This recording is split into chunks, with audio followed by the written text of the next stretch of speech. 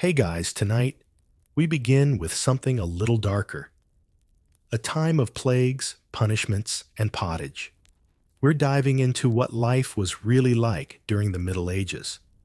Forget the castles and chivalry Hollywood sold you. The truth, you probably wouldn't last a single day. So before you get comfortable, take a moment to like the video and subscribe, but only if you genuinely enjoy what I do here. And let me know in the comments where you're tuning in from and what time it is for you. It's always fascinating to see who's joining us from around the world. Now dim the lights, maybe turn on a fan for that soft background hum. And let's ease into tonight's journey together. Congratulations, you've just woken up in the year 1325. The good news, you're alive. The bad news, so are the fleas. You blink open your eyes to find yourself lying on what generously passes for a mattress, a sack of old straw, possibly stuffed with last season's hay dust, and a thriving ecosystem of tiny roommates. No pillow, of course, just a scratchy wool blanket that feels like it's been used as both bedding and rug since the last crusade. As the church bell clangs in the distance, your medieval version of an alarm clock, you take a deep breath.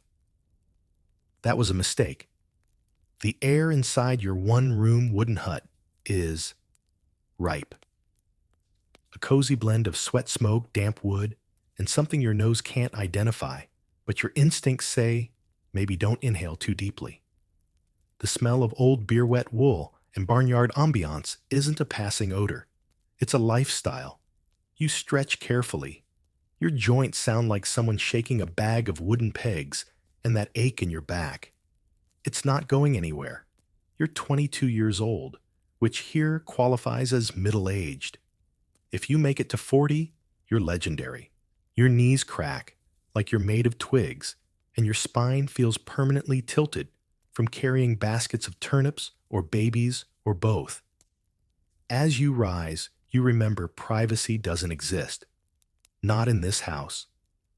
You, your family, maybe a cousin who never left, and possibly a goat are all crammed together in one communal pile of humanity. Everyone's waking up together. There's no door to close, no curtain to pull, no me time, unless you count stepping outside barefoot into the icy dawn and pretending to check the chickens. Even outside, things aren't much better. Mud squishes between your toes. It's not just rainwater. You try not to think about it. There are chickens roaming, and maybe a pig or two that have opinions on property lines. Your neighbor's kid waves at you while picking something questionable out of his nose. Good morning indeed. You hear the coughs, the groans, the general chorus of, "We made it through another night," and shuffle toward the fire pit. It's smoldering, not blazing, because firewood is expensive or illegal to collect, depending on who owns the local forest. Yes, in some places, you can be punished for picking up sticks. So you make do damp kindling yesterday's ashes and a prayer that something catches. The day's already begun before your body's even fully upright. Someone needs help with the sheep. Someone else is already hauling water from the stream, hoping it's not frozen. There's no waiting for the sun to warm the earth. You move because you must not, because you're ready. And that thing under your tunic, it's not a heating pad. It's a flea. Or three. Everyone's got them. Lice, too. You'll deal with them later or never. Historians still argue whether daily life was as relentlessly harsh as the records suggest, or if there were moments of warmth and laughter tucked between the chores and the chill. But this much is agreed. Waking up in medieval Europe was not for the faint of heart or weak of immune system. You trudge toward what passes for the morning routine.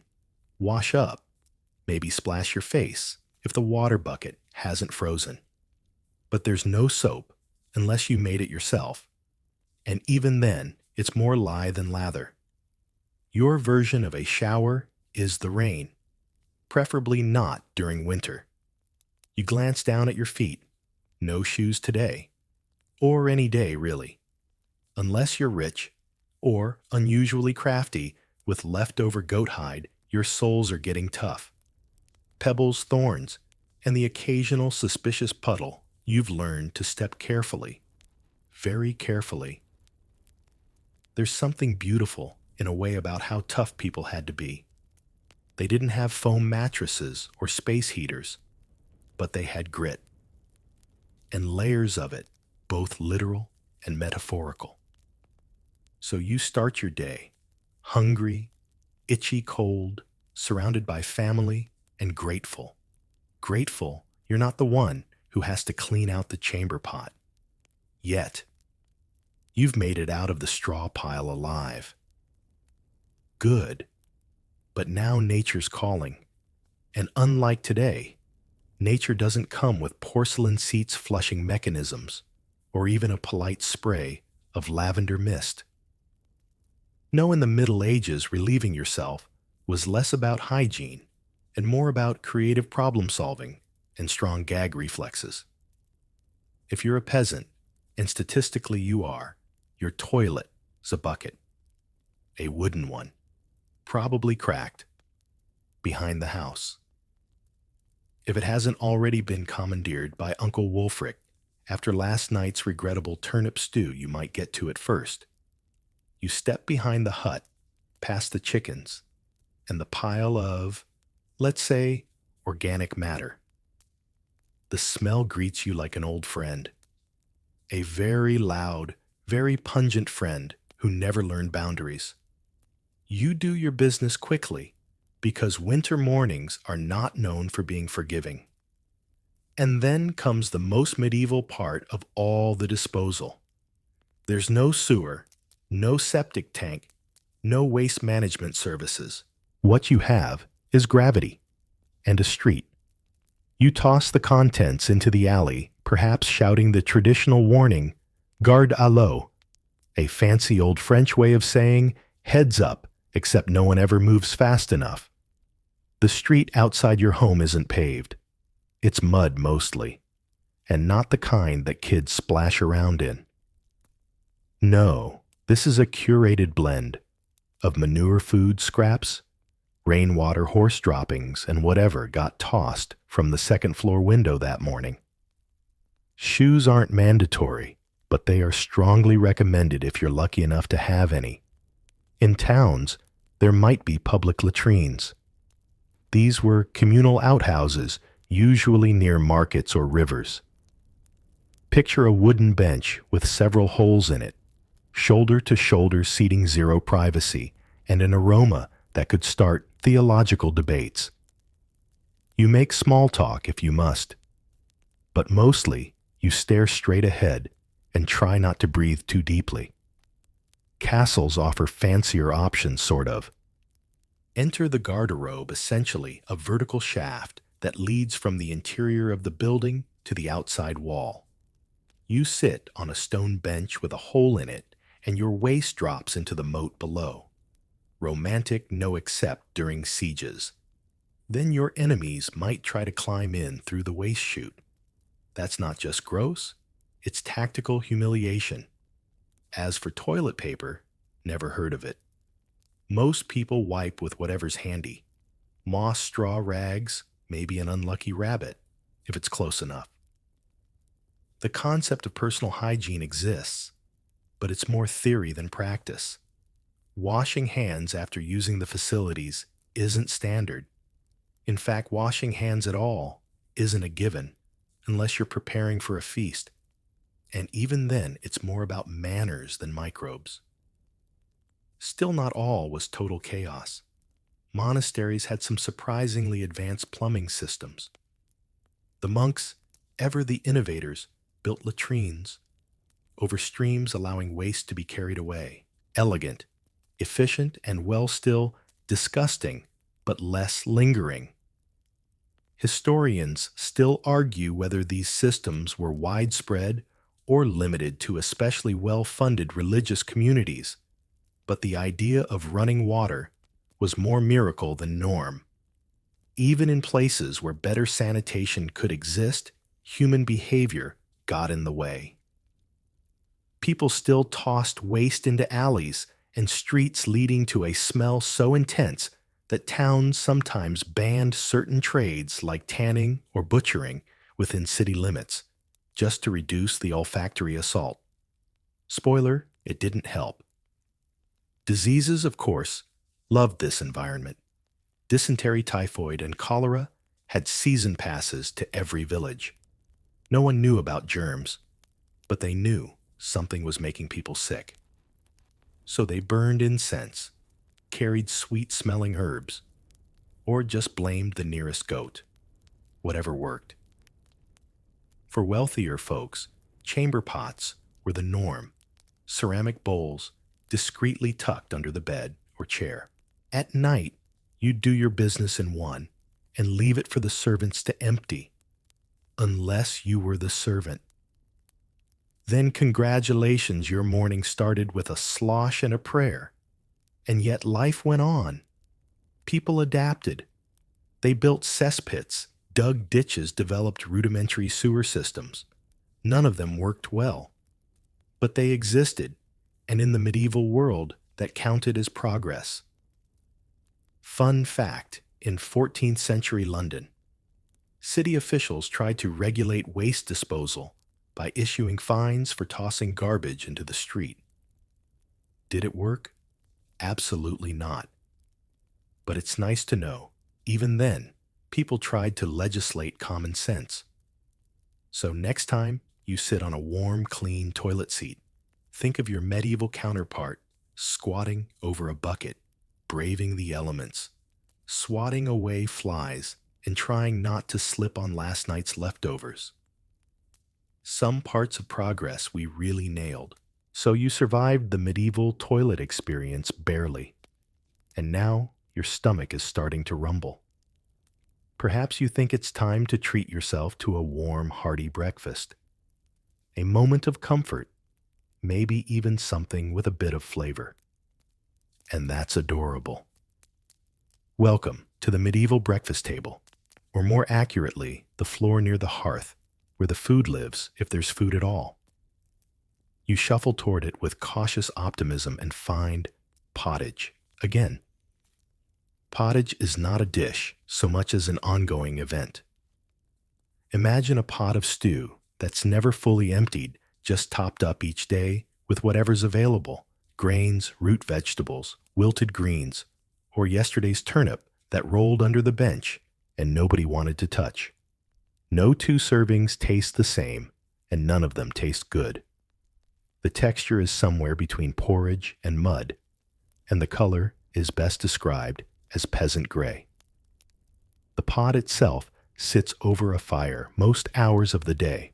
It's not cleaned between uses, it's seasoned with generations of meals, which, while technically impressive, also means today's lunch still contains trace memories of your great-aunt's wedding supper. Beside your bowl of pottage sits a hunk of bread, if you can call it that. This isn't your crusty on the outside, fluffy on the inside artisan sourdough. This bread is dense, dark, and so heavy it could double as a self-defense weapon. It's made with rye or barley flour, mixed with things like ground peas, acorns, or bran to make it stretch. Wheat, that's for nobles, or for those who recently robbed a noble. Your loaf is slightly stale, possibly chewed on by something during the night, and dry enough to start a fire if you drop it too hard. To drink beer. Yes, beer for breakfast. But don't get excited. This isn't some frothy craft IPA. It's called small beer, low in alcohol, cloudy in appearance, and brewed not for fun, but survival. Water is often unsafe, and fermentation kills off many of the dangerous microbes. So everyone drinks beer, children included. It's essentially carbonated porridge water. If you're feeling particularly lucky, today's pottage might include a rare protein, a bit of bacon rind, a scrap of salt pork, or a piece of dried fish from the bottom of the barrel. But don't expect a feast. Meat is a holiday treat, not a morning staple. Eggs, only when your hens cooperate, and even then, they're often reserved for barter religious offerings. Or that one neighbor who always shows up with an empty basket and a smile that says, "I heard your chicken laid something interesting." As for fruit, you might find an apple if it's autumn, and if the tree outside your hut isn't already picked clean by children squirrels. Or that ambitious pig who knows how to climb. Spices, forget it. Pepper is worth more than your annual income. Cinnamon might as well be alchemy. And sugar, you've heard of it. Rumors mostly. Something white and crystalline that rich people ruin their teeth with. Historians still argue whether pottage was more of a cultural staple or just the default because options were so limited. Either way, everyone ate it. Monks, peasants, laborers, all united in their love-hate relationship with the medieval soup that refused to die. There is, however, a certain communal beauty to it. The fire crackles. The family huddles close. Someone mutters a prayer or a joke. Even if the food tastes like defeat, the moment itself isn't entirely without warmth. But let's be honest. You don't eat pottage because you want to. You eat it because it's there. And because if you don't eat now, you might not get another chance till sunset. Quirky tidbit. Some households added stale ale or beer directly into the pottage to soften the bread and mask the bitterness of overboiled turnip. Think of it as medieval fusion cuisine, where every dish is soup and every flavor is earthy. As for utensils, you might have a spoon. If not, use a hunk of bread as a scoop and accept that half your meal will end up on your tunic, which coincidentally is already decorated with yesterday's stew anyway. Table manners. Basic. No elbows on the table. If you even have one, eat what you're given. And don't lick the ladle unless no one's watching. Remember, meals are not private affairs. You're surrounded by family, possibly servants, and that goat who keeps testing boundaries. So you finish your bowl, scrape up the last of the mush with a chunk of bread, and wash it down with a lukewarm gulp of small beer. Breakfast has not energized you. It has simply occurred. You're not full. You're not happy. But you are technically fed.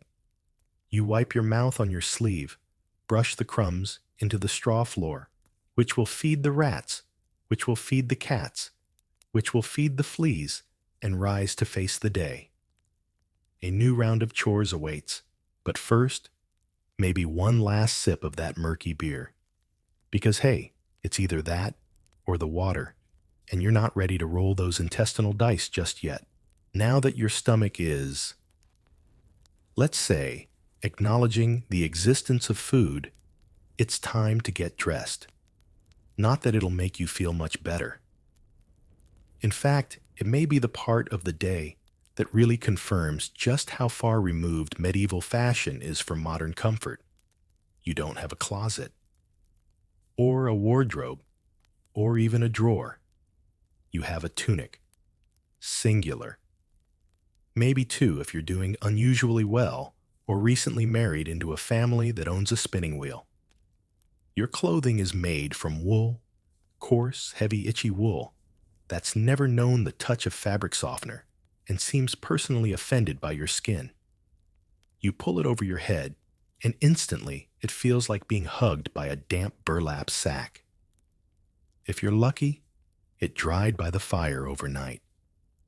If not, it still smells like smoke sweat and something vaguely pickled.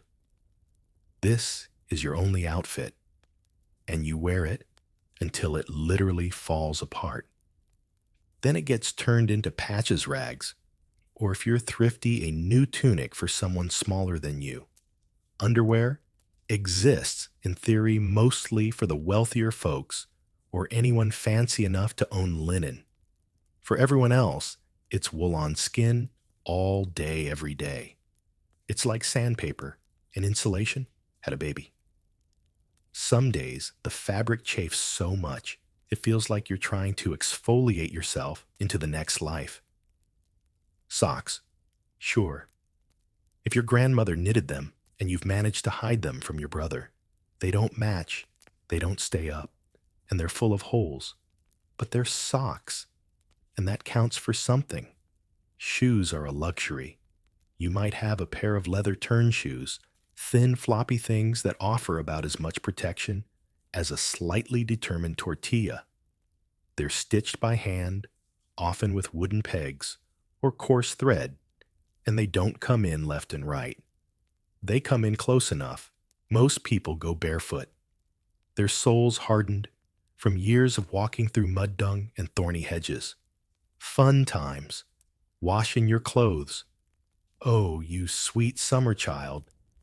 There's no laundry day. There's laundry eventually when the smell gets too bold or the lice throw a party. To wash anything, you haul water from the river, heat it over a fire scrub with lye or ashes, then hang it in the sun, assuming the sun exists this week. More often, you just air things out and pretend the breeze is doing God's work. As for fashion, there is some sense of style, though it's mostly functional. Your belt, for instance, holds your tools. Your hood doubles as a napkin.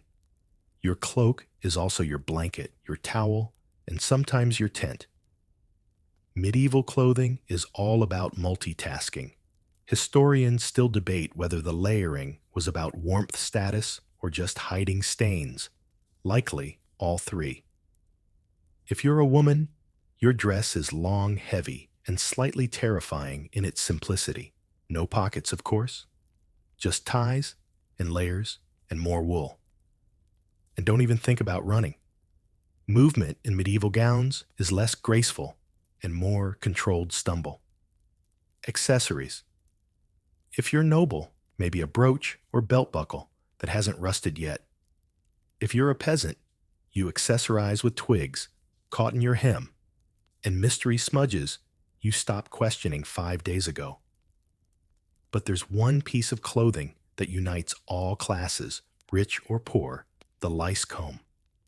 A small, fine-toothed weapon of necessity used to fight the endless war against the tiny six-legged squatters in your hair. Everyone has lice. Everyone scratches. It's so common that nobody even comments when someone casually pauses mid-conversation to fish something out of their scalp. Quirky tidbit. Some people believed that letting lice live was an act of humility, a way to share your suffering with Christ. Others just accepted them as tiny mobile roommates. There's a theory that monks in particular tolerated lice because they believed the insects were doing penance on their behalf. That's either very spiritual or extremely lazy grooming. Historians still argue about that one. So you're dressed. You're itchy.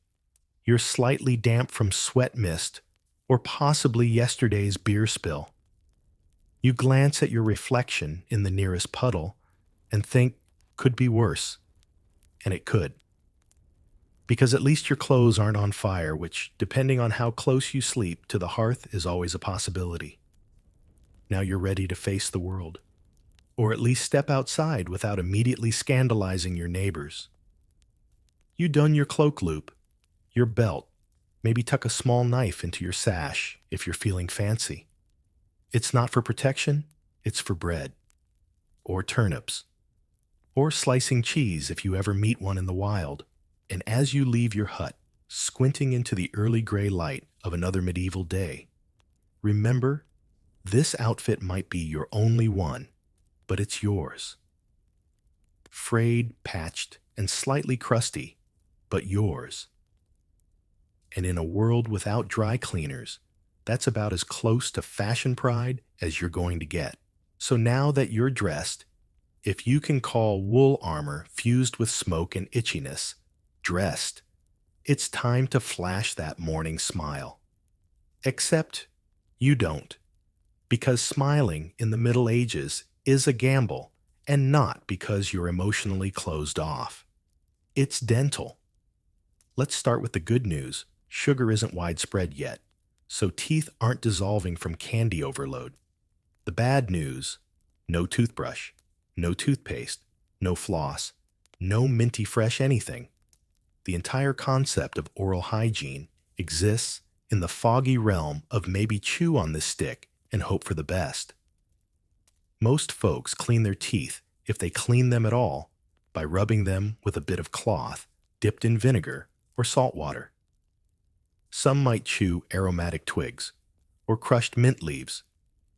It's more about breath than plaque, and honestly, neither gets handled particularly well. Your mouth, it's kind of on its own. By the time you're in your mid-20s, your smile looks like something borrowed from a haunted painting. Teeth are worn down from grinding coarse bread full of grit stained from ale and occasionally chipped from biting into meat that's more bone than anything else. If you're missing one or two or five, that's pretty normal. Dentures, not a thing. The best you can hope for is a bit of cloth stuffed in the gap, or simply learning to smirk instead of grin. Toothaches are a rite of passage. They're constant companions like background music with a lot more throbbing. They can range from mildly annoying to debilitating, and the treatments are, let's say, creative. You might be told to gargle with wine and sage apply a paste of crushed herbs and animal fat, or if all else fails, have it yanked out. And who does the yanking? That would be your friendly neighborhood barber surgeon. Yes, the same guy who trims your beard and offers a hot shave also removes your molars with pliers or a hook in a candlelit room with zero anesthesia and possibly a lute player in the corner if you're lucky. The scream that follows isn't judged, it's expected. Historians still debate whether the barber surgeons were trained in anything beyond apply pressure and pray, but what's certain is they were busy. Dental extractions weren't rare. They were routine, especially in larger towns where tooth decay ran rampant. Without antibiotics, an infected tooth could lead to serious complications, abscesses, sepsis, and sometimes death. Yes, in medieval Europe, a bad molar could write your obituary. Breath. Let's just say it's not great. Between rotting food particles, gum disease, and the occasional raw onion snack, halitosis is part of the package.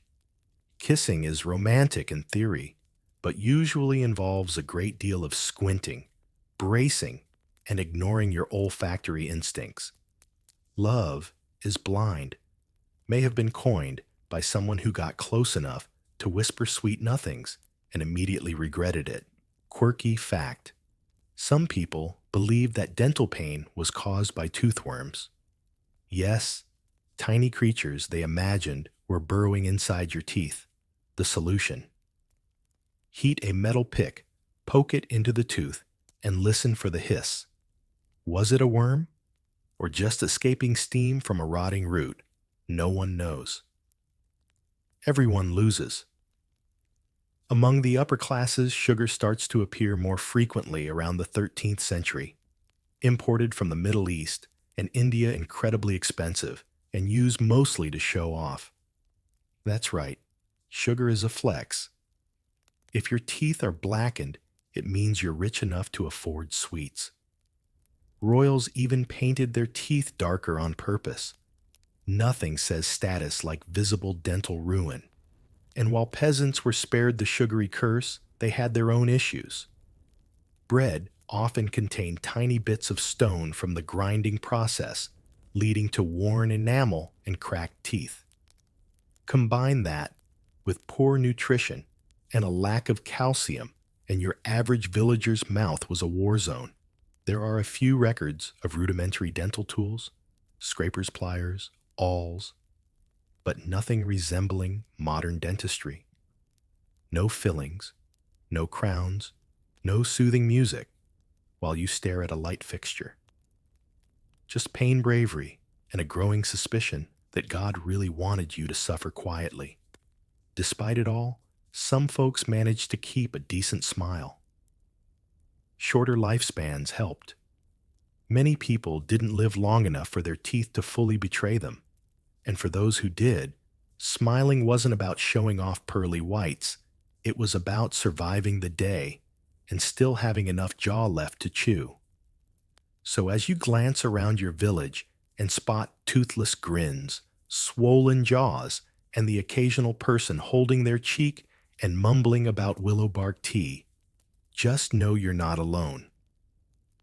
Dental misery is communal here. And now that you've accepted the mouth situation, it's time to step outside and face the day.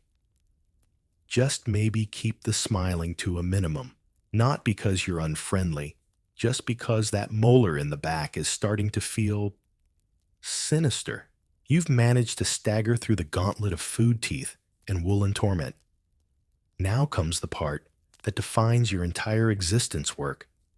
There's no office, no ergonomic chair, no PTO, just endless labor until the sun disappears, or you do. Because in the Middle Ages, your job isn't a career path. It's survival on hard mode. If you're like 90% of the population, you're a peasant. Not a noble, not a merchant, not a wandering bard with excellent hair. Just a regular person born into a life of mud manual labor and a wildly one-sided relationship with land ownership. The land you work on belongs to the local lord. You don't own it. You lease it with sweat. And your reward, you get to stay alive. You rise with the sun. Not because you're an early bird by choice, but because sunlight is the only clock you have, and there's work to do. Always work. Plowing, sowing, weeding, harvesting, hauling. Your tools are basic. A wooden hoe, a sickle with a wobbly blade, maybe an ox if you're lucky, or a sibling willing to pretend they're an ox. You labor in the fields for hours, days really, but it just feels like one long blur. The soil is heavy and uncooperative. The weather is rarely kind. Rain turns everything to sludge. Drought bakes your crops into a crunchy disappointment. And if you don't bring in enough food, no one's sending help. You either starve or get creative with acorns and regret. No weekends. No breaks. The concept of a day off doesn't exist unless you count Sundays, when you go to church instead of farming. And even then, you're probably mending tools during the sermon. Unless you're a saint or injured enough to be officially useless, you're expected to contribute. Fever, wrap a cloth around your head, and keep digging. Twisted ankle. That's a limp now. New personality trait. Congrats. If you're a woman, the work doesn't stop at the edge of the field. You're also cooking, cleaning, carrying water, spinning wool, tending to children, patching clothes, and trying to make sure your husband doesn't accidentally set himself on fire while sharpening a scythe indoors. Women in medieval villages worked just as hard, often harder, and received none of the credit and all of the blame. And what about the kids?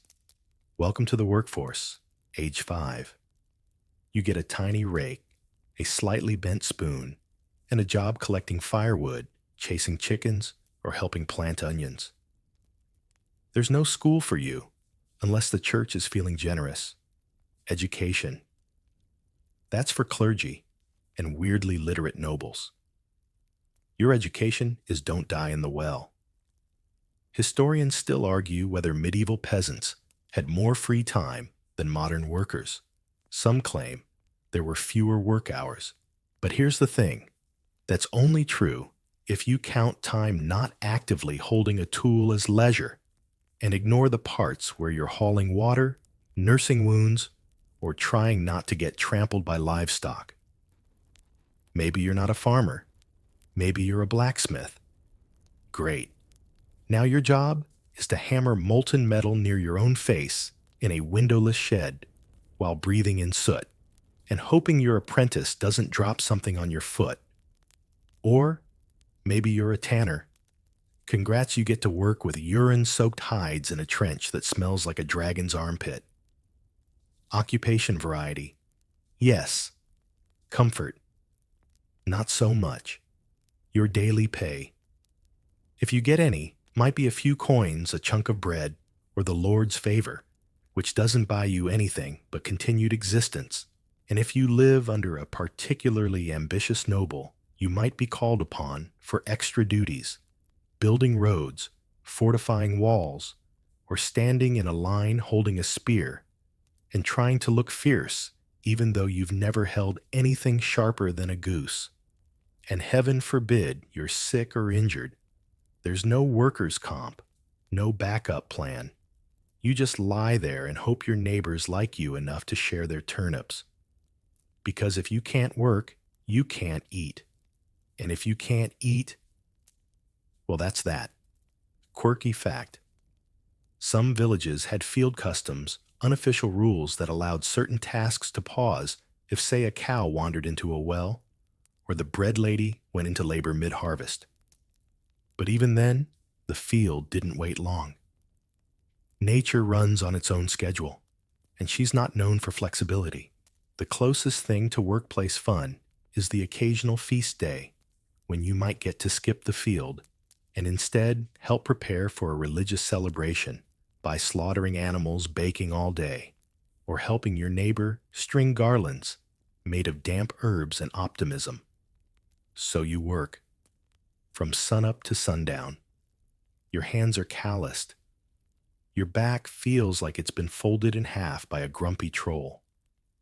Your knees creak, your shoulders burn, and your fingers smell faintly of onions no matter how many times you rinse them in questionable water. And when you finally stop working, there's no massage, no Netflix, no scented candle to take the edge off. There's just you, your aching limbs, and the vague satisfaction that at least for today, you made it. Now that your back is on fire and your muscles have filed a formal complaint, it's time to turn your attention to the weather.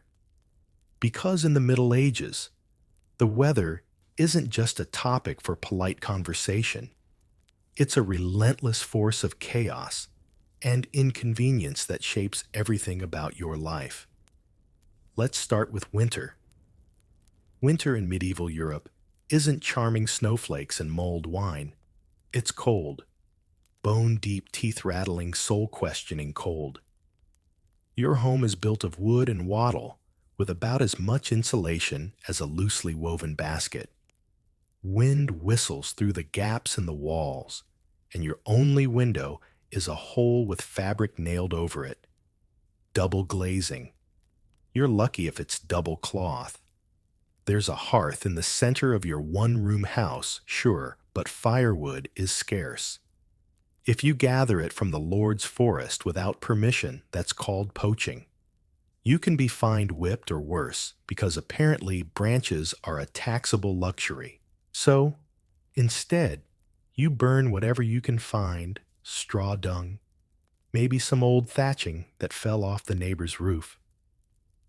You sleep in your clothes, because what else would you do? You're not taking off your only tunic just to feel the full wrath of medieval night air. You huddle with your family under itchy blankets, sharing body heat and complaints. Waking up with your nose frozen is not uncommon. Neither is frostbite. It's just called bad luck and treated with warm beer and vague prayers. Then summer arrives. Finally, sunshine, warmth, the chance to boil alive in your own tunic.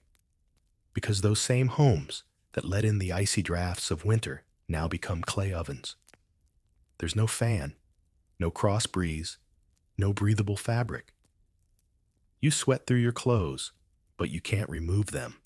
Modesty is still a thing. and so are the biting insects that treat your exposed skin like a buffet. The stench in summer is next level. You, your family, and the livestock are all sweating in close quarters. The streets smell like what they always smell like: sewage rot and that mysterious fish someone dropped last week. But now, it's being cooked by the sun. Flies multiply like they're being paid. Mosquitoes dive bomb you every night, buzzing around your ears, while you try to sleep through the heat and the occasional argument, 2 huts over, about whose pig stole the laundry. Rain. Oh, it comes. It comes in biblical amounts. And your thatched roof, it leaks. Always. There's a constant drip right above your bed, which you solve by putting a bucket there. That fills up overnight and spills on your feet. The floor turns to mud. And if your house is built on a slope, congratulations, you now live in a slow-moving stream. Historians still debate whether people in the Middle Ages were more resilient to weather or just numb from constant exposure. They didn't have forecasts. They had the sky, a sore knee, and a deep suspicion of clouds. You didn't plan a picnic. You planted based on the whims of the heavens and hoped the wind didn't blow your haystack into the next parish. Extreme weather meant real consequences. A cold spring or wet summer could ruin crops. No crops meant famine. Famine meant everyone got suddenly, tragically into fasting, not as a spiritual practice, but as a survival plan. Entire villages would go hungry if the rain didn't cooperate, and prayers for good weather were as common as gossip. And speaking of gossip, if your neighbor's crops failed and yours didn't, you might get accused of witchcraft. Because clearly, your slightly healthier cabbages are the result of dark powers, not, planting earlier or having a goat with better instincts. Even noble homes weren't immune. Castles were cold and drafty. Stone walls didn't retain heat. They just radiated misery. Fireplaces helped, but only in the rooms that had them. The rest of the place was filled with chilling corridors, damp tapestries, and servants carrying hot stones and cloths just to make the bed slightly less icy. In some places, people used bed warmers. Pans filled with coals slid under the covers. Helpful, sure. Also a fire hazard. Many a medieval bed met a smoky end thanks to overly enthusiastic coal placement. Quirky fact: some households tried to keep chickens or pigs indoors during winter, not just for warmth, but because they were too valuable to leave outside. Nothing quite says cozy night in like sharing your sleeping space with a snoring sow. Then there were the unpredictable years: hailstorms in June, frost in May, endless rain in August. No umbrellas, no waterproof boots, no emergency ponchos. Just you, your lumpy cloak, and a long internal monologue questioning all your life choices. And yet somehow, people endured. They bundled up. They fanned themselves with straw fans. They stuffed gaps in their walls with moss, wore layers of increasingly suspicious wool, and sang songs to distract from the thunder. So, as you head outside today, whether into a chilly morning fog or a sweltering midday glare, remember, there's no such thing as ideal weather in the Middle Ages. There's just whatever the sky throws at you, and your very limited ability to respond with anything other than a resigned shrug and a wet sleeve. So you're dressed in damp wool. You've eaten your morning bowl of existential stew, and the weather has either frozen your eyebrows or melted your soul. Naturally, you're feeling a bit parched. A nice glass of water would hit the spot right. That is, until you remember what water means in the Middle Ages. Let's start with the nearby stream. It looks picturesque, bubbling gently over stones, birds chirping in the trees. But upstream out of sight, and unfortunately not out of consequence, someone just emptied a chamber pot into it, or washed a very dubious set of clothes, or worst of all, let a decomposing animal float downstream like a grim little boat. You take one sip, and your intestines start planning a revolution. Drinking water in the Middle Ages is a gamble, a full-blown intestinal roulette.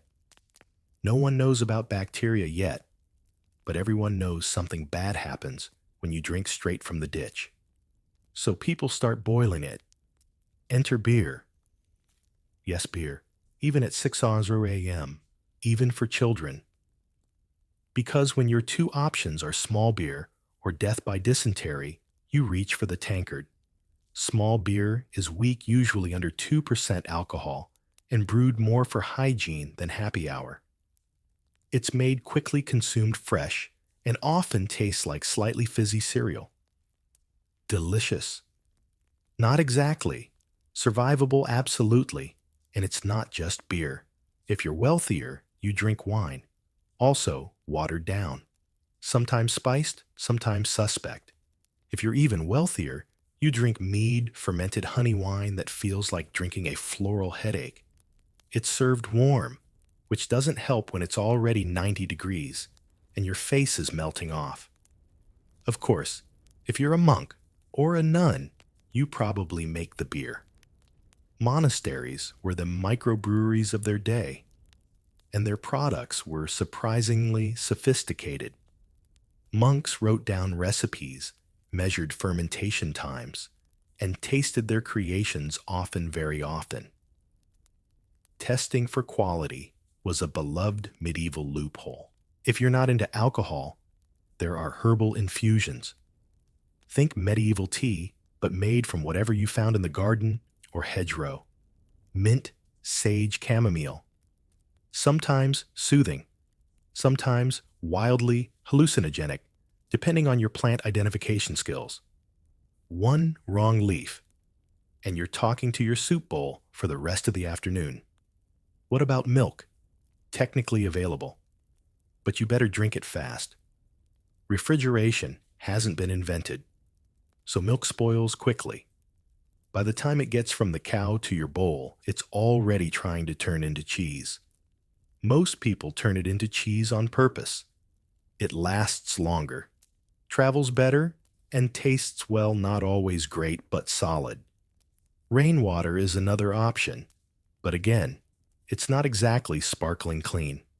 It's collected in barrels, which are open to the sky, and everything else. Birds bathe in it. Bugs lay eggs in it. Mold decides it's home now. You strain it through a cloth and hope it doesn't taste like regret. Bathing water. A whole different nightmare. Public bathhouses exist especially in towns, but they come with reputations. Some are wholesome, just people trying to scrub off a week's worth of grime. Others are more social. So much so that the church eventually frowns at them until they're shut down. The remaining ones are drafty, dimly lit, and full of gossip. At home, bathing means boiling water over a fire, pouring it into a wooden tub, and getting in before someone else does. If you're last in the household lineup, you're soaking in soup. And since water is heavy and firewood is expensive, baths don't happen often. Once a week is ambitious. Once a month is more typical. Once a season surprisingly common. Historians still argue whether medieval people liked bathing or just tolerated it. Some texts suggest nobles bathed regularly. Others suggest peasants bathed when it rained and they tripped. Either way, your skin is more familiar with dust than any sort of lather. Soap, yes, but not like ours. It's made from animal fat and lye. It smells like boiled candle and leaves your skin feeling like it's been sanded. Most people use ashes or sand for exfoliation, two ingredients you're already covered in, just from walking outside. And don't forget spiritual cleanliness. The church was very invested in your soul's hygiene, even if your body could double as a compost pile.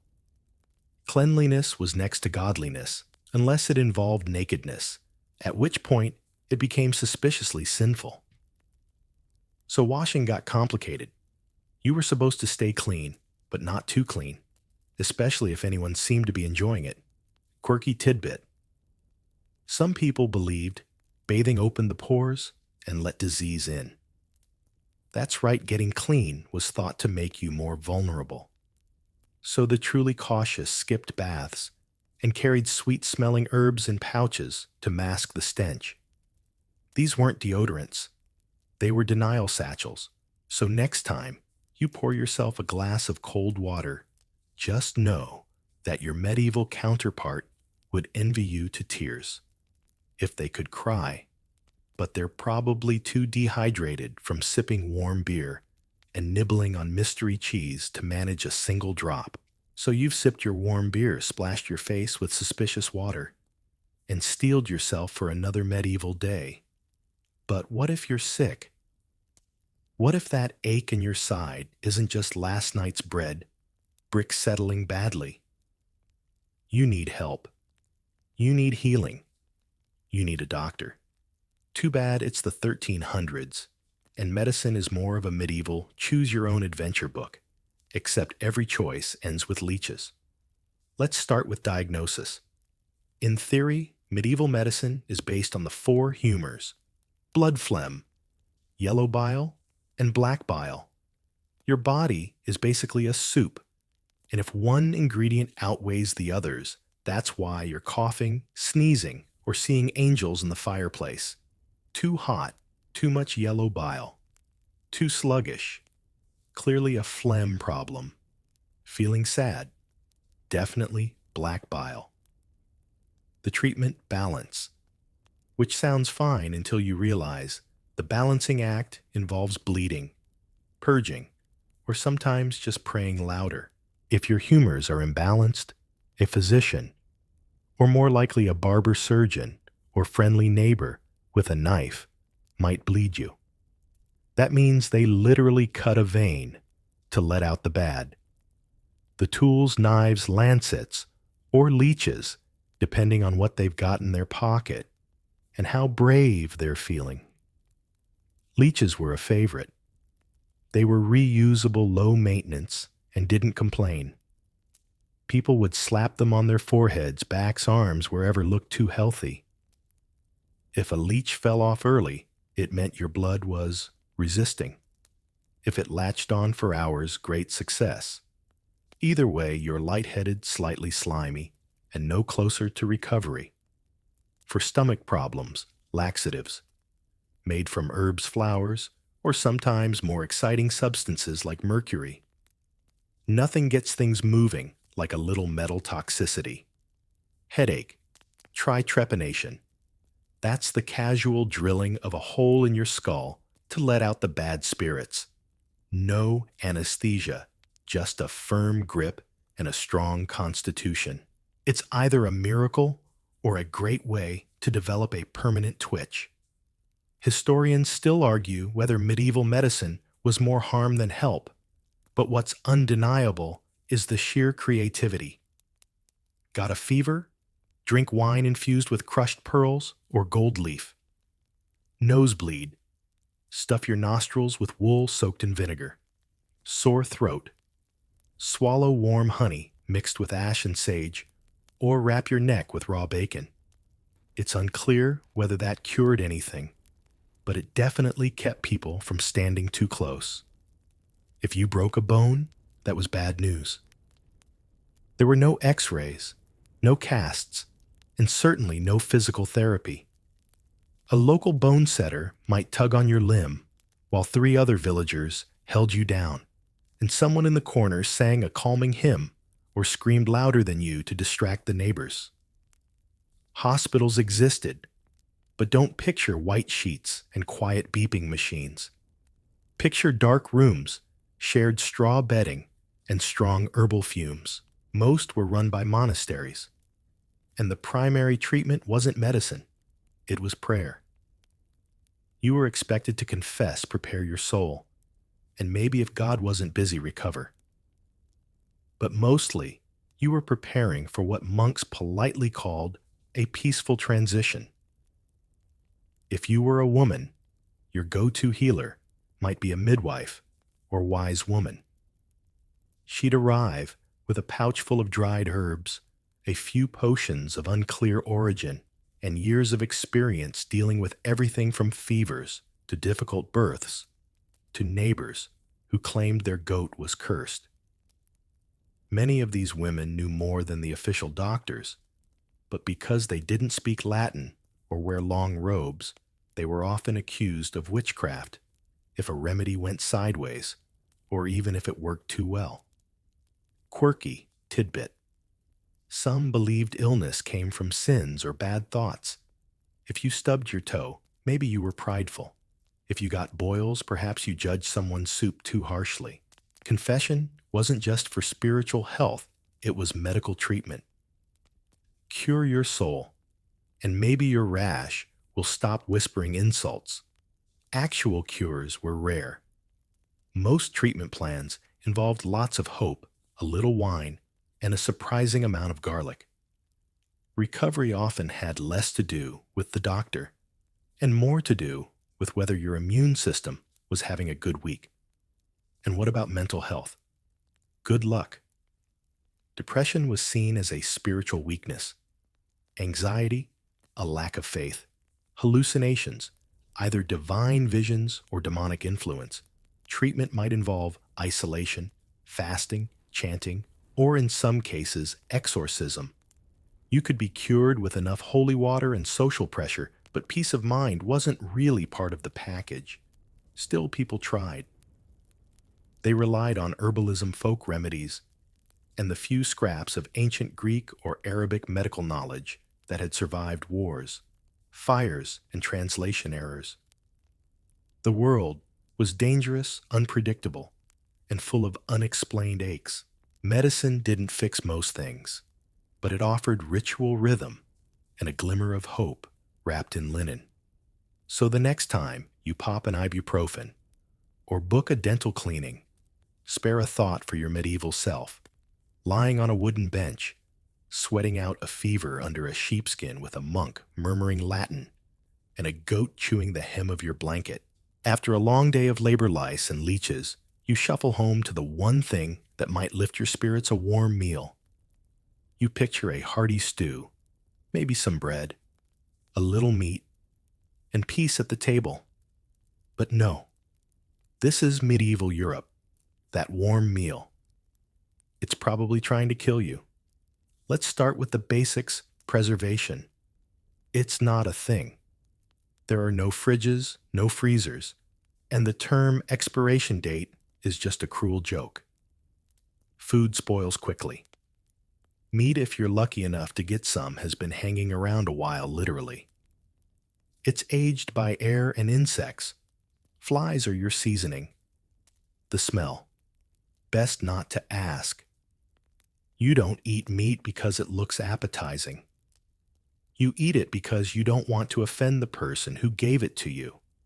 And then there's pottage. Yes, it's back. This ever-present slop pot is the cornerstone of every peasant diet. Think of it as the soup version of a compost heap. Whatever was edible or almost edible from the last few days goes in. Root vegetables, wilted greens, maybe a few beans, a suspicious onion, or something that fell behind the cupboard and developed personality. If it's not moving anymore, it's probably food. The pot never gets fully cleaned. It's refilled, reheated, and restirred. The result is an evolving stew with a flavor profile best described as damp endurance. Sometimes a rat tries to join. Sometimes you let it. Bread, the universal food, isn't safe either. Medieval grain was ground on stone mills, meaning every loaf came with a little bonus grit. Tiny pieces of stone made their way into the flour, and over time wore down your teeth like a low-budget sandblaster. And during famine years, bread gets creative, mixed with bark acorns or even clay to make it stretch.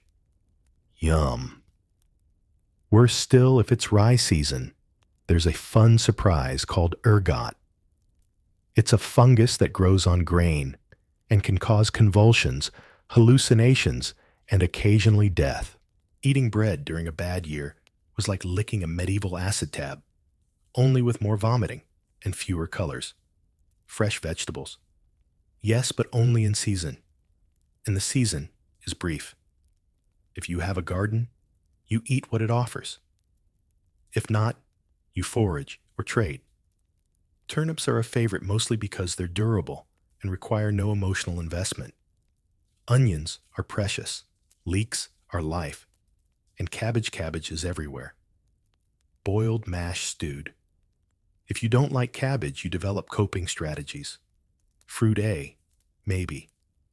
Apples in the fall, if the tree doesn't belong to someone else. Cherries, if the birds leave any. Most fruit is turned into wine jam or cider, less for taste, more because fermentation is the best method of keeping things alive. Ironically, by letting them partially die. What about dairy butter?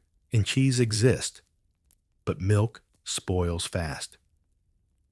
You milk the cow and drink it immediately, or it becomes a science experiment. Cheese is safer. It's tangy, unpredictable, and may have been aged on a shelf with a name like the Blessed Slab. You eat it carefully. You never ask questions. And seasoning. That's for rich people. Salt is so valuable it's locked up. Pepper is worth its weight in silver. Nutmeg could start wars. Most peasants cook with herbs. They can grow thyme, parsley, sage if they're lucky. Or they don't season anything and just pretend chewing builds character. Cooking tools are basic: an iron pot over a fire, a wooden spoon, maybe a knife. No ovens unless you're rich or have access to the village bakehouse. And yes, bakehouses are real. Communal ovens, where people bring dough and hope nobody swaps their loaves. Bake day politics are no joke. Mealtime is loud, messy, and efficient. No forks. Those are still suspiciously foreign in some places. You eat with your hands, maybe a spoon, or dip hard bread into the pot. Table manners. Don't belch in the Lord's direction. Don't steal your neighbor's meat scrap, and don't point out the hair in the stew unless you want to cook tomorrow. Now, let's talk danger. Food isn't just unappetizing, it's actively risky. Undercooked meat can cause illness. Spoiled milk can turn a good day into a desperate prayer session. And let's not forget food laws. Poaching game is illegal. The woods are the Lord's domain, and taking a rabbit without permission could mean a fine, jail, or in extreme cases, death. Yes, you could be executed for hunting your own dinner. Quirky tidbit. Some medieval folks believed eating too many hot foods like garlic or onions could inflame your passions. Not your taste buds, your moral compass. So they'd try to balance it with cool foods like lettuce or cucumber. Dinner became not just a meal, but a delicate moral equation. Still, despite the odds, people made it work. They shared what they had. Recipes were handed down by taste, not text. A good stew was remembered for weeks. A well-baked loaf was a cause for celebration. And every once in a while, someone managed to ferment something delicious. So as you spoon up your 10th helping of pottage this week, just know you're not alone. Every medieval villager has stared into that pot, muttered, "Well, at least it's warm," and hoped the next bite doesn't crunch unexpectedly. Evening settling in, and after a long day of mucking, sweating, chewing questionable food, and trying not to get run over by your neighbor's ox cart, you might expect a moment of peace, some quiet, maybe even a bit of dignity. But no. Because now, It's time for the noble class version of the toilet, the garderobe. Let's be honest, the medieval bathroom situation doesn't exactly improve with rank. Sure, you're not crouching behind a barn like the peasants, but the upgraded castle experience is basically the same idea, with more verticality. A garderobe is a fancy term for a stone bench, with a hole in it usually tucked into a tiny alcove built directly over the outer wall of the castle. You sit, you do your business, and gravity takes it from there directly into the moat or the open air below. If you're lucky, there's a curtain for privacy. If not, well, wave politely to the guard walking by on the courtyard wall. There's a reason medieval moats were not crystal clear koi ponds. They were quite literally cesspools. Romantic right, add in a few ducks, and you've got yourself the world's worst water feature. Now let's say you're staying at a manor without a garderobe. In that case, you're using a chamber pot, an elegant ceramic bowl that lives under your bed or beside your chair. It's your best friend from sunset to sunrise. Come morning, a servant empties it into a pit, a ditch, or somewhere downstream from wherever you're drawing water. The phrase out of sight, out of mind was basically medieval plumbing philosophy. But the chamber pot wasn't just for nobles. Peasants used them too when they could afford them. Otherwise, nighttime business meant a brisk walk outside with a torch and a prayer you didn't step on something that bites. Or worse, something that squelches. And no matter your social status, the bigger challenge was where not to dump it. Cities and towns had laws on parchment no less against throwing waste into the streets, but enforcement, let's just say, spotty. People still leaned out their windows and shouted garde à l'eau before sending their chamber pot contents sailing onto the cobblestones below. If you were smart, you carried a hood after dark, not for fashion, but for splash defense. Historians still debate whether medieval people were truly indifferent to hygiene or simply making do with the options available. What's clear is that noble or peasant, your relationship with plumbing was defined by access to gravity and tolerance for smells. Even castles had their issues. Some garderobes were designed with chutes leading to pits or distant drains. But unless there was regular cleaning spoiler, there wasn't the buildup, became impressive. One German castle had a garderobe tower so high that it was essentially a monument to poor decisions and strong stomachs. Quirky, tidbit garderobes sometimes doubled as clothes storage. The drafty, ammonia-rich environment helped kill lice and moths. So yes, people would hang their cloaks and tunics in the same space where other people were relieving themselves. It's not exactly lavender-scented cedar, but apparently it worked. What about toilet paper? Still not a thing. Nobles might have soft cloth wool scraps or pages from old manuscripts that didn't age well. Everyone else moss straw or whatever's at hand, which hopefully doesn't include the family cat. And don't expect much hand washing afterward. Even among the elite, soap was more decorative than useful. A bowl of water and a cloth might be offered, but it's mostly symbolic. Germ theory is centuries away, and most people think smells, not microbes, carry disease. So they focus on perfumes, incense, and avoiding strong drafts rather than soap and scrubbing. Still, the garderobe was a step up from the open fields and communal buckets. It meant privacy sometimes. It meant not having to walk through a muddy yard in the dead of night. And for nobles with enough coin, it meant one more thing to brag about. Ah, yes, our castle has 2 garderobes. One even has a wooden seat. There's also the practical reality. All of this waste had to go somewhere. Some towns had dedicated waste collectors. people tasked with cleaning cesspits and ditches. It was a job it paid, and it was by all accounts profoundly unpleasant. But necessary.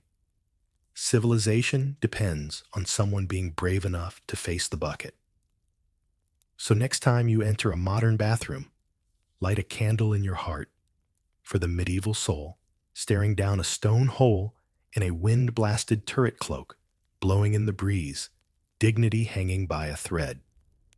Because whether you're a baron or a barley farmer, when nature called in the Middle Ages, it never called gently. It's night now. You've shoveled, scrubbed, suffered, and successfully avoided any suspicious puddles. All you want is sleep. Deep, uninterrupted, restful sleep. But this is the Middle Ages, and rest isn't something you ease into. It's something you wrestle for in a straw-filled, family-packed free-for-all. Let's set the scene. Your home is one room. Not one bedroom. One room. Everyone sleeps in the same space, parents, children, cousins, sometimes grandparents, and occasionally a chicken with boundary issues. There's no such thing as your own bed. There's the bed, and then the floor, which is also technically a bed if your name isn't on the deed.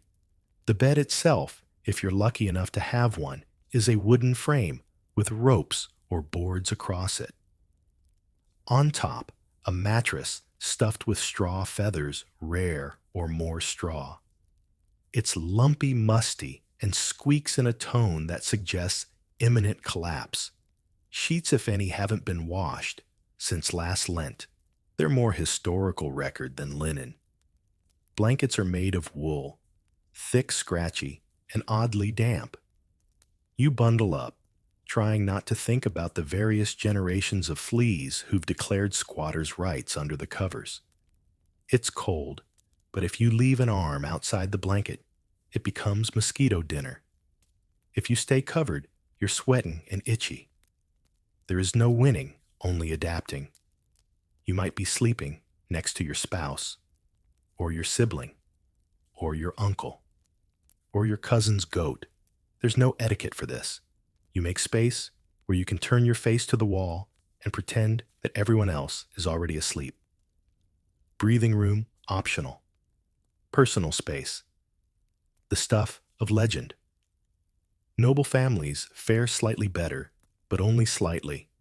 Their beds are larger, higher off the ground, and occasionally surrounded by curtains.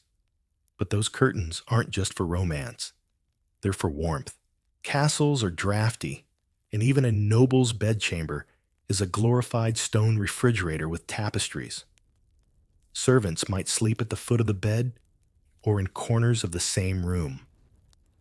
Privacy is relative, and intimate moments often include an audience pretending to be asleep. Quirky tidbit. Some households had a rotation. The warmest spots went to the elders or the sick. Younger kids and servants squeezed in wherever heat still lingered. And sometimes, people literally slept in shifts, one group lying down while the others finished chores or kept the fire going. If you're especially poor, you don't have a bed. You sleep on the floor.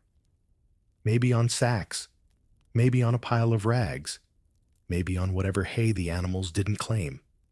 You curl up close to the hearth for warmth, but too close and you'll wake up smoking. You hope the roof doesn't leak. You hope the rat by your elbow keeps to its corner. You hope that tomorrow your back pain at least switches sides. Lights out. There aren't any to begin with. You go to sleep with the sun. Maybe a candle burns low, or the fire glows gently. But generally darkness means bedtime, not by choice, but because you can't see what you're doing anymore. Snoring is universal. So are coughs, rustling, and that one person who always talks in their sleep about turnips. Babies cry. Someone gets up to use the chamber pot in the corner. You pretend not to hear the slosh. Someone else mutters a prayer against nightmares or demons or rats, maybe all three. Everyone eventually falls into an uneasy sleep, dreaming of warmer straw and better stew.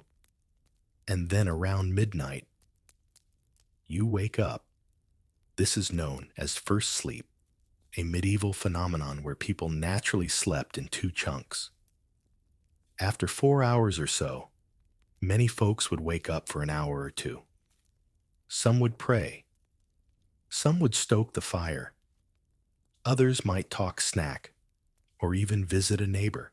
This watching hour was considered normal and accepted part of the night. After that, you drift back into second sleep, hopefully, until dawn. Unless, of course, you were woken by church bells, an owl in the rafters, or your cousin snoring like a blacksmith trapped in a wine barrel. Historians still debate whether this segmented sleep pattern was universal or more common in rural areas. But there's little doubt people didn't sleep in the clean, uninterrupted blocks we expect today. And with good reason, there were too many interruptions. Weather noise, bodily functions, fire maintenance, and the occasional passing storm god. Still, for all its discomfort, bedtime was a moment of community. Families huddled together. Stories were whispered. Songs were sung. Sometimes there was laughter. Sometimes just the soft rhythm of shared breathing and the sound of wind brushing against the thatched roof.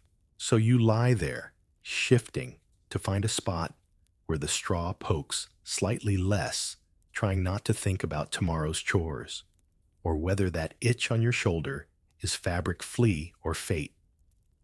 And slowly, despite everything, you drift off, not because you're relaxed, but because you're completely, unconditionally exhausted.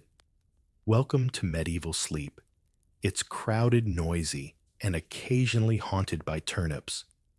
But it gets the job done. You survived the night. Sort of. You're groggy. Your back feels like it was folded into a medieval origami project, and your blanket may or may not have been chewed on by a goat. But as the first light creeps in through the hole that technically counts as a window, you rise for another round of Middle Ages greatness. And the first thing that hits you before hunger, before the cold, is the smell. Let's talk about medieval scent culture, or rather the lack thereof. Because if there's one thing that truly binds every person of the era together, it's the nose-punching symphony of daily life. Forget perfumes and body sprays. You are wrapped in layers of sweat smoke and livestock. Everyone smells, and no one is shocked. You, your clothes, your family, your furniture, the food, even the air. It's all infused with the same general aroma, earthy, sour, and occasionally alarming. This is not a passing inconvenience. It's a permanent condition. The house, for instance, has no ventilation. Your fire is unvented. The roof leaks smoke like it's gossiping, and the walls soak in every scent like a sponge made of regret. There's no Febreze, no candles, and certainly no opening the window, because again, hole in the wall with cloth counts as a window. You start the day by sniffing your own armpit, not to check for freshness, but to see if it's time for that quarterly bath. Spoiler, it probably is. But unless it's raining, the fire's roaring, and the neighbors aren't using the well, it's going to be postponed again. And that tunic you've been wearing since last Michaelmas, it's absorbed layers of scent like a memory quilt of your suffering. If clothing could write memoirs, yours would just scream. Now, it's not that people wanted to be smelly. They just didn't have many options. Bathing was a hassle. Soap was harsh and expensive, and there was still that lingering fear that too much cleanliness invited illness. So instead of washing away smells, they masked them with herbs flowers and for the wealthy actual perfume. The most popular method for the average villager, herb pouches. You'd wear them around your neck or stuff them into your clothes. Lavender rosemary, thyme mint, whatever grew in the garden and didn't smell like something the dog dug up. These nosegays served double duty, freshening the air and keeping evil spirits and nosy neighbors away. In town, the smell gets intensified. Streets are open sewers. Markets sell fish meat and cheese that's been sitting out for hours or days. Tanners boil hides in vats of urine. Butchers toss offal into the alley. Animals leave reminders everywhere. The result: a scent landscape that's vivid, complex, and completely immune to polite description. Even the upper classes, lounging in their stone castles, weren't exactly fragrant. Sure, they might bathe more often or dab on imported rosewater, but they still lived with chamber pots, animal skin rugs, and damp stone walls. If anything, their homes just layered fancier smells on top of the same fermented base note. Quirky tidbit: some nobles sprinkled crushed herbs and dried petals on the floors of their halls. These strewing herbs were meant to release pleasant scents as people walked across them like a scratch and sniff medieval carpet. Unfortunately, after about a day of muddy boots and goat tracks, the effect leaned more herbal barn than royal bouquet. And don't think religious buildings were any better. Churches were smoky, crowded, and rarely cleaned. Incense helped, but only if you used enough to stun a cow. Monasteries were cleaner, but still suffered from shared spaces, infrequent laundry, and that one monk who always brought onions to vespers. Of course, people did notice strong smells, especially the really bad ones. Stinking was a common insult, and a known criminal might be described as foul of breath and body. If someone reeked beyond the usual level, people assumed illness, sin, or both. But here's the thing: when everyone smells, the baseline shifts. You adapt. You accept. Your nose stops trying to process it all and just gives up. Smelling normal in the Middle Ages meant being slightly less noticeable than the cheese merchant 2 stalls down. To combat this, people washed hands and faces when they could. They changed underlayers once a week. They brushed clothes off near the hearth, hoping the smoke would do something vaguely cleansing. It didn't, but the effort counted. Historians still argue whether medieval folk were truly dirtier than we assume, or just using different standards of cleanliness. Some records suggest people took hygiene seriously, at least by their own measure. Others imply that filth was simply woven into the fabric of life, and somehow, through all of this, romance still bloomed. People fell in love, courted, got married, even with onion breath, swamp tunics, and fleas as chaperones. Either the human nose is incredibly forgiving, or love really is blind, and nose blind. So as you step outside into the fresh air, which smells exactly like inside but with more cow, just remember, you're not gross. You're medieval. And in this era, that's the best you can hope for. You've made it to mealtime again, congrats. But before that questionable stew cools, there's one more ritual on the docket: washing your hands. Sounds promising, right? A little hygiene, a little civility. Except in the Middle Ages, washing up is more of a ceremonial suggestion than an actual cleaning process. Let's break it down. If you're a peasant, you probably wash your hands with water from a shared basin. Soap, maybe. If someone made it recently and didn't accidentally poison themselves in the process. Otherwise, it's water with a hint of ash or sand, maybe a sprig of mint if you're feeling festive. More often than not, it's a rinse, quick dip, shake, done. There's no scrubbing, no lathering, and certainly no 20-second chorus of Ave Maria. The goal isn't sterilization. It's to appear slightly more respectable before jamming your hand into a communal stew pot. Now, if you're at a feast in a noble household, things get slightly fancier. A servant brings around a basin and ewer a decorative jug and bowl combo. The host pours water over your hands while you hold them over the bowl. A towel is offered, and voila, you're cleansed socially, if not bacterially. This ritual is mostly about etiquette. Hand washing is seen as a sign of manners, especially before a meal. It says, I'm not a total animal, even if your fingernails could be mistaken for excavation tools. Actual cleanliness. That's between you and your local fryer. Then comes the meal, which is a communal affair. No individual plates, unless you're nobility. The dish is shared. Everyone dips into the same bowl with fingers or a shared spoon. Double dipping. Not a concern. Germ theory doesn't exist yet, and neither does the idea that maybe you should wipe your nose before reaching for more turnips. You're eating off a trencher, usually a thick slab of stale bread that doubles as a plate. After the meal, it might be eaten if you're hungry, or given to the poor if you're feeling holy. It soaks up meat dripping sauce and whatever your table mate accidentally flung your way during an animated story about that time he wrestled a goose. Utensils are optional. Spoons exist, but forks are rare and in some places considered effeminate or even sinful. Yes, sinful.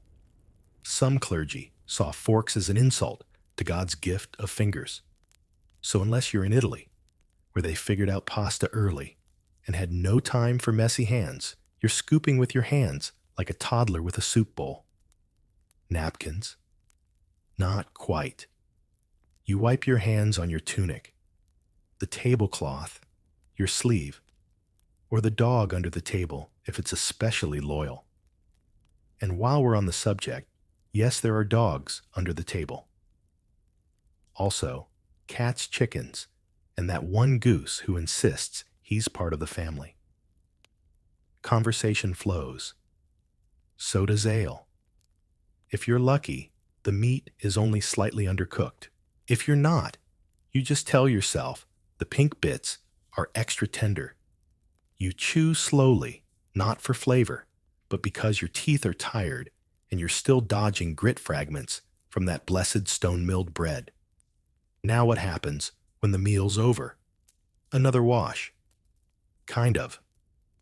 At noble tables, the hand-washing ritual is repeated a gentle pour of water, a damp towel passed around like a holy relic. But for peasants, you either wipe your hands on the grass your pants or a well-placed wall. Technically, you're clean. Spiritually, you're closer to the barn than the bathhouse. Quirky tidbit. In some regions, they had hand-washing customs tied to status. The more guests at your table, the fancier the wash ritual. Some hosts even scented the water with herbs or flowers, part hygiene, part social flex. Ah, yes, this lavender thyme rinse pairs beautifully with my carrot stew and existential dread. Historians still argue whether medieval people cared about hygiene or just followed rituals without connecting them to health. But what's clear is that the act of washing hands before meals after certain tasks during feasts was a recognized social behavior, even if its practical effects were minimal. And yet, despite the grime and shared spoons, people thrived. Meals brought communities together. Food was scarce, but fellowship was plentiful. You might not be germ-free, but you're not alone. You eat, you laugh, you sneeze, and someone passes you another piece of bread, like it's currency in a kingdom of crumbs. So as you wipe your hands on the edge of your tunic and reach for one more ladle of whatever that is, just remember, this isn't just dinner. It's medieval fine dining. And if the stew doesn't kill you, the company might just make it worthwhile. It's been a week of plowing, itching, surviving near-death stew, and dodging chamber pot splash zones. But finally a holy day arrives. You get to pause, sort of, because in the Middle Ages, leisure doesn't mean hammocks and daiquiris. It means feast day, and feast days mean celebration community and total chaos. The church calendar is packed with saints' days, holy observances, and religious festivals. These aren't your average Sunday masses. They're the closest thing medieval life offers to a party. You don't have work in the fields unless your crops are actively dying, in which case God will surely understand. And you might even eat meat. That's right, actual meat. Maybe even a sausage. Feast days begin with Mass, of course. Everyone gathers in the church or town square. Bells ring. Robes are donned. Priests chant in Latin, while villagers try not to fall asleep or accidentally commit blasphemy by sneezing at the wrong time. Afterward, the real fun begins. Fun. The village transforms. There are decorations, ribbons, herbs, whatever flowers haven't been trampled. Stalls pop up. People bring out their best food music and occasionally their loudest pigs. You might see musicians with flutes, drums, or fiddles. Jugglers, dancers, wandering minstrels with suspiciously well-kept teeth. Are they even local? The mood shifts from survival to celebration, and for once everyone smells vaguely like rosemary and hope. And then the drinking starts. Ale flows freely. Not the small beer you choke down at breakfast, but real ale brewed strong for occasions like this. Cider, too, if apples were good this year. Mead, if someone was feeling ambitious and had access to a beehive that didn't end in injury. People toast, sing dance, or attempt to before tripping over the goat that somehow got into the cabbage again. And let's not forget the games. You've got archery contests with prizes like ribbons, meat pies, or a goat returnable. There are foot races, sack races, wrestling matches. And of course, the timeless medieval classic throw things at someone in stocks. Usually a local troublemaker or the baker who shorted your bread loaf last week. It's all in good fun. Mostly. Feast days are also prime time for courtship. Young men try to impress women with feats of strength, poetry recitals, or if that fails, just really loud declarations of affection. Women wear their best tunics and wreaths of herbs in their hair, smelling briefly of something other than goat. Eyes meet, smiles are exchanged, and somewhere behind the ale stall, a grandmother is watching everything. Historians still argue whether these festivals were more about faith or escapism, but either way, they were vital. Life was hard. These days reminded people there was more to it than toil and turnips. But not all feast days were so wholesome. Enter the Feast of Fools. This was the medieval version of Upside Down Day. Roles were reversed. Peasants mocked nobles. The church appointed a bishop of fools who led parades of costumed revelers through town, sometimes even inside the church itself. People wore masks, sang scandalous songs, and generally acted like the rules had taken the day off. And for one glorious moment, the social hierarchy loosened its grip. The priest might dress as a jester. The town drunk might bless the soup. It was all a bit unholy, and definitely frowned upon by the serious clergy, but tolerated because even order needs a pressure valve. Think Mardi Gras, with more mud and fewer beads. Quirky tidbit. Some towns celebrated goose fairs, where entire festivals were themed around geese.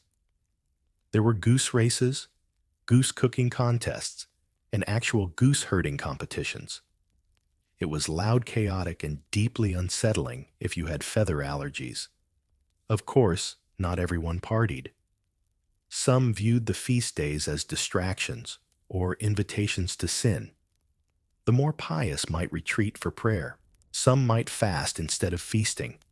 Others simply observed from the sidelines, shaking their heads at the unholy mess their neighbors were making.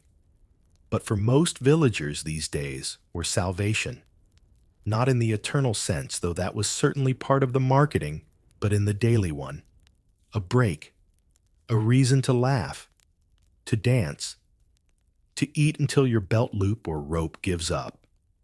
As the sun sets, fires are lit, songs rise again, and someone pulls out a drum that's technically a soup pot. Shadows dance on the village walls, and for a few precious hours you forget about the fleas, the field, and the fact that your shoes are held together with twine and optimism. You go home buzzed on ale, exhausted from dancing, and ready to fall asleep in a pile of relatives. Tomorrow, the grind returns.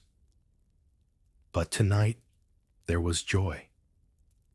There was music. There was a goat in a crown. And for a moment, that was enough. The feast is over. The goat has finally been coaxed off the table, and your head is pounding, not just from the ale, but from the general whiplash of medieval life. You might think it's time for rest reflection, maybe some self-care. But if you're feeling anxious, melancholic, or just plain tired, don't reach for a hot bath or a therapist. It's the Middle Ages, and your feelings are probably a medical emergency. Because here's the thing, in this time, health and mood aren't separate. They're part of the same suspicious stew of humors, astrology, moral virtue, and divine wrath. If you feel unwell, physically or mentally, the first question isn't did you sleep enough? It's which of your internal bodily fluids has declared war? Let's say you're anxious. That's too much black bile. Depressed, still black bile, but colder. Angry, probably an excess of yellow bile. The solution? Get your humors balanced. This could mean anything, from a change in diet to being bled with a knife to having someone chant psalms while gently smoking herbs near your head. And if you're feeling too good, laughing too much, dancing with suspicious enthusiasm, enjoying your pottage a bit too loudly, well, that's a red flag too. Too much joy was considered a sign of imbalance. Yes, in some circles, being cheerful was a potential diagnosis. Life was supposed to be serious. Your joy might be contagious, and not in a fun way. This is where medieval doctors get creative. If you're in a village, your local healer might prescribe herbal teas, time in the sun, or if things are really bad, a few weeks of enforced quiet. If you're in a city and you can afford a learned physician, you might be told to sleep facing east. Avoid pork, stop thinking about horses, or whatever else the stars suggest that month. Astrology plays a huge role in medical advice. Your birth sign might determine your temperament. Aries, probably hot-headed. Pisces, watch your feet.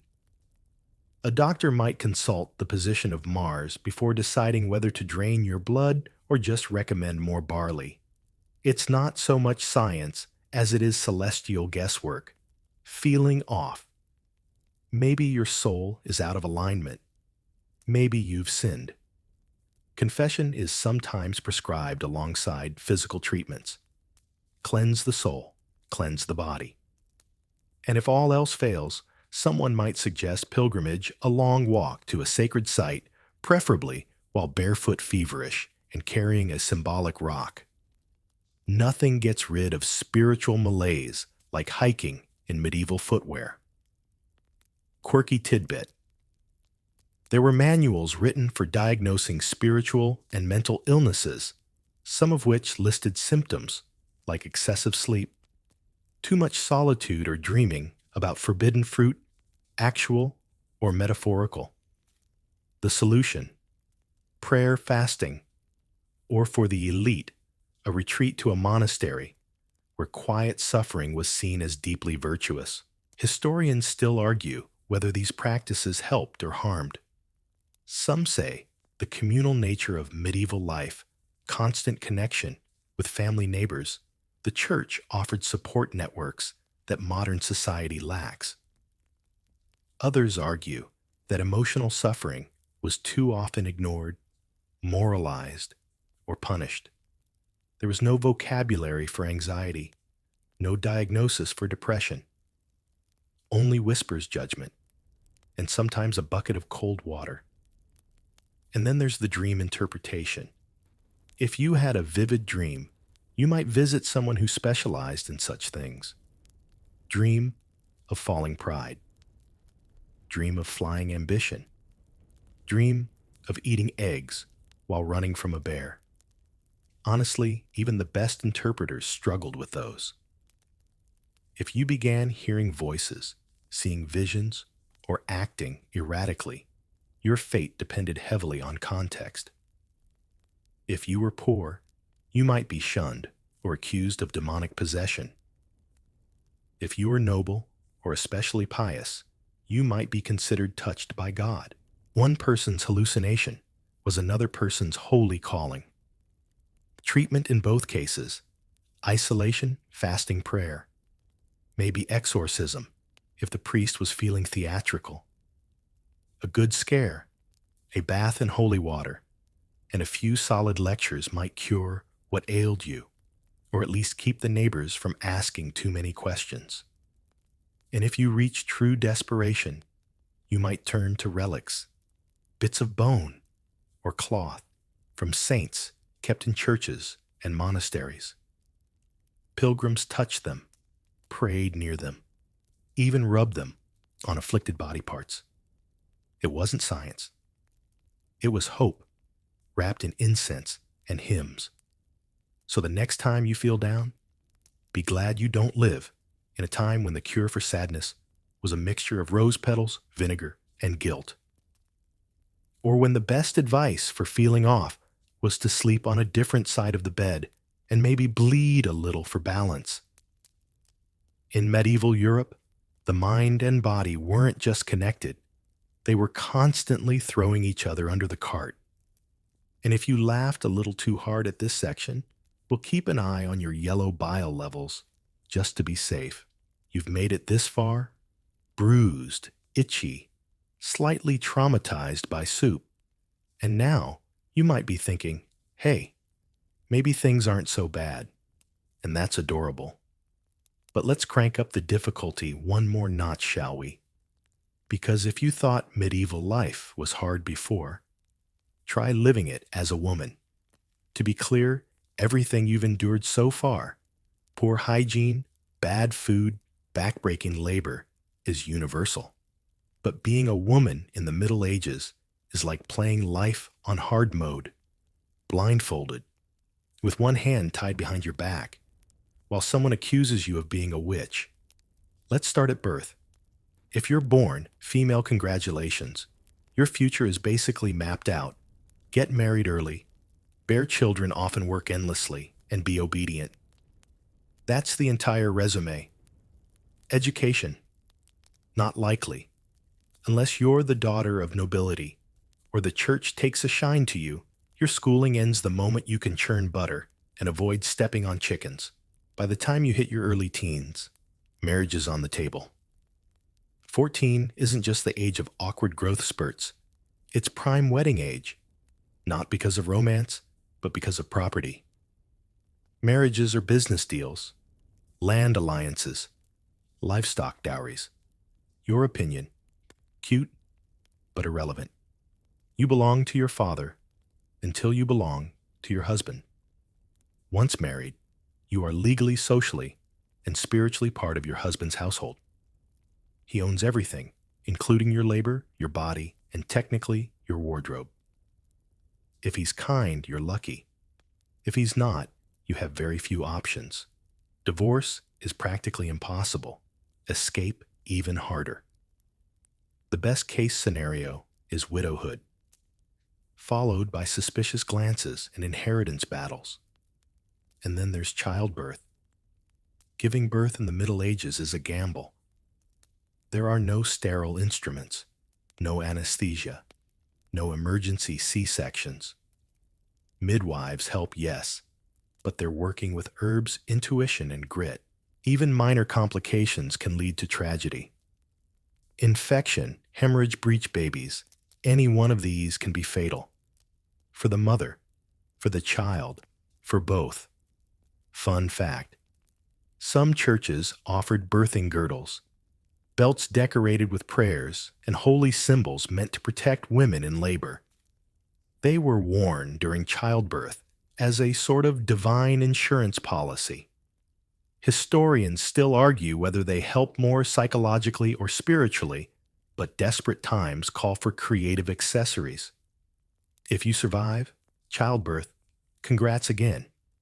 Now you raise the baby, feed it clean, it clothe it, sing to it, protect it from rats, illness, and your neighbor's oddly aggressive goose. All while continuing your duties in the field, the kitchen, and every other corner of domestic existence. There's no maternity leave. There's no rest. Just work and then more work. And you'll probably do it again and again and again. Many women bore 10 or more children. Some lived through it. Many did not. Now, what if you're not married? Unmarried women are seen as unusual, suspicious, troublemakers. A single woman is either a spinster, unwanted, a servant, invisible, or a possible witch, dangerous. Independence is not admired, it's questioned. What is she doing with all that unsupervised free time reading, plotting brewing potions? Speaking of witches, yes, that was a thing. If you were too assertive, too knowledgeable about herbs, or just happened to live alone with a black cat, you could find yourself accused of witchcraft. Trials weren't exactly fair. Tests included being thrown into rivers. If she floats, she's a witch. If she sinks, well, oops. Or being pricked with needles to find witch marks. These were just moles or birthmarks, but paranoia rarely needed a second opinion. Even within the church, women faced restrictions. You could become a nun, but only within strict guidelines. Obedience, chastity, silence. Your life was ruled by bells, books, and vows. For some, it was a refuge. For others, a prison made of stone and scripture. And even there, men made the rules. Women weren't allowed to preach. Most couldn't read the Bible, especially not in Latin. Their access to faith was filtered through priests and husbands. Even visions or spiritual experiences had to be approved by church authorities. Heaven might be open to all souls, but the earthly pathway was guarded heavily. Quirky tidbit: some widows gained unexpected freedom. With their husbands gone, they could own land, manage households, and even run businesses. But this freedom came at a cost. Widows were often targets for remarriage schemes, legal disputes, or again, accusations of witchcraft. Apparently, a woman with agency was terrifying. Despite it all, women found ways to endure. They formed tight-knit communities, passed down wisdom through stories and songs, and supported each other during childbirth, illness, and grief. Some became midwives, herbalists, teachers, or scribes in convents.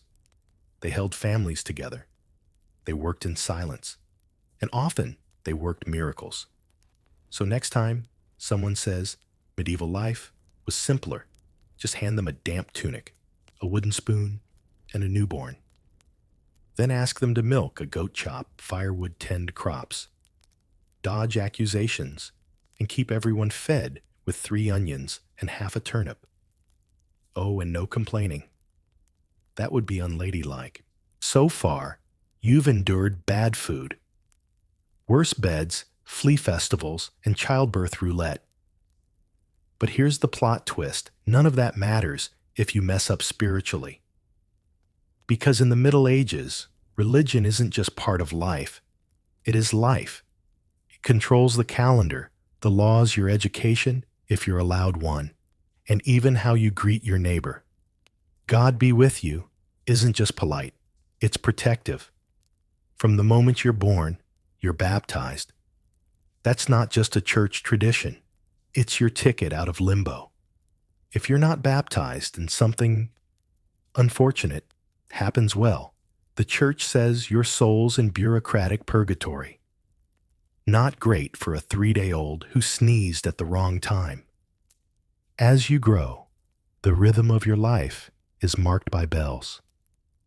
Morning bells, noon bells, evening bells. They don't just signal the time, they tell you when to pray. If you forget, you don't just get a disapproving glance.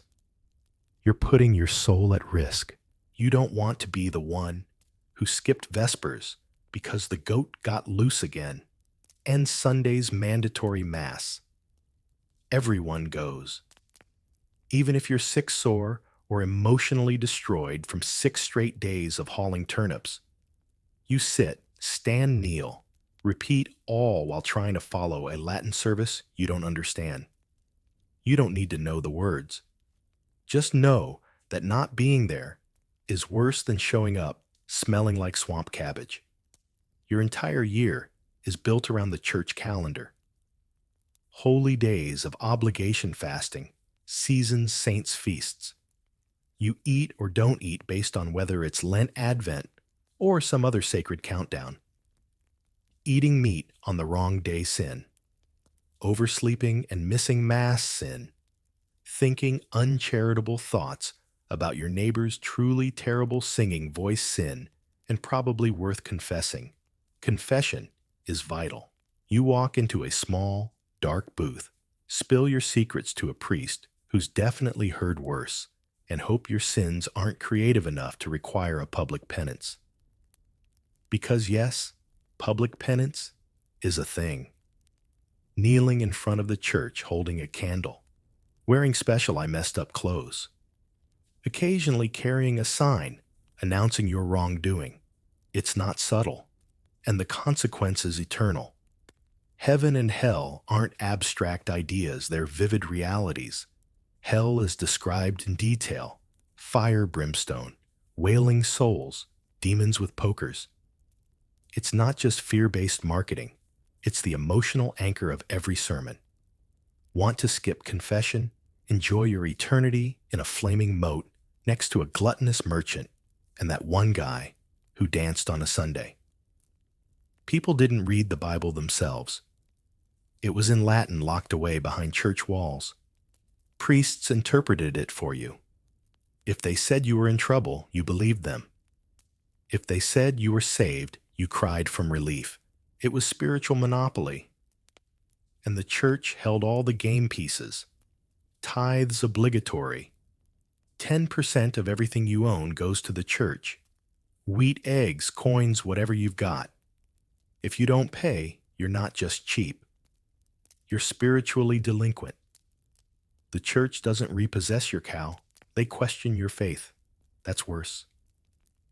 Questioning doctrine, heresy, dangerous ground. And heretics weren't just corrected. They were removed, publicly, sometimes with fire. The Inquisition wasn't all day-to-day, but whispers of it traveled. If you were too curious, too educated, or just read the wrong thing at the wrong time, people noticed, and not in a good way. Quirky tidbit. Some local customs blended Christianity with older pagan traditions. Villagers might bless their fields with a saint's relic and bury a chicken in the corner for good luck. Priests tolerated it, sort of, so long as no one got too enthusiastic about the chicken. But it wasn't all fear and doom. Religion offered structure, comfort, hope, the idea that your suffering had meaning, that heaven was real and waiting, that death wasn't the end. People sang hymns, lit candles for loved ones, made pilgrimages to holy sites, and carried tiny relics stitched into their cloaks for protection. Saints were like celebrity patrons of your problems. lost something, pray to St. Anthony. Stomach pain, St. Erasmus. Bad hair day. Okay, they didn't cover everything. And monasteries weren't just for monks. They served as hospitals, schools, inns for travelers, and occasionally libraries. Nuns and monks preserved knowledge, copied texts, and offered shelter in times of famine or war. They were society's quiet engine, running on disciplined prayer and barley bread. Still, religion wasn't a gentle embrace. It was a firm grip, ever-present, all-seeing. It shaped how you dressed, how you spoke, what you ate when you danced, if ever, and who you married. It was the moral backbone of medieval society, and also its most powerful watchdog. So you kneel. You bow. You light a candle and whisper a prayer. You hope that today's confession covers last night's dream and that the priest is feeling generous. Because when life is this hard, salvation isn't just a promise. It's the only thing keeping you going. By now, you've survived poor hygiene, religious guilt, suspicious stew, and spiritual tax season. So naturally, the only thing left that could make your medieval existence worse is other people with swords. Because life in the Middle Ages, it's not just dirty and hungry, it's violent. Let's be clear, violence wasn't the exception, it was the scenery. Disputes weren't settled with polite emails. They were resolved with clubs, torches, or a hastily assembled mob, featuring your uncle and someone's goose. And law enforcement. That's optimistic. There are no professional police. There's your local lord, a few nervous bailiffs, and maybe a night watchman with a lantern and trust issues. Start with feuds, family rivalries, land disputes, inheritance dramas. They all had a flair for the dramatic. Got into a fight over whose goat wandered into whose cabbage patch, you could end up in a brawl, a blood feud, or a very pointed sermon the next morning.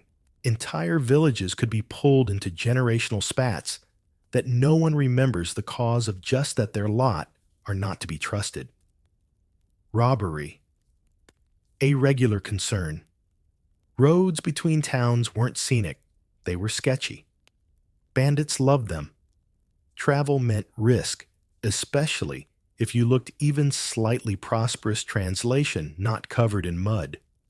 You might carry a knife for protection, or hire guards, or just hope you look too poor to bother. Spoiler, bandits aren't picky. And let's talk about knights. You'd think knights were noble, chivalrous protectors, right? Sometimes, but also not. Many were essentially armed freelancers. If they weren't on campaign, they might work as enforcers, debt collectors, or heavily armored guys standing outside your door because your cousin borrowed the wrong pig. They trained to fight, and if there wasn't a war, they found other outlets, some less charming than others. War itself always simmering somewhere. Kingdoms feuded constantly. Borders were fluid. Your peaceful town might suddenly become a battleground for a duke's ambition. Soldiers march in, take your food, sleep in your bed, and sometimes burn your barn. And that's just the home team. If you're a young man, conscription is a looming threat. You could be called to serve your lord in battle, often with little training, poor armor, and even worse, boots.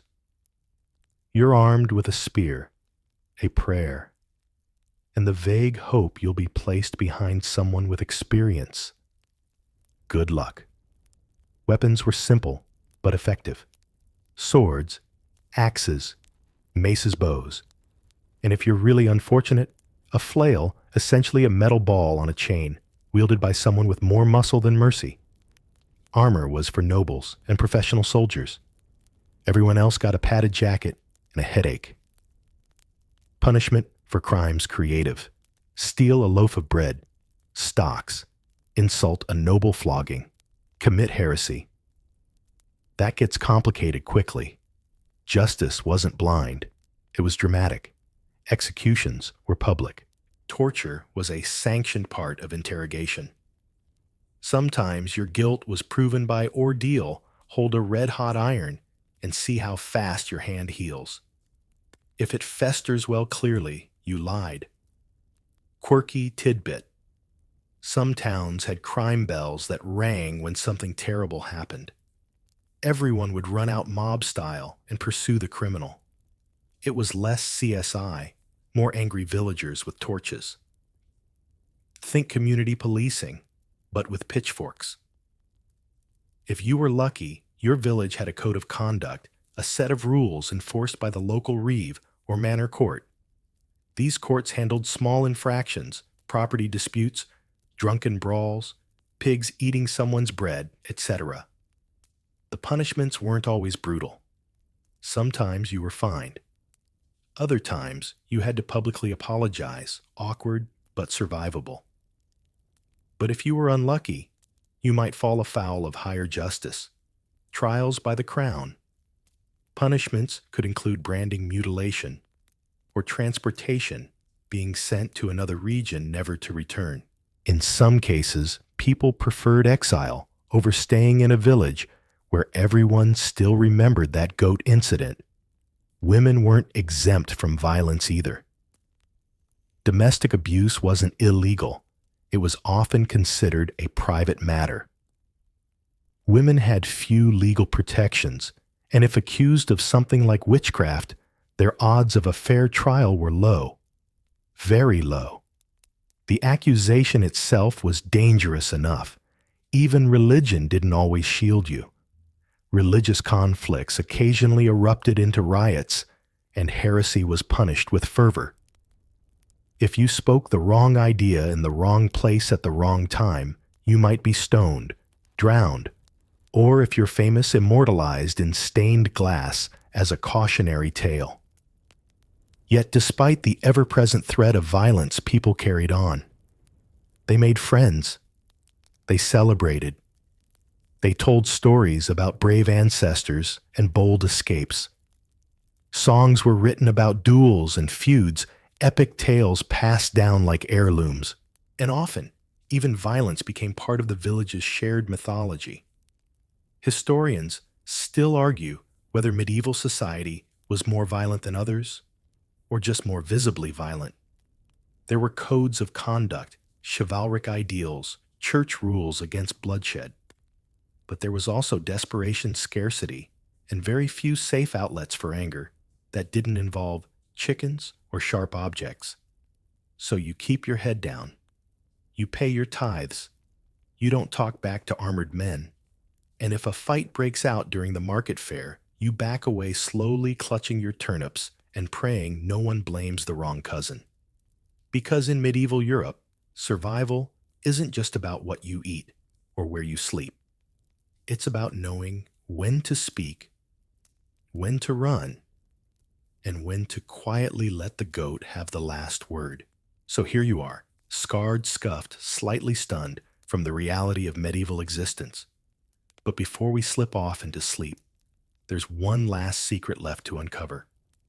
Because even in the dirt and noise and pottage haze of the Middle Ages, luxury did exist, and not just for kings. Yes, for most people, life was short and scrappy. But for the wealthiest nobles, royals, merchant elites, there were glimpses of refinement. Think silk spices, heated bathhouses, sometimes even music and literature that didn't involve sheep metaphors. The trick was simply being born into the right family and not dying before you could enjoy it. Let's peek into that world. Imagine a noble banquet hall, stone walls draped in tapestries, candles flickering in iron chandeliers, minstrels playing a suspiciously upbeat tune on a lute. The table groans under the weight of roasted meats. Pies shaped like birds, sometimes still with heads honey-glazed vegetables and exotic spices brought from far-off lands at the cost of at least one sailor's life. There's wine. There's laughter. There's a court jester whose job it is to make nobles laugh without being executed. A delicate dance. A roast boar arrives complete with an apple in its mouth.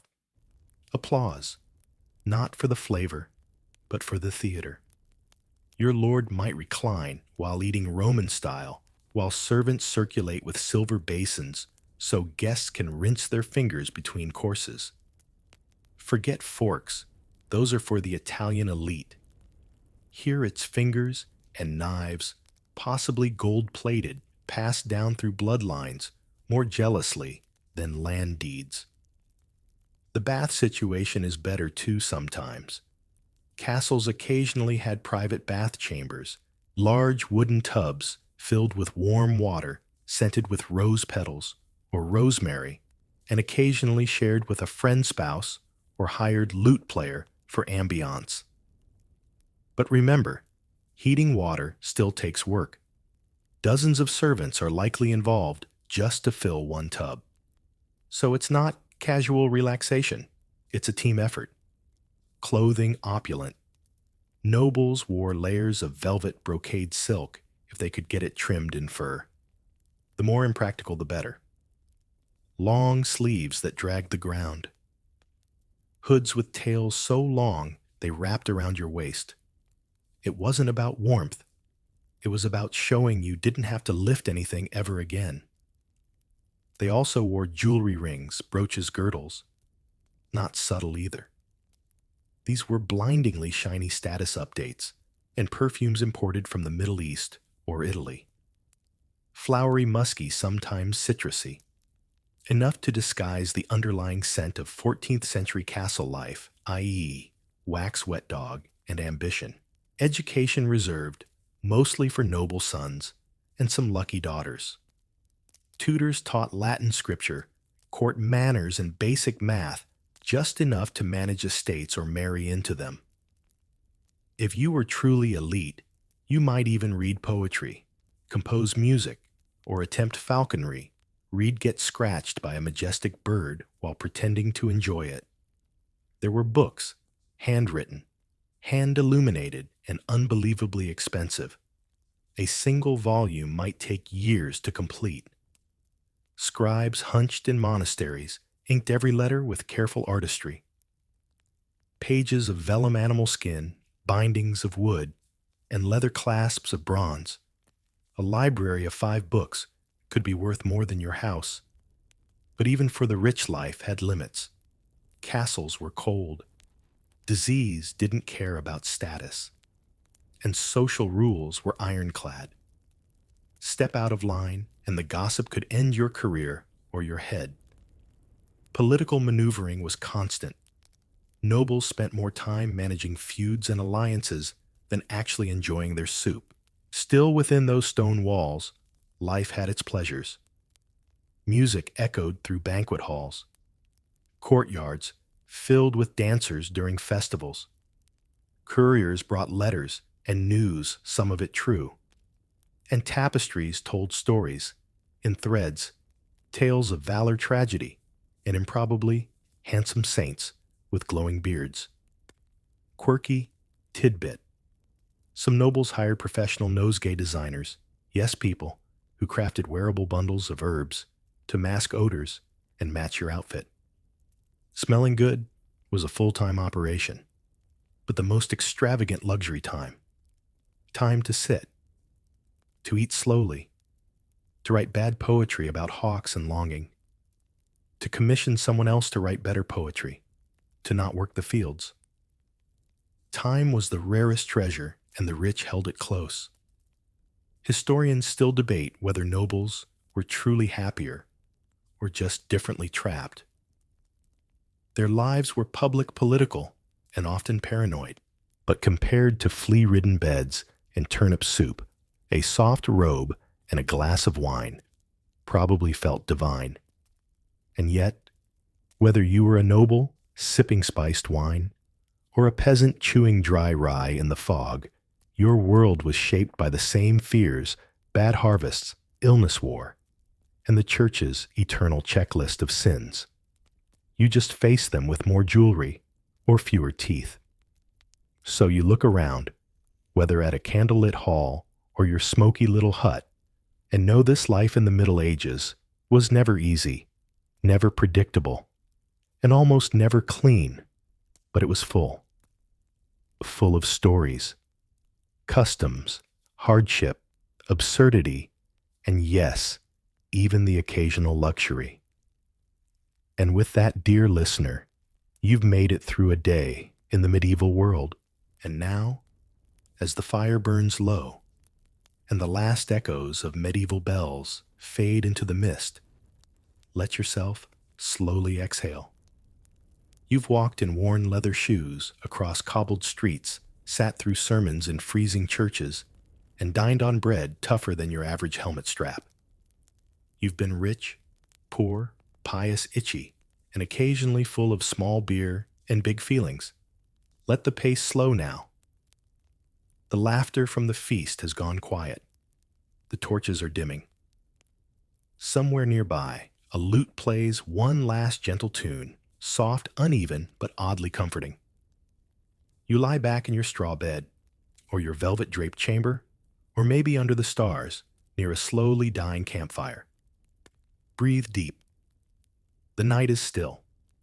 There's a hush that settles over the medieval world. A rare stillness before dawn brings noise and duty again. The wind outside your shutter whistles low, threading through the trees like a lullaby only you can hear. There are no notifications, no engines, no streetlights, just darkness, and maybe the faint flicker of a candle someone forgot to snuff. You made it. You made it through a day in one of history's hardest times, and you did it with grit, humor, and just enough turnip-related trauma to appreciate modern plumbing. So rest now. Let the images of torches, cloaks, spiced wine, and soft church bells blur into one last peaceful haze. You're safe. You're warm. And there's no one waiting to bleed you for balance. 100 funny facts about kings, queens, and nobility. We begin with something a little bit royal, a little bit rancid, and very much not what they teach you in history class. We're diving straight into the daily hygiene of medieval monarchs. Yes, the people with crowns, castles, and questionable bathing habits. You might picture gleaming marble tubs, rose-scented oils, and a string quartet playing softly in the background. Nope. Think more a damp cloth, a reluctant servant, and a vague hope the lice are already asleep. You probably won't survive this, honestly, but you'll laugh the whole way through. You wake up as King Henry IV? Congratulations. You're technically clean by 15th century standards, which means someone wiped your face with a cloth soaked in rose water last week. Actual bathing far too risky. Many royals believed water opened the pores and let disease slip in. That's right, they thought hygiene was a security breach. Better to smell noble than to die clean, as they probably never said, but very much lived by. You have a bathtub, sure big wooden, and lined with linen. But it's mostly decorative. Maybe twice a year you get in. And only after your apothecary confirms Mars is in retrograde and the tub's been properly blessed. Water might be warmed with herbs, but you're still sitting in a royal soup of your own history by the end. Interestingly, one French king insisted he bathed exactly twice in his life, once at birth, and once when forced before marriage. Romance. And let's talk about clothes. Changing your underwear optional, because the belief was that linen drew out impurities. So instead of washing your body, you just swapped shirts. Maybe. Once a month. If Mercury wasn't moody. Under those layers of velvet and brocade, you're basically wearing a scented tent, if tents could host tiny ecosystems of fleas. And that's the thing, fleas and lice were not a poor person's problem. Kings had them too. They even had flea catchers, tiny tools made of ivory or silver, placed under pillows to trap the bugs. Didn't work, but hey, points for effort. Some monarchs even kept lapdogs, not for companionship, but because the dogs attracted fleas away from their own skin. That's right, the royal flea decoys. Who's a good bug sponge? Now picture this. You're a nobleman, visiting the court of King James III of England. He smells earthy. There's a theory he didn't change his clothes for months at a time. His boots, reportedly, had to be cut off his feet. And he had a deep mistrust of bathing, thinking it brought on fevers. So, instead of soap, he used layers of perfume herbs and prayers, which made him smell like a medieval incense burner left too close to the compost pile. It wasn't just England, though. Catherine de' Medici, Queen of France, famously disliked bathing but loved perfume. She basically invented just spray, more centuries before it became the official teenage locker room strategy. Some scholars still argue whether royal resistance to bathing was about science superstition or just an elaborate excuse to avoid cold water. After all, medieval tubs were large, hard to fill, and leaked like scandal at a royal banquet. Heating enough water could take hours. Servants had to carry buckets, one by one, from the kitchen hearth to your chamber. So bathing wasn't just rare, it was a full-blown event. Like a spa day hosted by chaos and sore backs. But don't assume it was all filth and fungus. Some kings did enjoy bathing. Charlemagne, Emperor of the Holy Roman Empire, was reportedly fond of hot baths and often invited guests to join him. Platonically, we hope. His bathhouse was legendary, more like a water-themed networking event. So how's the invasion of Saxony going past the soap route will you flying east?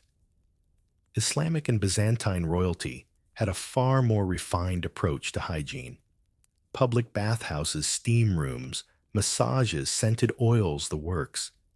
They bathed regularly, understood the benefits of cleanliness, and probably smelled like sandalwood incompetence. Medieval Europe? Not so much. That said, historians still debate how much of the royal filthiness was exaggerated by later writers, looking to make their ancestors seem more civilized in comparison. Some records hint at private bathing rooms, personal attendants, dedicated to hygiene, and even early dental care, using mint sage or crushed pearls.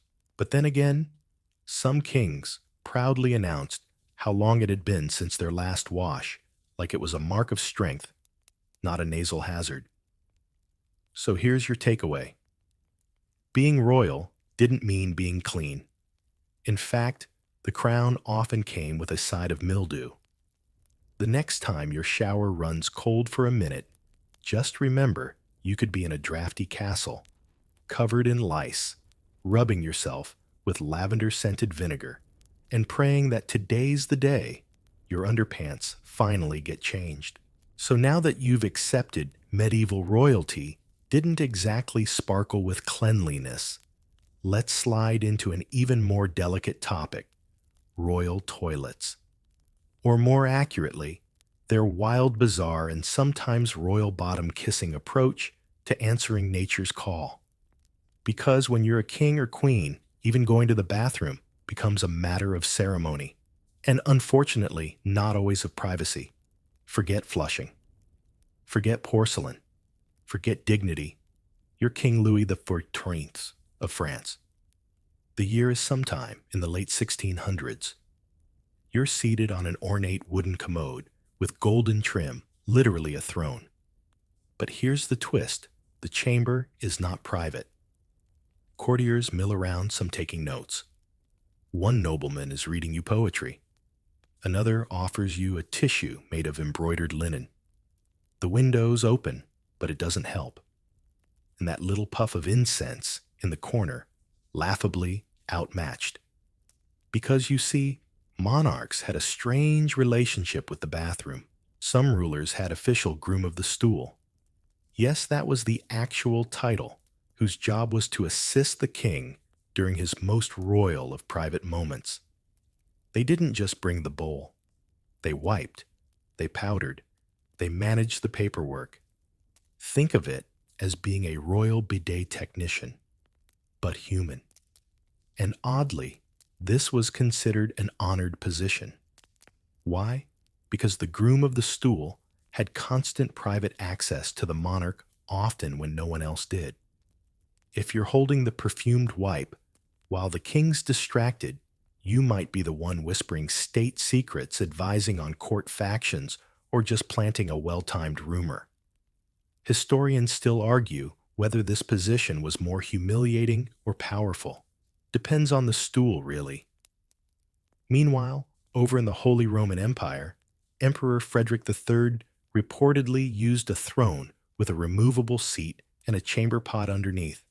Clever engineering, sure. But still, just glorified bucket logistics.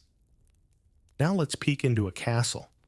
Literally, the castle's toilet, called a garderobe, was a small room with a wooden seat built over a chute. Whatever you left behind dropped straight down the wall and into the moat.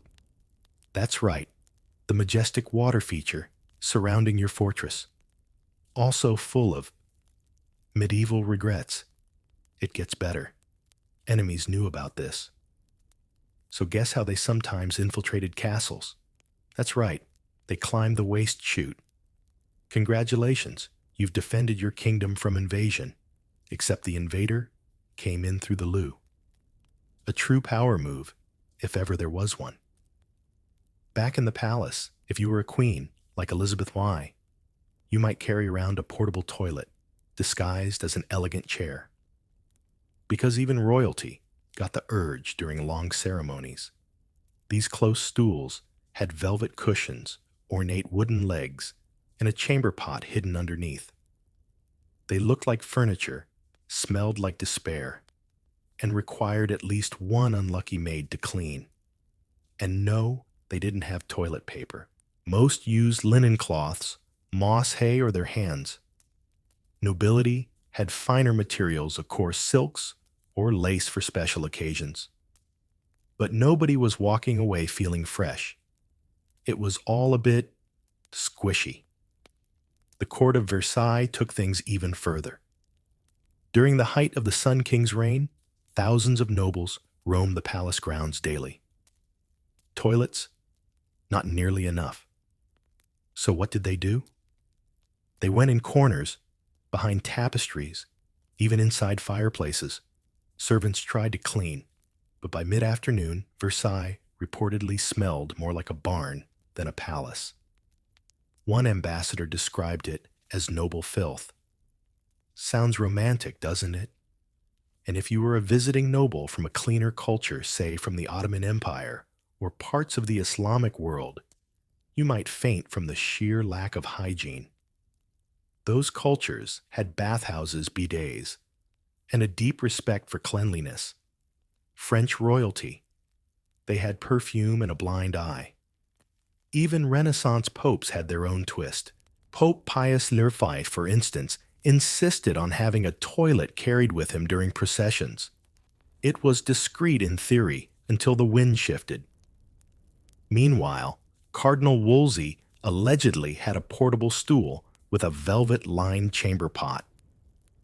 Because nothing says spiritual authority like embroidered sanitation. Some castles had what looked like modern plumbing stone channels carved into the walls for waste disposal. But these often led to cesspits under the building, which meant in hot weather, your royal chambers sat atop a fragrant fermentation lab. And oh yes, nighttime solutions. Nobles used chamber pots stored under the bed. In the middle of the night, they'd fumble around in the dark, relieve themselves, then slide the pot back under like nothing happened. Guests in fancier homes had pots with gold trim. Because when you're peeing in a bowl, why not add a little bling? Here's the funny part. Despite all this etiquette, books still existed. Manuals advised how to relieve yourself with grace, not to grunt, and always to avert one's eyes during particularly awkward moments. So, yes, royalty had rules, even for bowel movements. So next time you use your clean private flushing toilet and reach for your three-ply aloe-scented luxury roll, think of poor King Charles II squatting over a velvet pot while his valet holds a candle and whispers, "Your Majesty, the Spanish ambassador has arrived." Now that we've squatted our way through the throne room, quite literally, it's time to turn to a different kind of royal ritual weddings. You might think a royal wedding was a grand affair filled with flowing gowns, slow dances, and the medieval version of champagne toasts. And sure, there were gowns. There were feasts. But let's not confuse romantic with absolutely terrifyingly contractual. Because in the world of kings and queens, marriage wasn't about love. It was about politics, property, and producing heirs with precisely the right bloodline, preferably no extra toes. Though that was negotiable if you had a strong navy. Let's say you're a young princess in the 13th century. You've just turned 12, and congratulations. You've been betrothed to a man you've never met, from a country you've only heard of during geography lessons, taught by someone who thinks dragons are real. You're handed a dowry chest filled with coins, silk, and a very nervous goat. And off you go, married by proxy, escorted by armed guards, and expected to smile like you're not deeply confused. Meanwhile, the groom, perhaps 25 years older than you, is mostly focused on whether your father is bringing enough soldiers into the deal. And don't think the groom has it easier. Princes were often shipped off in toddlerhood to be raised in foreign courts as part of alliances. Imagine being 5 years old and being told, "This is your future wife." Also, don't offend her uncle, or we're all going to war. Weddings themselves were often less ceremony, more negotiation. The church had a role, of course, a few Latin words, a blessing, some candles, but the real moment of binding often came when both families signed the documents. That's right, the marriage might have been official before anyone even walked down the aisle. Sometimes, the bride and groom hadn't even met yet. There's one notorious case, Margaret of Valois and Henry of Navarre, where the bride allegedly had to be physically pushed into the chapel because she wanted nothing to do with the whole arrangement. Nothing says eternal bliss like needing a human wedge to get you to the altar. The ceremony could vary wildly depending on status. Nobility got cathedrals, choirs, and multiple roast peacocks. Lesser nobles might have a priest, a cold barn, and a cousin playing the flute with surprising intensity. But the expectations were the same: smile vow and start producing children immediately. And here's a fun twist. Some medieval couples got married in bed. That is, the public part of the ceremony happened at night in the bedchamber in front of witnesses. The couple sat on the edge of the bed holding hands while a priest gave a blessing, and the family looked on, approvingly nodding like this wasn't deeply awkward. Then the priest left the guests left, and the couple was expected to seal the deal. Some nobles even insisted on witnesses staying behind to verify consummation, which sounds like a nightmare from a very specific anxiety dream.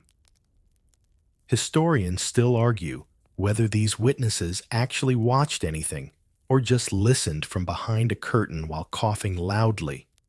Either way, medieval date night 010 for privacy. Meanwhile, the wedding feast was where things finally got fun, if you were lucky.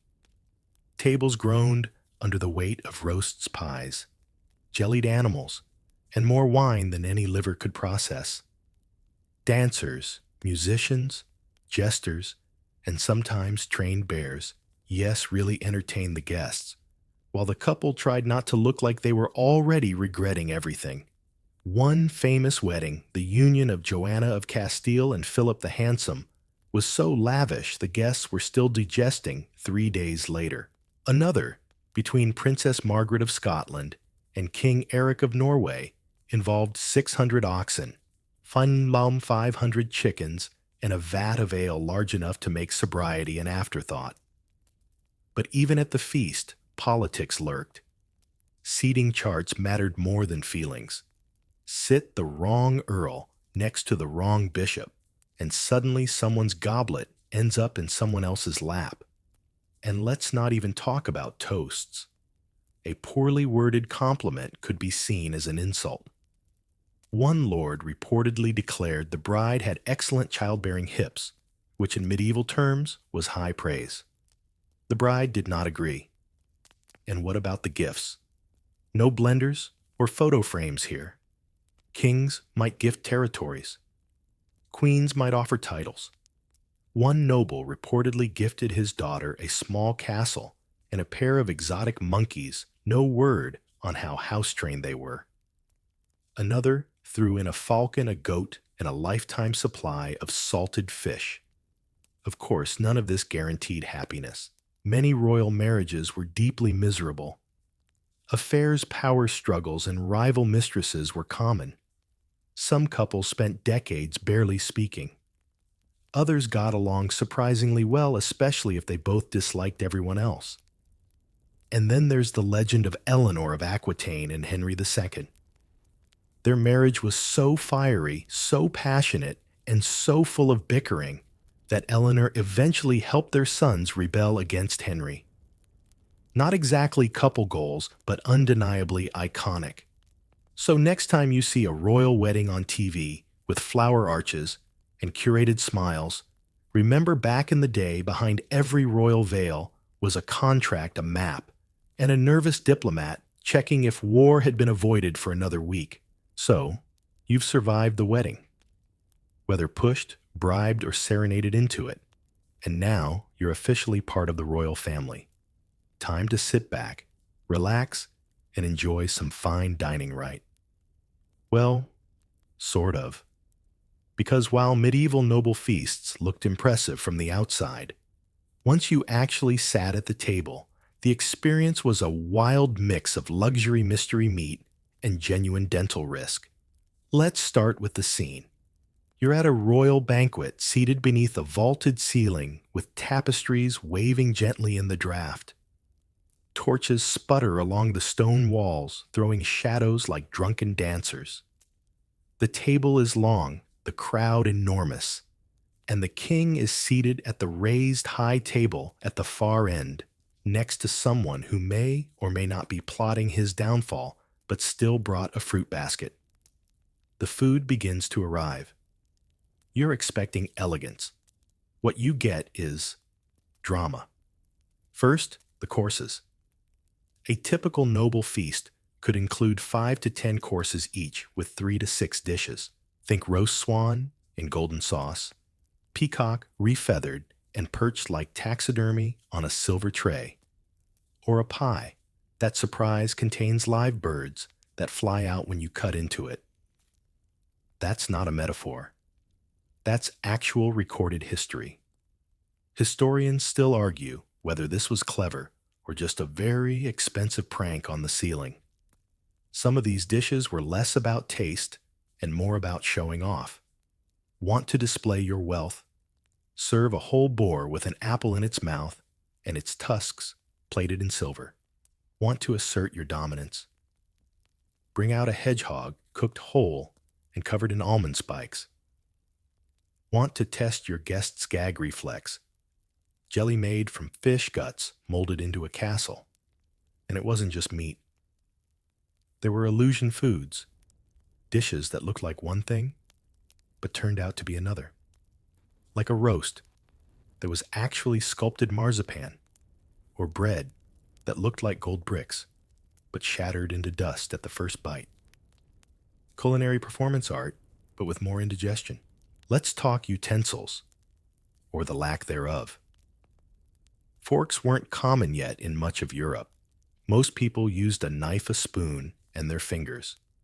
Royalty had elegant cutlery, sometimes gold-plated and encrusted with jewels, but good luck actually cutting anything with them.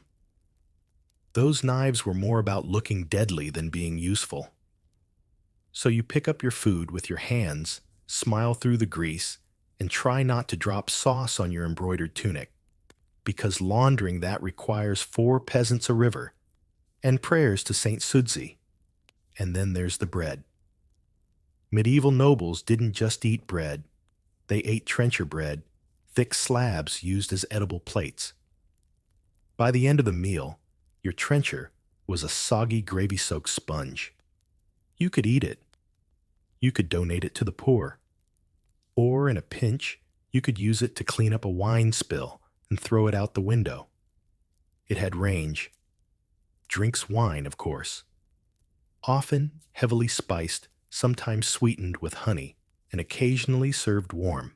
If you were fancy, you might get Hippocras, a medieval mulled wine that tasted like spiced regret. Water was avoided. Beer was for peasants. And juice was something you heard about but never trusted. There were no napkins. You wiped your hands on the tablecloth, your sleeve, or the dog lying under the table, trained to clean up dropped morsels and possibly hold political opinions. As the feast wore on, things got theatrical. Minstrels played lutes. Jesters juggled or told jokes of questionable taste, and acrobats did backflips between roast pheasants. If it was a special occasion, someone might ride in on a pony dressed as a unicorn. One banquet featured a mechanical dragon that rolled across the hall breathing smoke. Another ended with a dessert castle made of sugar, complete with battlements and tiny marzipan archers. And of course, there was etiquette. Manuals from the time advised nobles not to slurp soup, gnaw bones too noisily, or belch without permission, though some kings reportedly found burping a sign of satisfaction. Others encouraged their guests to do so as loudly as possible, because nothing says royal elegance like synchronized digestive applause. Still, for all its splendor, a royal feast could be a digestive gamble. Food preservation was shaky. Spices were used to mask off smells, not enhance flavor. The gamey taste of venison wasn't from culinary flair, it was from well being left out too long. And let's not forget food tasters. Royalty rarely ate without someone else trying a bite first, just in case it was poisoned. These tasters lived a life of culinary roulette. Eat well, or die dramatically in front of everyone between the duck and the third course. No pressure. Some kings went even further. Ivan the Terrible of Russia, for instance, kept an entire squad of tasters and refused to eat anything not personally sealed by his paranoid chefs. He once accused a bowl of cabbage soup of treason. No one dared defend the soup. Feasts also doubled as political tests. Seating order was everything. If you were placed too far from the high table, it meant your star was fading. Too close, maybe the king was watching you. Too near the roast lamb, you're probably about to be asked for taxes. So while royal dining looked like a dream, it was often a blend of splendor and stomach cramps, politics, and poultry. By the time you finish your meal, you're bloated, mildly nervous, and not entirely sure if you just ate a decorative bird or someone's pet. Next stop, the dancing. Or a duel. Or both. You've had your fill of goose-stuffed peacock, wiped your hands on something that used to be a tablecloth, and tried not to fall asleep in your trenchers. Now, you rise with a groan and an unsteady liver to change into something less roast-scented. Welcome to the royal wardrobe, where beauty came at a cost, specifically circulation, oxygen, and your will to live. Let's talk royal fashion.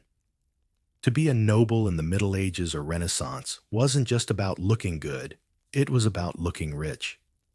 Your outfit didn't just say, I have taste, it screamed, I own 6 villages, and a bishop owes me money. Every stitch, every pearl, every foot-long sleeve was a billboard for your status. But comfort, that didn't make the cut. Start at the bottom. You're wearing linen undergarments. Great. Except they've been boiled, stretched, and starched until they feel like wrapping yourself in crispy toast. Over that comes your padded doublet, followed by a tunic, then a surcoat, and finally, if you're feeling ambitious, a robe lined with fur that smells like a wet badger with a secret. Ladies had it worse. A noblewoman's gown could weigh over 20 pounds, not including jewelry headdresses, or the small possum hiding in her sleeve for warmth. Corsets, when they came into fashion, weren't just snug. They were rib-rearranging, lung-flattening, mood-altering devices designed to turn your torso into an hourglass by force of sheer pressure and suppressed screaming. You'd be laced in by a lady's maid who'd pull until you either passed out or said something inspiring, like tighten it more, I can still feel joy. Some women carried smelling salts because fainting was common, and some scholars debate whether that was due to emotion or oxygen deprivation. Historians still argue whether corsets were empowering or just early medieval spinal origami. And then came the accessories. Let's talk shoes. Men wore pointed shoes called poulaines. The longer the toe, the higher your status. Some toes stretched over 18 inches long, so exaggerated they had to be stuffed with wool and tied to the knee to avoid tripping over your own wealth. Walking was less about grace and more about calculated toe dodging. Women wore pattens platform soles strapped to their shoes to keep their gowns out of the mud. Imagine walking on tiny stilts while wearing 30 layers of brocade and pretending you're not angry at gravity. Headwear. Let's just say modesty was often measured in vertical inches.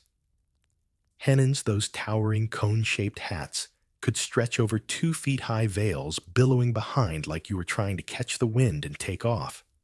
They looked majestic. They also snagged on doorways' chandeliers, and occasionally other people's hats. Men weren't left out. Royal courtiers rocked padded shoulders, absurdly wide sleeves, and codpieces, the most baffling accessory in fashion history. These were essentially fabric pouches placed, strategically, to emphasize masculinity in the most obvious way possible. Some were embroidered, bejeweled, even hinged. Yes, hinged. Historians still debate whether these were practical or just really enthusiastic fashion statements. And let's not ignore fabrics. Silk was imported at ridiculous cost, dyed in colors that could bankrupt a bishop. Purple, for instance, required rare snails to extract the dye snails and was often restricted by law to royalty. The more illegal your outfit, the more likely you were to be a duke. It's like dressing in crime. But perhaps the most absurd detail was that fashion changed constantly, sometimes year by year, and nobles were expected to keep up. If your doublet was last season's cut, whispers would start. If your hat was out of fashion, courtiers might assume your lands had failed. Forget tax records, the hemline told all. Still, not everything was fabric. Jewelry was essential. Gold chains, ruby rings, sapphire-studded brooches the size of pancakes. And if you had bad teeth, no problem. Just close your mouth and let your bejeweled forehead band distract everyone. Of course, looking fabulous took time. Royal dressing rituals could take hours. Queen Elizabeth I reportedly had over 2,000 gowns, and it could take an entire team of ladies-in-waiting to help her dress. The process was like assembling a wedding cake on a moving target. And just when you're fully dressed, someone invites you to a fox hunt. So you change into riding attire, heavier boots, a hunting cloak, gloves made of stag leather, and a hat guaranteed to blow off the moment your horse starts moving. But at least you look important while chasing terrified wildlife through muddy fields. And here's the kicker: while you suffer in layers of silk and fur, peasants are walking barefoot in 2 linen scraps and still getting more done before lunch than you will all week. But hey, you're not here to farm. You're here to pose dramatically by a window, contemplate destiny, and try not to fall over when you sit down in an outfit that fights back. So next time you struggle with skinny jeans or itchy sweaters, imagine getting dressed by 4 people into 40 pounds of fabric, while someone ties your shoes to your knees and says, "Majesty, you look divine," and then falling down the stairs anyway. You're finally dressed like a chandelier that joined a Renaissance fair corset, cinched codpiece polished sleeves long enough to qualify as tense, and you're ready to be seen. Not just seen, but noticed. Because in the royal and noble world, everything was a statement, even gift giving. And let me tell you, these folks didn't do socks and fruit baskets. They gave weird things. Let's start with the animals. Royals loved exotic pets. They didn't care if the creature was dangerous, inconvenient, or prone to gnawing on courtiers. If it made people say, "Ooh," it was fair game. Literally. Take King Henry III of England, who received a polar bear as a diplomatic gift from the King of Norway. You read that right. A full-sized, meat-craving Arctic murder floof in medieval London. Henry was so delighted, he had a special chain, made so the bear could swim in the Thames River, supervised, one hopes, though knowing medieval crowd control, probably not. And then there's Charlemagne. When he wasn't conquering half of Europe or inventing lowercase letters, he accepted a pet elephant named Abul Abbas from the Caliph of Baghdad. It was the medieval equivalent of someone gifting you a yacht you had to park in your backyard. People came from villages away to stare at the enormous, baffling beast that didn't even pretend to moo or bleat like normal animals. Some people thought it was a misshapen cow. Others suspected witchcraft. Either way, it pooped heroically and was very expensive to feed.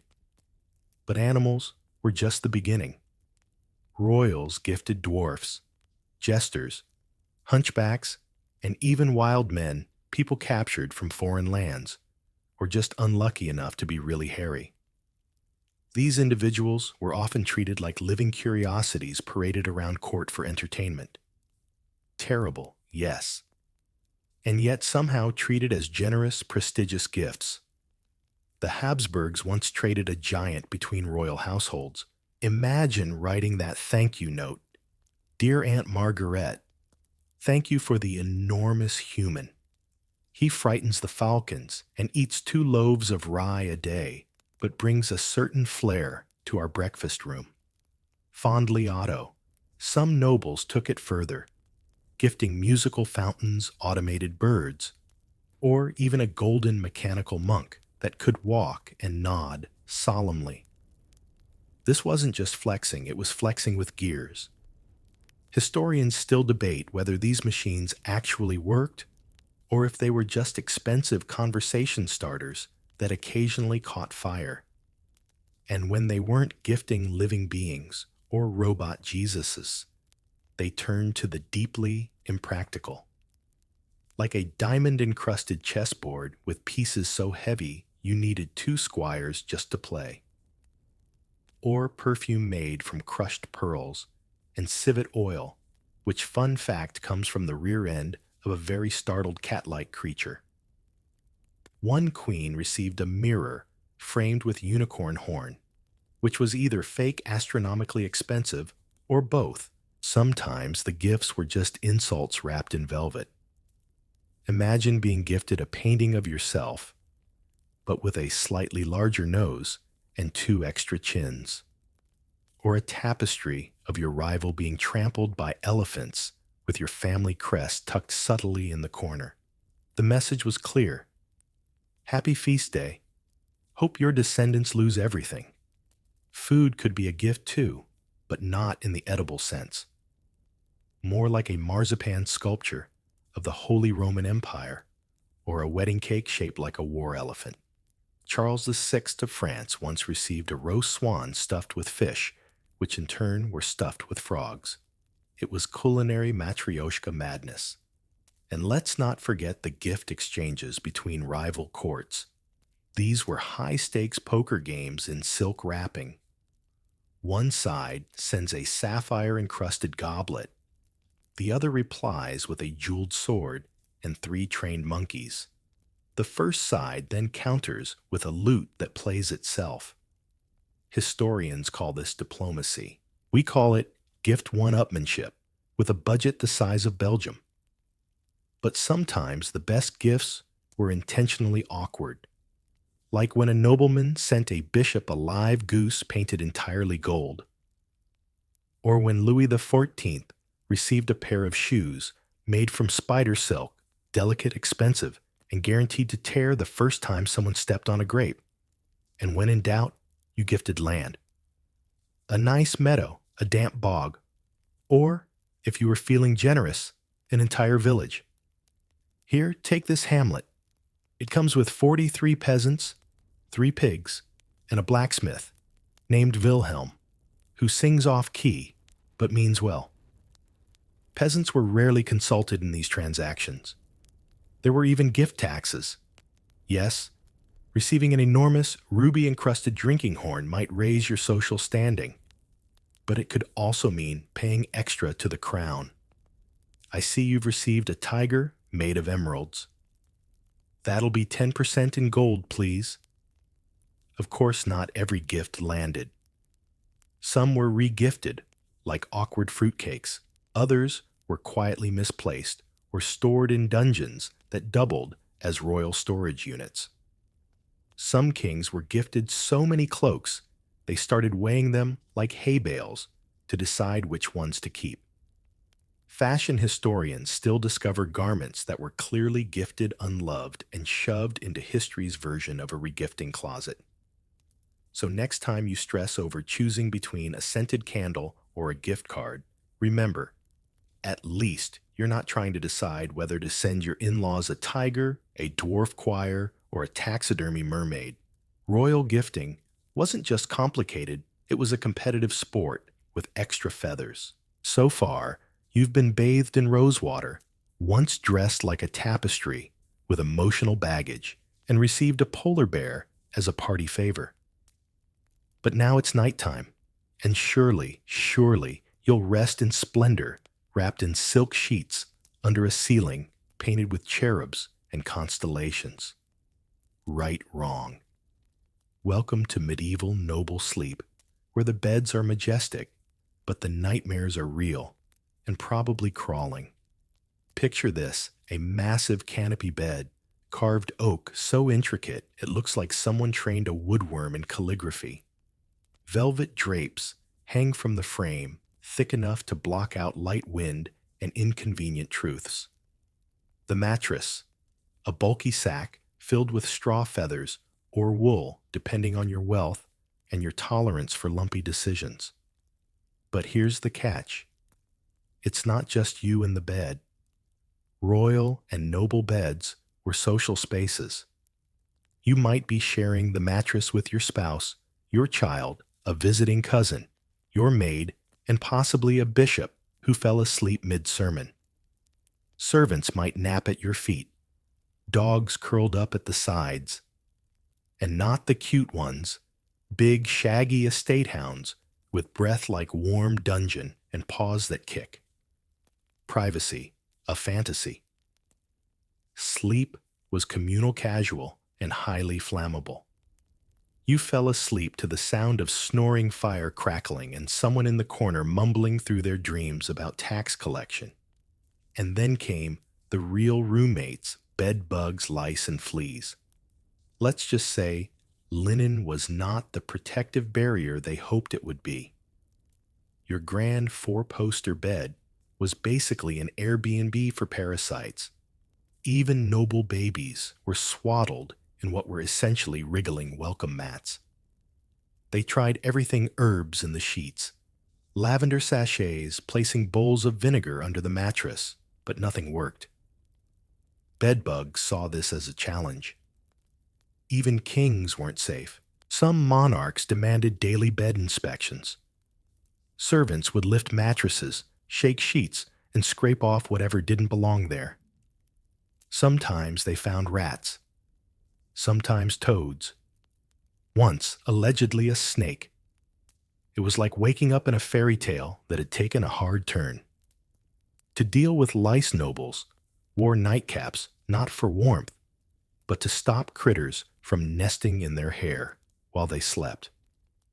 Some even smeared garlic paste or goose fat on their scalps before bed. Romantic, right nothing, sets the mood like the scent of defensive poultry.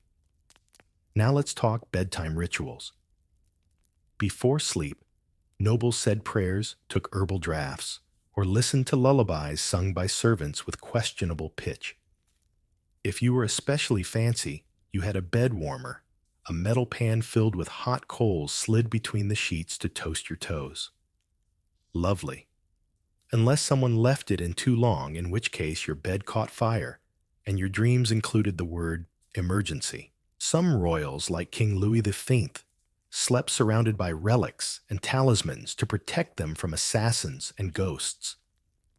Others, like Charles VI of France, had guards sleep inside the bedchamber, weapons ready. Not because he feared enemies, he feared himself. Charles once believed he was made of glass and slept fully clothed to avoid shattering. So sweet, dreams all around. Oh, and the pillows. If you were lucky, they were stuffed with feathers, if not straw. And straw has a personality. It pokes at shifts, and it smells like someone else's horse. Plus, nobles often slept half sitting up because lying flat was associated with death. You didn't want to tempt fate by getting too horizontal. Now let's say you wake up in the middle of the night. It's pitch dark. You're cold. Your chamber pot is full. And something just skittered across your forehead. Do you, A, scream and summon a servant, B, stay still and pray it wasn't venomous, C, light a candle and risk waking a moody falcon sleeping on the windowsill? The answer, probably all three, followed by muttering about how monks have it easier. And if you're a noblewoman, your nighttime routine includes removing layers of clothing, jewelry, and in some cases, fake beauty patches shaped like stars, moons, or hearts. These were little bits of velvet or leather glued to the skin, not for vanity, but to cover pox scars. Because nothing says beauty like pretending your face is a constellation. Let's not forget dreams, which nobles took very seriously. A dream about teeth falling out, bad omen. Dreaming of pigs, worse. A flying fish. Someone's definitely plotting against you. Nobles kept dream journals, consulted astrologers, and occasionally adjusted their diet to influence their dreams. No eel pie tonight, I'd like to dream of angels, not amphibians. And sometimes, nobles didn't sleep all night. They practiced segmented sleep, 2 separate chunks, with a break in between. During that gap, they'd pray, write letters, whisper secrets, or, let's be honest, gossip, and snack on candied figs. Midnight munchies are eternal. So the next time you nestle into your clean sheets, adjust your memory foam pillow, and stream gentle rainfall from your phone, just remember, you could be in a freezing stone room, wrapped in fur, smelling of garlic, and trying not to sneeze because someone believes a sneeze at midnight attracts demons. Sleep tight, don't let the medieval bedbugs bite. By now, you've curled up in your royal bed of itchy velvet, survived a possible rodent cameo, and woken to the gentle morning ritual of your footmen shouting, "My lord, the peacocks are loose again." Naturally, it's time to freshen up. You reach for your perfumes, powders, and whatever vaguely minty thing might qualify as toothpaste. But don't be fooled. This is not your modern skincare routine. This is the medieval royal approach to smelling. Sort of tolerable. Let's begin with the basic truth. Nobles smelled weird. Not always bad, mind you, just weird. A perfume made of crushed rose petals and deer musk, acceptable. A cologne containing beaver glands and vinegar, surprisingly common. A blend of civet oil extracted from a very disgruntled cat-like animal and cinnamon. All the rage. Royal perfumers weren't trying to mask body odor. They were trying to wage chemical warfare against it. Bathing, as we know, was rare, so scents became armor. Queen Elizabeth. I wore so much white lead makeup and floral perfume, she could knock a courtier unconscious with a strong breeze. King Louis XIV of France had such a deep fear of stink, he demanded that courtiers wear scented gloves at all times. The gloves were soaked in orange blossom water, rose oil, and cloves. Basically, your hands smelled like a very judgmental fruitcake. But even that wasn't enough. Royalty had perfumed furniture. Yes, chairs were sometimes soaked with scent. Curtains, too. Even books were occasionally treated with aromatic oils, so your royal bedtime reading would smell like lavender instead of latent mildew. Ladies carried pomanders, tiny ornate balls filled with herbs and spices worn on chains or belts. They'd hold them to their noses during court functions, mostly to avoid inhaling the collective funk of 12 dukes and 3 nervous bishops. Some pomanders were so lavishly designed they doubled as conversation pieces. Is that nutmeg? No, it's St. Gildas's beard, infused with saffron and hope. And if you were particularly fashionable, you had a scented fan, not to cool yourself, but to wave fragrance directly at your face. Nobles would sometimes wave these fans with such force they'd cause a small breeze that only served to push the collective odor cloud into someone else's personal space. Men had it no better. Renaissance dandies doused themselves in perfumes with names like Hungary Water, a blend of rosemary wine, and probably regret.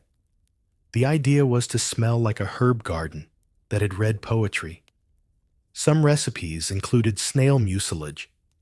Others featured myrrh, rosewood, and powdered unicorn horn, or at least powdered rhino horn that someone swore was unicorn. But don't assume scent was all about elegance. Oh no, some nobles used it for intimidation. One Hungarian countess supposedly wore a perfume so pungent servants fainted. She called it essence of command. Others layered multiple scents to signify wealth. If you walked into a room and instantly smelled vanilla civet rosewater and hot cloves, chances are a duke was nearby, or something had exploded in the apothecary's cupboard again. Makeup was also parts of the scent arsenal. Noble women coated their faces with lead-based whitening cream, then dabbed scented oils over it. The result? A powdery, flowery, faintly metallic smell that said, "I'm beautiful and possibly dying." Red lips were achieved with cinnabar, which surprise is mercury-based, and for the eyes, belladonna drops to dilate the pupils and add that haunted but flirty look. Men weren't excluded. Courtiers in Versailles wore rouge lip tint, and even mouche's fake beauty spots in various shapes. A heart meant you were flirty. A crescent moon meant mysterious. A strategically placed patch near the mouth meant I enjoy scandal and long walks past the tapestry room. Now for the hair. Shampoo didn't exist. Instead, nobles used powders made of ground herbs, dried flowers, and flour. That's right, flour. Dry shampoo, but make it medieval. You'd sprinkle it on, brush it through, and then hope no one mistook your head for a biscuit. If you were especially brave, you'd perfume your wig. Wigs were a big deal, especially in 17th and 18th century courts, and were often made from horsehair, goat hair, or even human hair. These were powdered with iris root lavender or orris to keep them smelling less alive. And when your wig got musty, you could air it out on a balcony or just swap it for a backup. Royals had entire wardrobes of wigs, each more theatrical than the last. One prince reportedly wore a wig so tall a bird nested in it during a hunt. And then there were the toilets of fragrance. Not bathroom toilets, but personal dressing tables known as toilettes, where nobles would sit for hours while attendants dabbed scented powdered and whispered encouraging things like, "You smell very purple today, my liege." This wasn't vanity, it was survival. Because if you didn't smell like a bouquet dipped in alchemy, people assumed you were poor sick or planning to overthrow the monarchy. Scent was social currency. Too little, you were vulgar.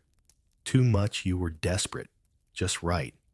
You were invited to dance with the Duchess and maybe borrow her peacock. And lest you think it was all harmless fun, consider this: many of the perfumes were toxic. Mercury, lead arsenic, all blended into your morning routine. Being noble meant you smelled like heaven, but slowly expired like a scented candle.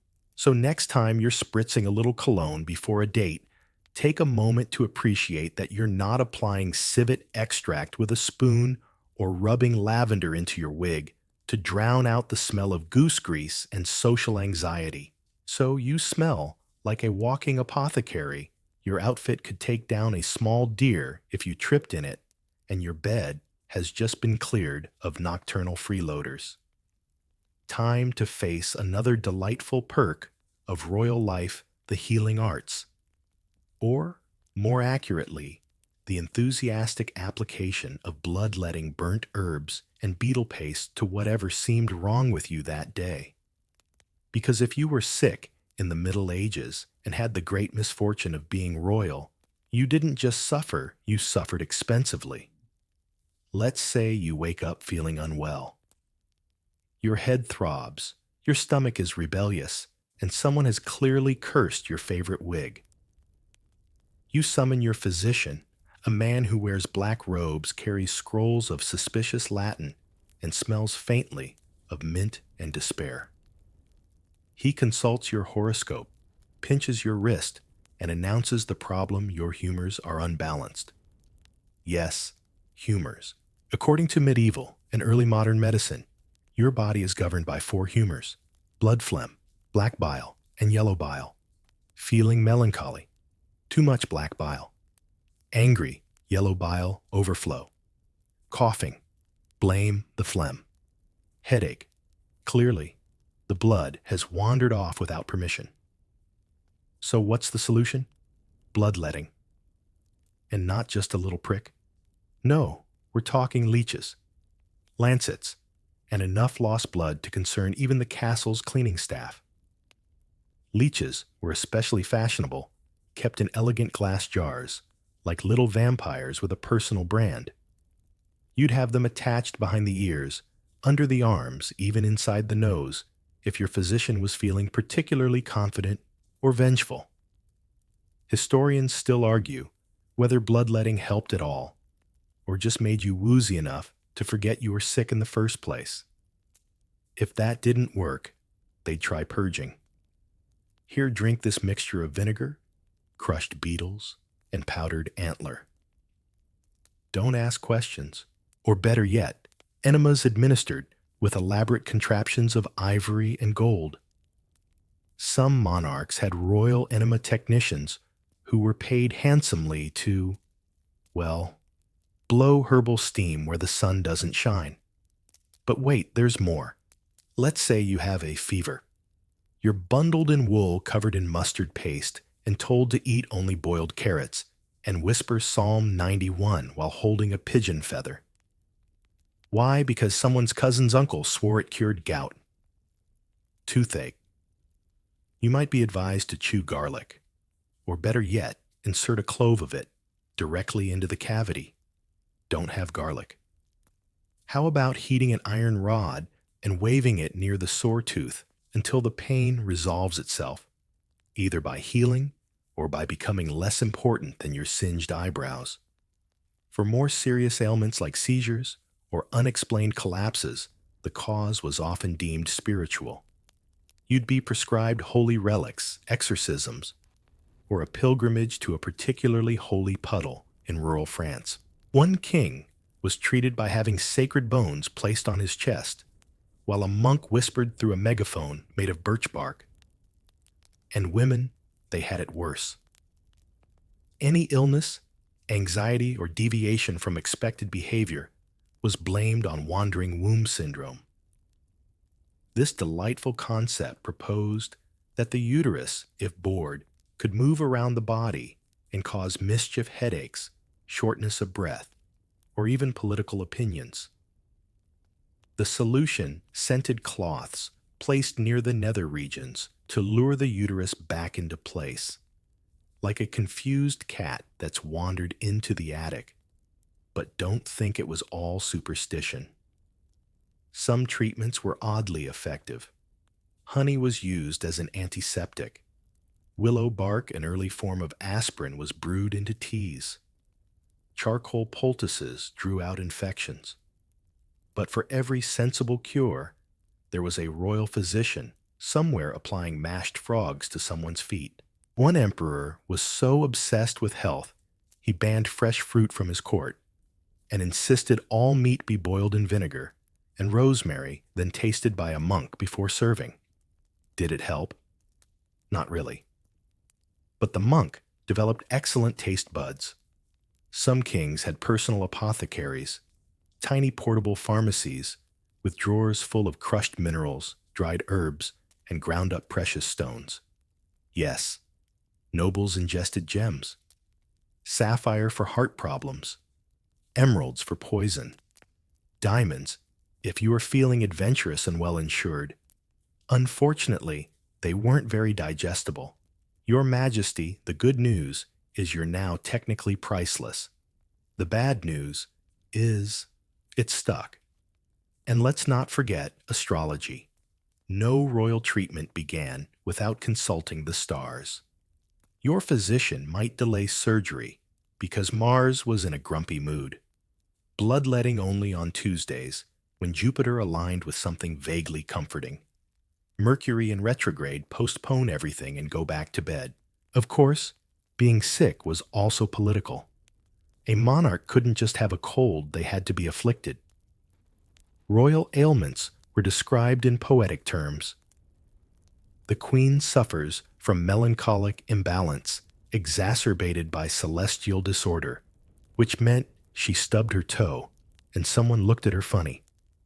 Some rulers hid their illnesses completely, fearing it would be seen as weakness. Others exaggerated them for sympathy or to delay important meetings. Charles II of Spain blamed his frequent nosebleeds on ancestral complexity, which is polite code for generations of family trees folding in on themselves like origami. And in rare cases, monarchs tried to heal others. Some English and French kings believed they had the royal touch, a divine gift to cure diseases, most famously scrofula, a swelling of the neck glands. Subjects would line up, hoping the king's hand could banish their ailments. Whether it worked or not, the PR was amazing. So the next time you reach for a clean Band-Aid or consult a pharmacist, be thankful you're not being bled by candlelight fed ground emerald, or told your womb's doing laps around your spleen. Royal medicine was many things innovative, theatrical, occasionally sincere, but mostly lucky to survive. So you've survived, leeches sniffed your way through perfumed wigs, and dodged airborne bedbugs. Congratulations, you're still a functioning royal, which means it's now time for everyone's favorite part of ruling, appearing important without doing too much, aka the daily royal routine, or, as historians might call it, how to spend 12 hours doing nothing in particular while everyone else panics. Because being a monarch wasn't just about power. It was also about being seen holding power gracefully, symbolically, and preferably while wearing something that made you look like a chess piece with opinions. Your day begins before dawn. Not with coffee, mind you, more like a broth of herbs and pigeon bones served warm by a man named Jeffrey, who's been up since 3 a.m. You're not supposed to drink it all. Just sip meaningfully while staring into the fire like you're communing with destiny. Then comes the lever. No, not a mechanical device. The lever was the royal wake-up ritual, particularly famous at Versailles. Courtiers, nobles, and high-ranking officials were all invited to witness the king getting out of bed. Yes, it was a thing. Imagine 40 grown men in powdered wigs standing in silence while you put on your royal socks. Some historians still argue whether this was dignified tradition or just very fancy voyeurism. The highest-ranking duke gets to hand you your breeches. The next guy offers your slippers. And if someone gets the order wrong, scandal. One time, a nobleman lost his royal sock-handing privileges and cried in the hallway for 3 hours. Once dressed, you moved to breakfast, which was less a meal and more a demonstration of stomach resilience. Think stale bread, goat cheese, a small goose egg, and wine. Always wine. Medieval royalty drank wine like modern interns drink iced coffee, constantly suspiciously early, and often while mumbling about taxes. Then it's time for audiences.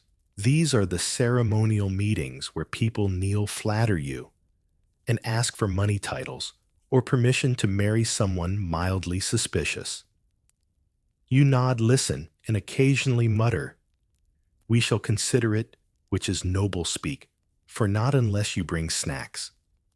Sometimes a bard would come in to recite an epic poem in your honor, or a diplomat would deliver a 90-minute speech explaining why his kingdom definitely didn't burn your trade ships. You respond with a raised eyebrow and a slow clap. Everyone applauds. You win diplomacy. Around midday, you retreat to your council chamber to handle affairs of state. This mostly involves advisors arguing, scribes writing too fast, and you pretending to read a document while actually wondering what the kitchen's serving for lunch. Spoiler, more goose. By afternoon, it's time for court entertainment. This could be anything from hunting to dancing to watching two nobles try to one-up each other with poetry. Sometimes you observe a trial by combat, which is exactly what it sounds like: two knights hitting each other until one yields or forgets what day it is. You watch politely, then declare both men valiant, even if one now walks like a busted accordion. If you're feeling reflective, you might visit the royal chapel. Not necessarily to pray, though that's the idea, but to be seen praying. You kneel in your velvet, best surrounded by candlelight, whispering something vaguely Latin, while a monk chants nearby and tries not to sneeze. Of course, there's always time for royal correspondence. You dictate letters to scribes, filled with phrases like, "Our most gracious majesty," with regret and fire, and send more figs. Some monarchs, like Peter the Great, wrote their own letters, often in multiple languages, sometimes with doodles. Others signed documents they didn't read, accidentally declaring war on the wrong country. It happens.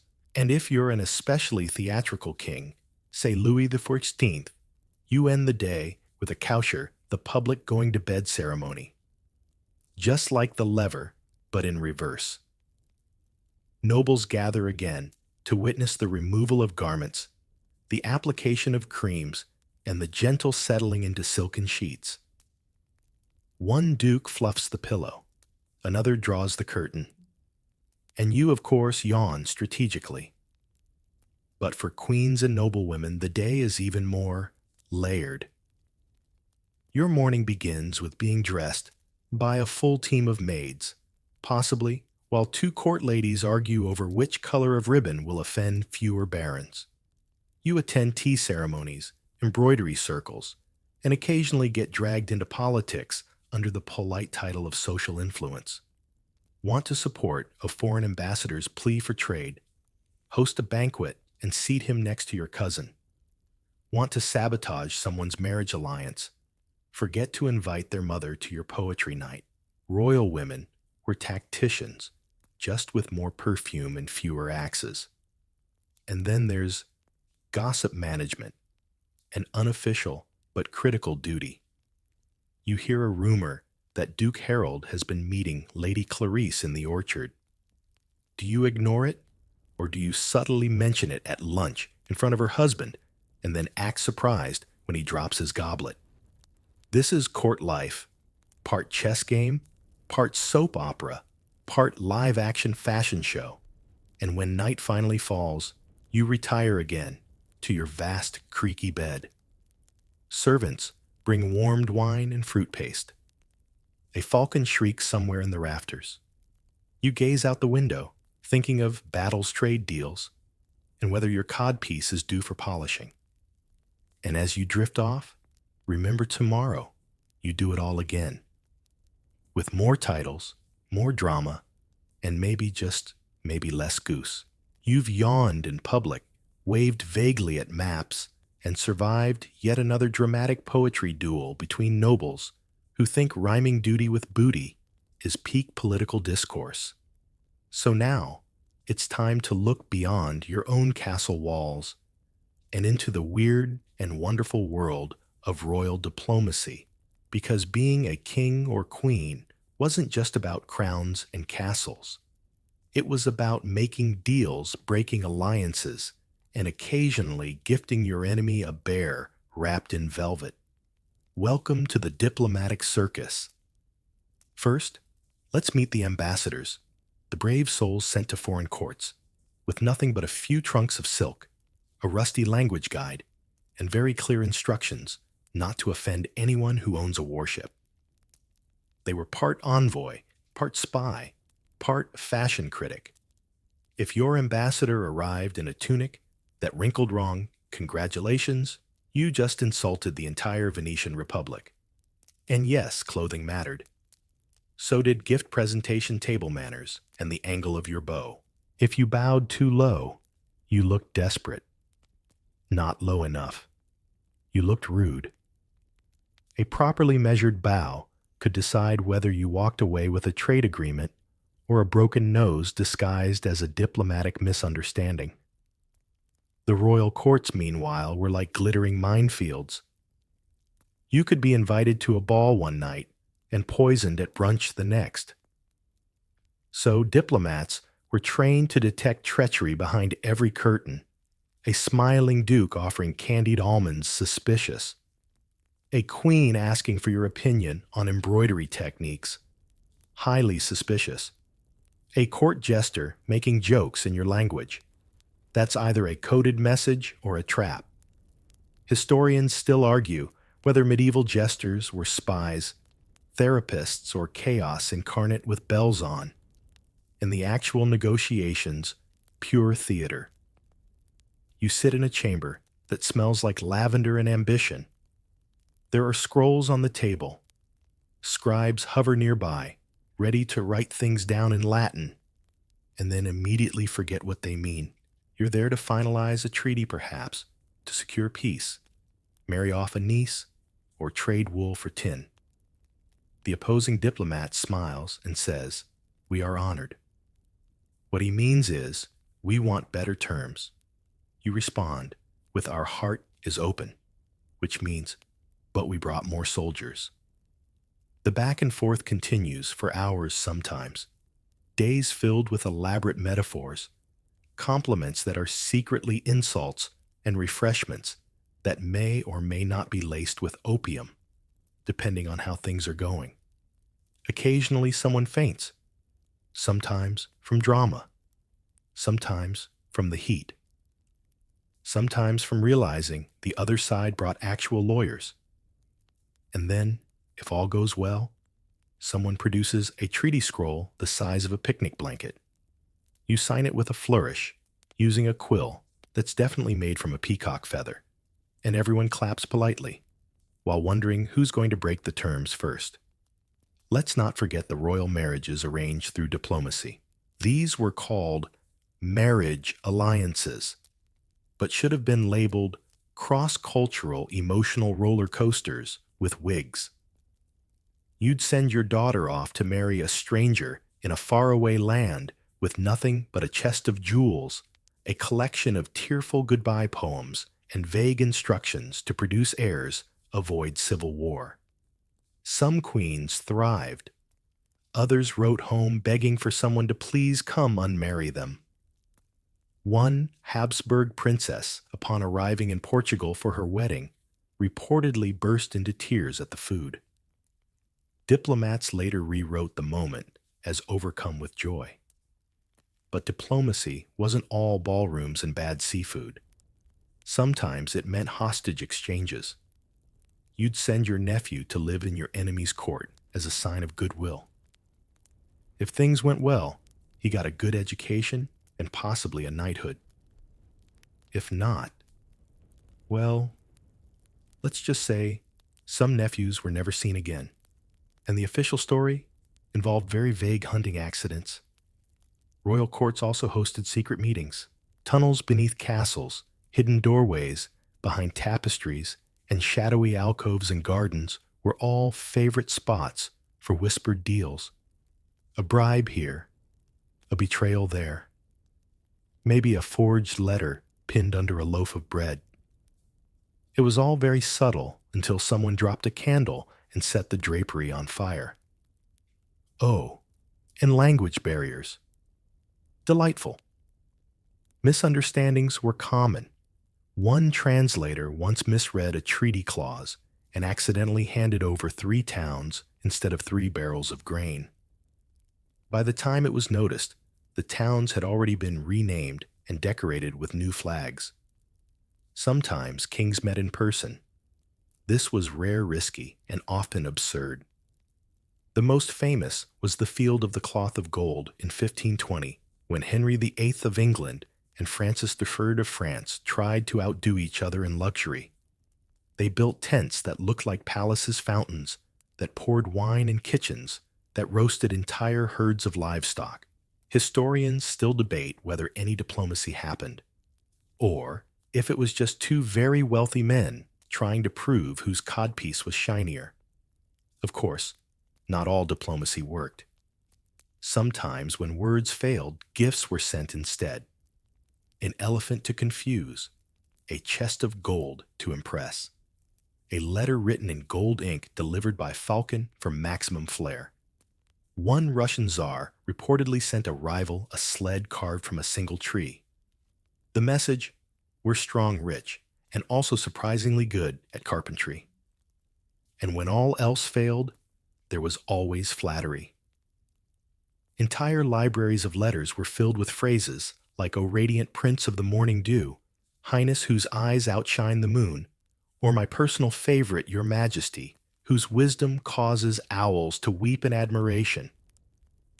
If you ever wondered why medieval writing was so flowery now, you know it was diplomatic insurance. So the next time you send a text and get an emoji in return, be grateful. At least you didn't have to navigate a banquet filled with veiled threats, perform a courtesy bow without throwing out your back, or pretend a goat statue carved from ivory was a symbol of mutual respect. So you've danced the diplomacy dance, nodded wisely at a Latin treaty you didn't read, and managed not to accidentally give away a province. Bravo. But ruling isn't just about velvet veils and verbal acrobatics. Sometimes it's about holding on to your crown when everyone else wants it for themselves. That's right, it's time for royal paranoia. And trust me, monarchs were paranoid for a reason. Because the truth is, everyone wanted to be king, or queen, or prince consort of somewhere vaguely profitable. And that meant that royal courts beneath their golden chandeliers and floral arrangements were boiling cauldrons of betrayal, ambition, and suspiciously timed stomach cramps.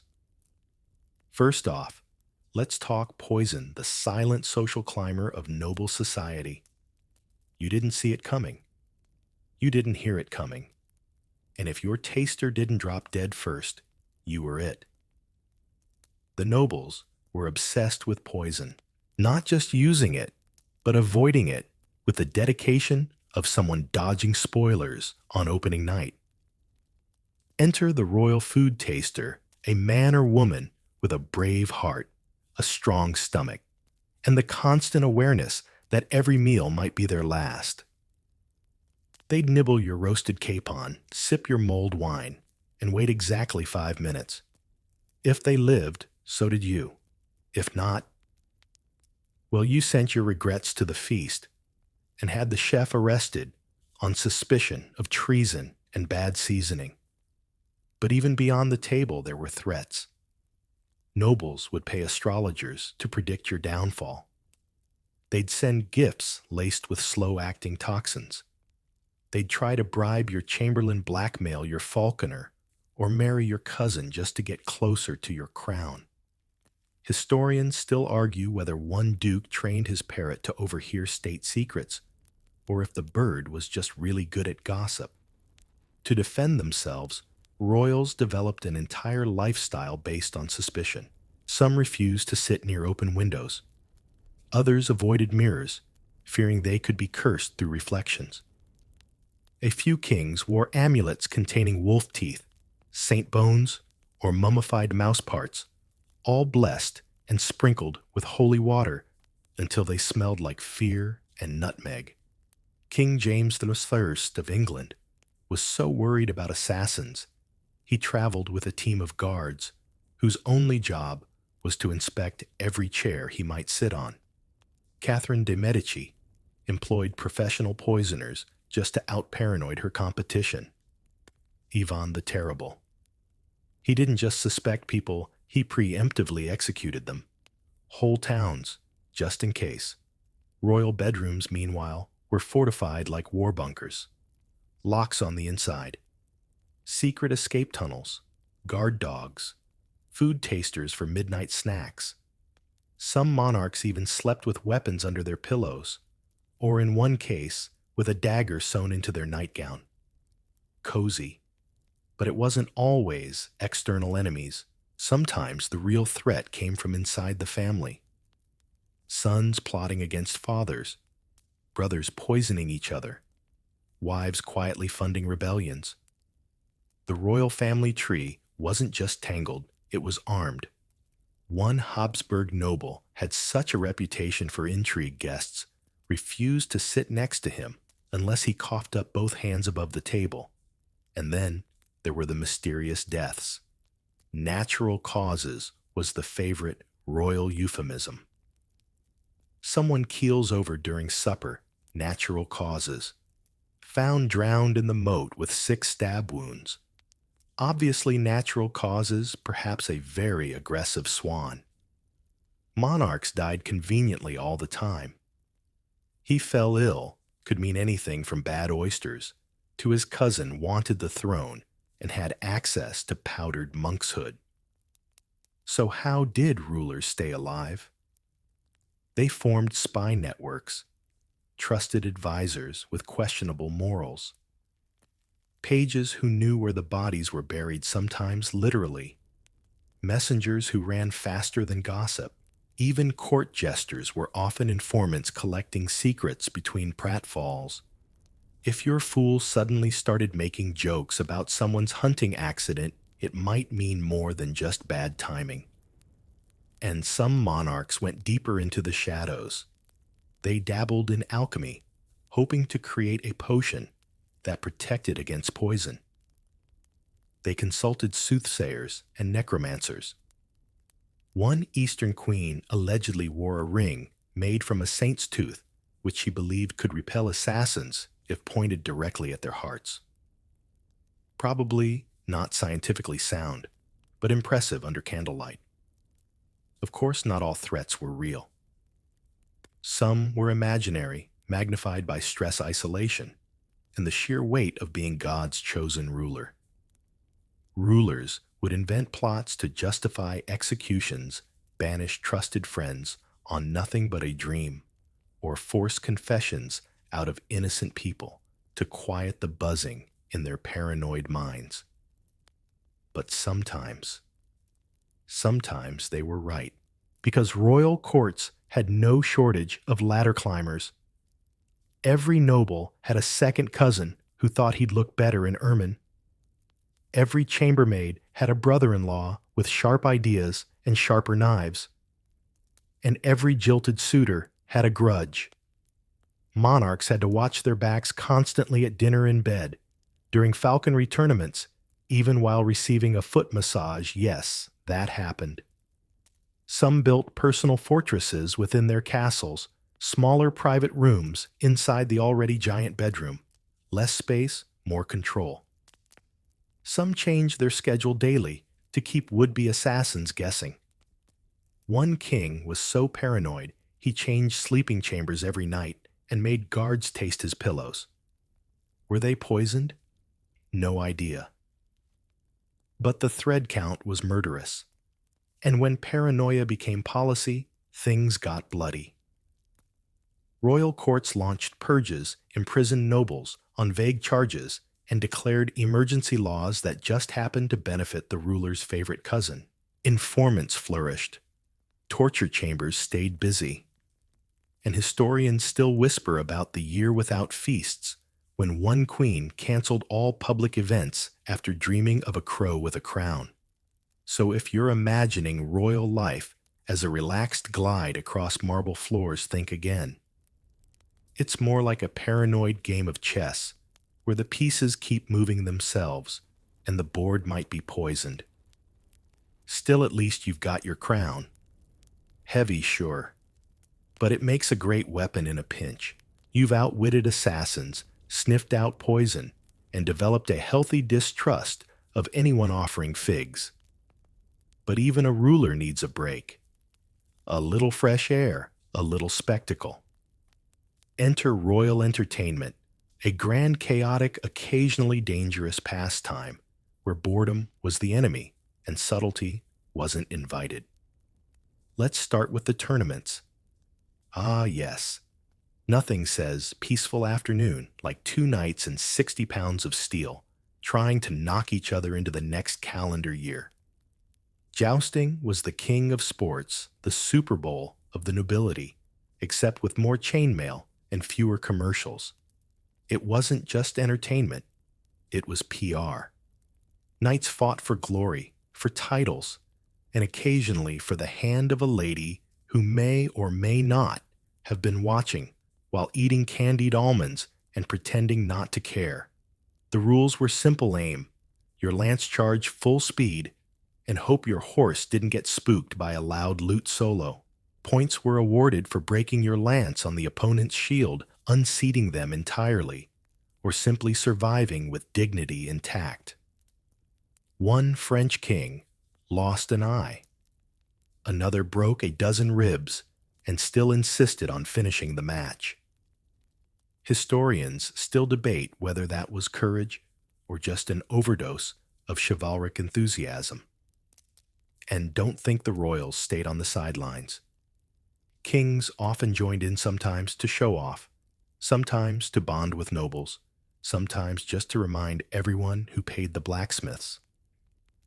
Queen Elizabeth.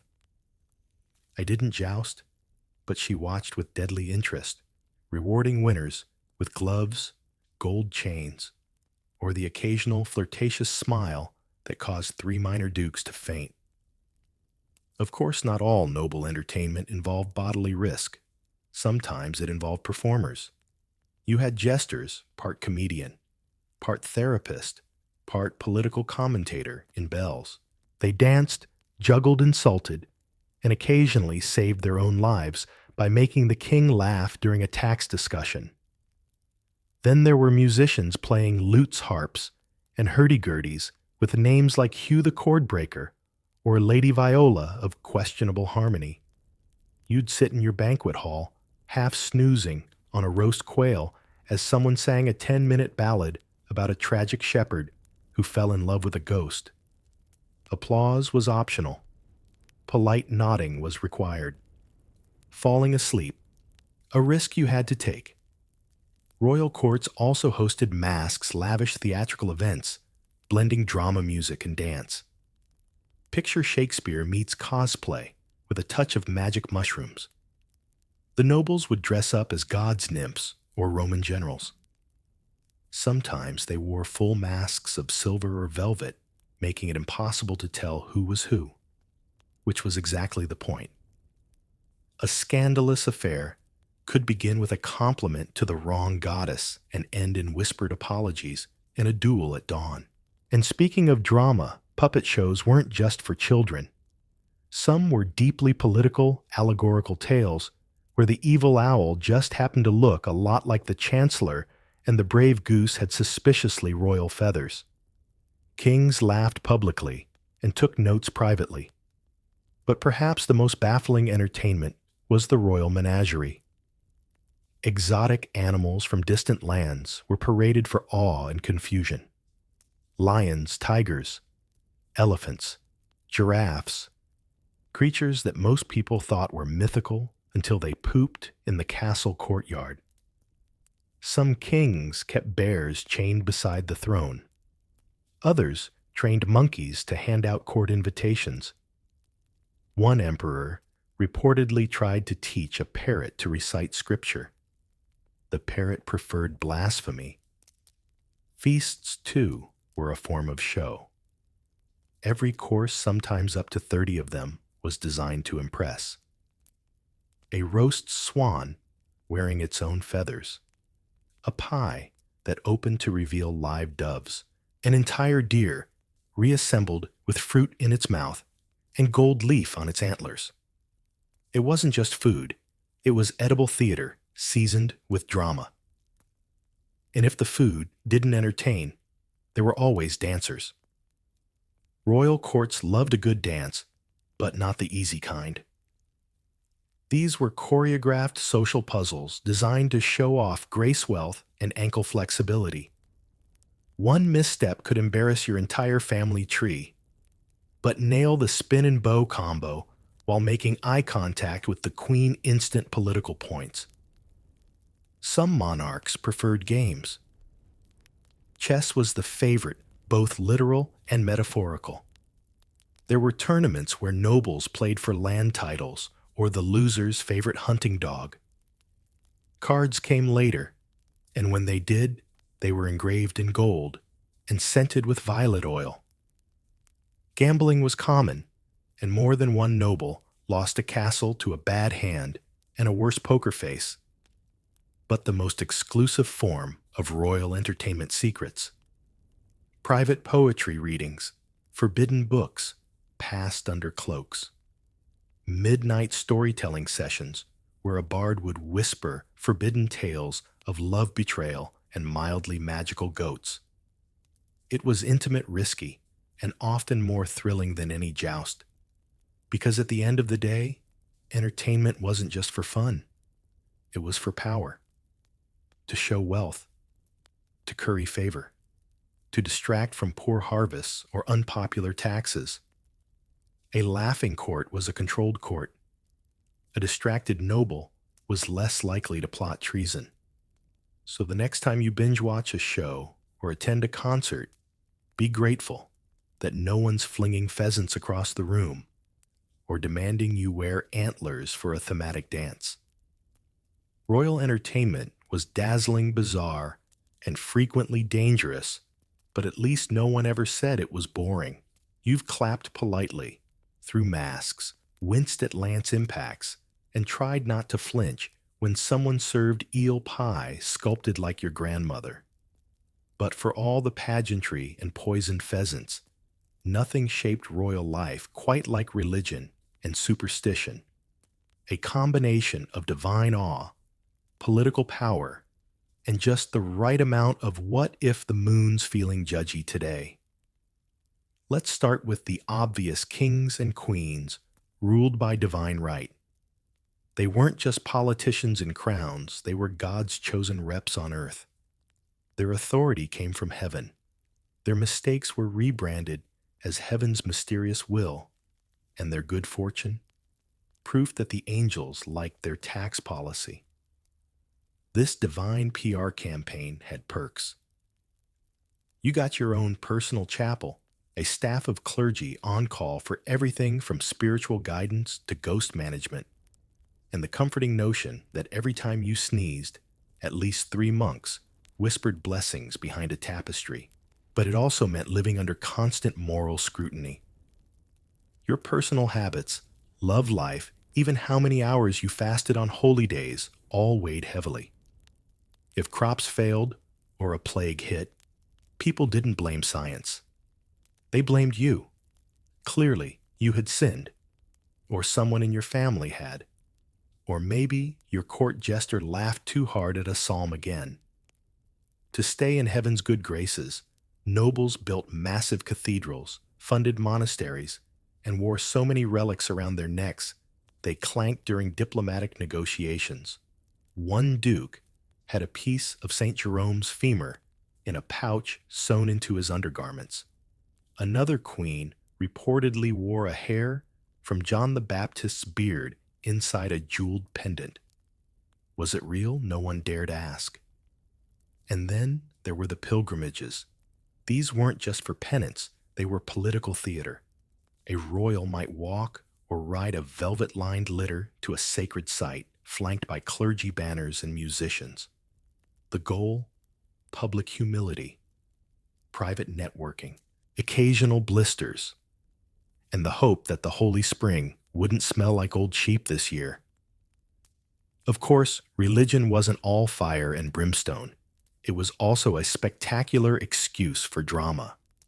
Think royal baptisms with golden fonts, coronations with crowns dipped in sanctified oil weddings with 30 bishops and an opera. Some kings even staged public penances, stripping down to sackcloth to walk barefoot across cobblestones, while peasants tried to look impressed and not eat the free bread too fast. But alongside official religion lived its twitchier cousin superstition. Because for every sermon, there was a lucky charm hidden under someone's corset, a carved talisman tucked into the throne, a monk mumbling spells to prevent the evil eye. Monarchs were as superstitious as shepherds. Maybe more so. After all, when you rule a kingdom, a sneeze during a thunderstorm might be treason adjacent. One king refused to travel on Thursdays after tripping over a goose on a Thursday once. Another wouldn't sit facing west after an astrologer told him that's where betrayal typically festered. Some queens wore amulets to protect their pregnancies. Others kept dream journals full of warnings about red horses and upside-down doves. Historians still argue whether one royal stargazer got promoted for predicting a comet or because he happened to look really mystical in candlelight. Astrology played a huge role. Courts employed teams of astrologers to chart celestial movements, pick wedding dates, even schedule wars. If Mars was feeling spicy and Saturn looked pensive, better delay the invasion. Charles V of France had his court astrologer calculate his most prosperous bath days. Because if you're only going to bathe twice a year, might as well make it cosmic. Then there were omens. Strange weather, oddly behaved animals, dreams of owls in ballroom attire all analyzed endlessly.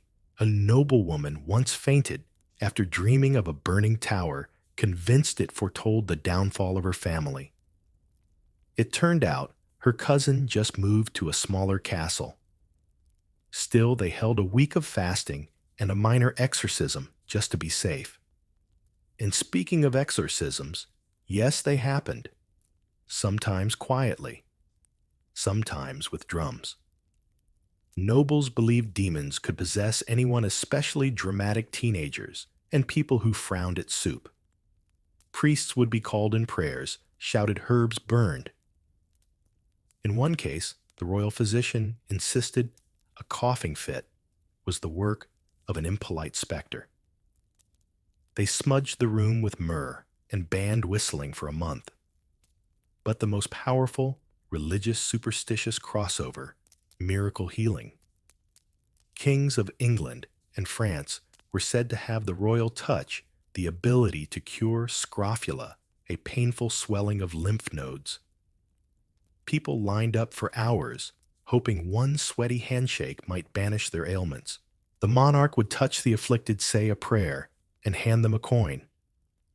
Whether it worked or not, the real miracle was surviving the press of the crowd. This healing power was taken very seriously. Manuals were written, rituals memorized. Even the coins called touch pieces were blessed and hoarded like magical tokens. Some nobles wore them on chains. Others sewed them into baby clothes. One bishop kept a collection to hand out during storms. Yet despite all this divine fluffery, nobles often hedged their bets. They might pray at Mass in the morning and consult a witch in the garden by dusk. There were herb women, bone readers, and whispering wise men kept on retainer by the same lords who funded cathedral repairs. Nobody said it aloud, but everyone knew it never hurt to have two paths to salvation. So if you're imagining medieval royalty as stiff-necked Bible-thumping solemnities, think again. They were passionate, dramatic, and often desperately human, just with more relics, more candles, and way too many opinions about goose omens. You've blessed a few coins, dodged a cursed soup bowl, and scheduled your next bath based on Jupiter's mood swings. But even kings need a break from holy relics and paranoia. So, where do they go to unwind? To their royal hobbies, of course pastimes, where stress met splendor, and every leisurely activity still had to look appropriately majestic. Let's begin with the classic hunting. For most nobles, hunting was less about food and more about status. Anyone could chase a rabbit, but only a king could gallop through a private forest on a jeweled horse, blow a horn carved from narwhal tusk, and skewer a deer, while a poet wrote sonnets about his aim. And it wasn't just deer. They hunted boar wolves, even bears, all while wearing fur-lined cloaks and dramatic hats. Because why risk your life without looking fabulous?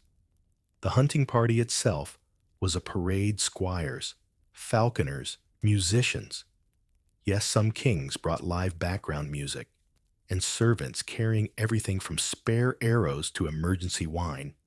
A successful hunt ended with a banquet. A failed hunt, still a banquet. No one let the absence of prey get in the way of roasted duck and dramatic retellings. Speaking of drama falconry, this was less a sport and more a full-time relationship. Nobles kept falcons, hawks, and even eagles trained to hunt on command.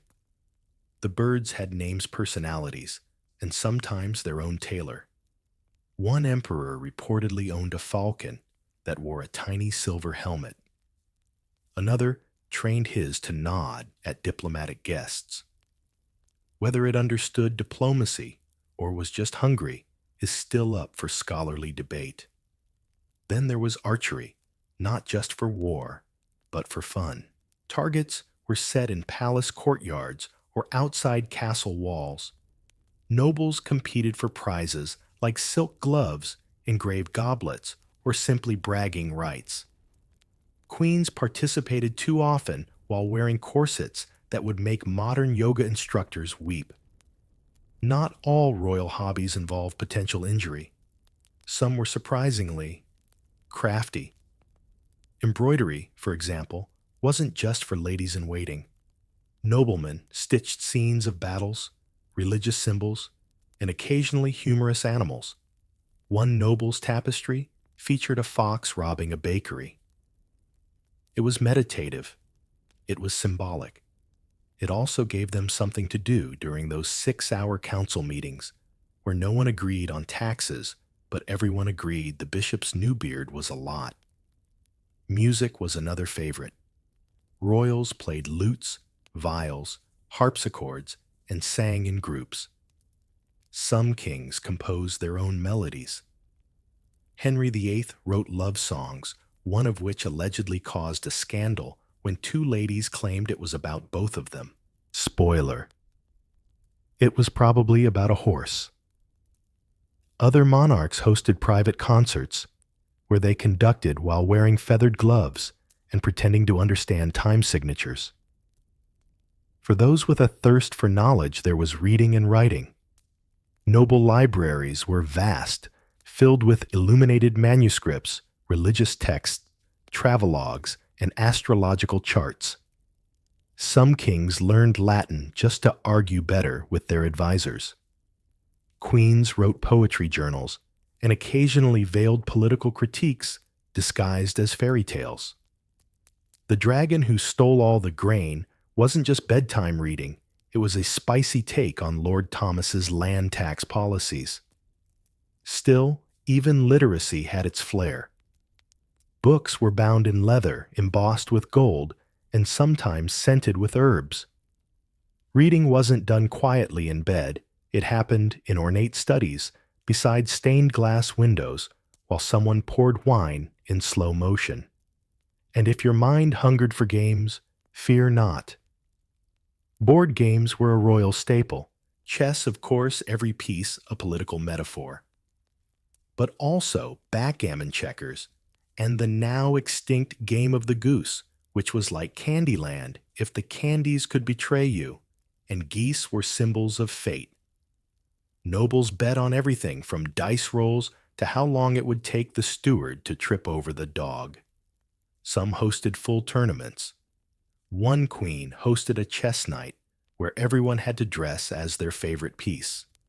4 bishops, 0 rooks, 1 jester who misunderstood the assignment. Still, for some monarchs, gardening was the ultimate escape. Not personally digging in the dirt. Of course, that was for the help. But designing gardens? Yes. French kings sculpted hedges into labyrinths.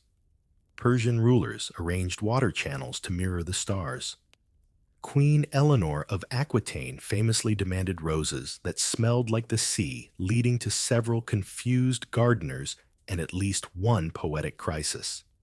Even collecting was a royal obsession. Some hoarded coins, others maps, and a few more eccentrically collected exotic animals or curiosities.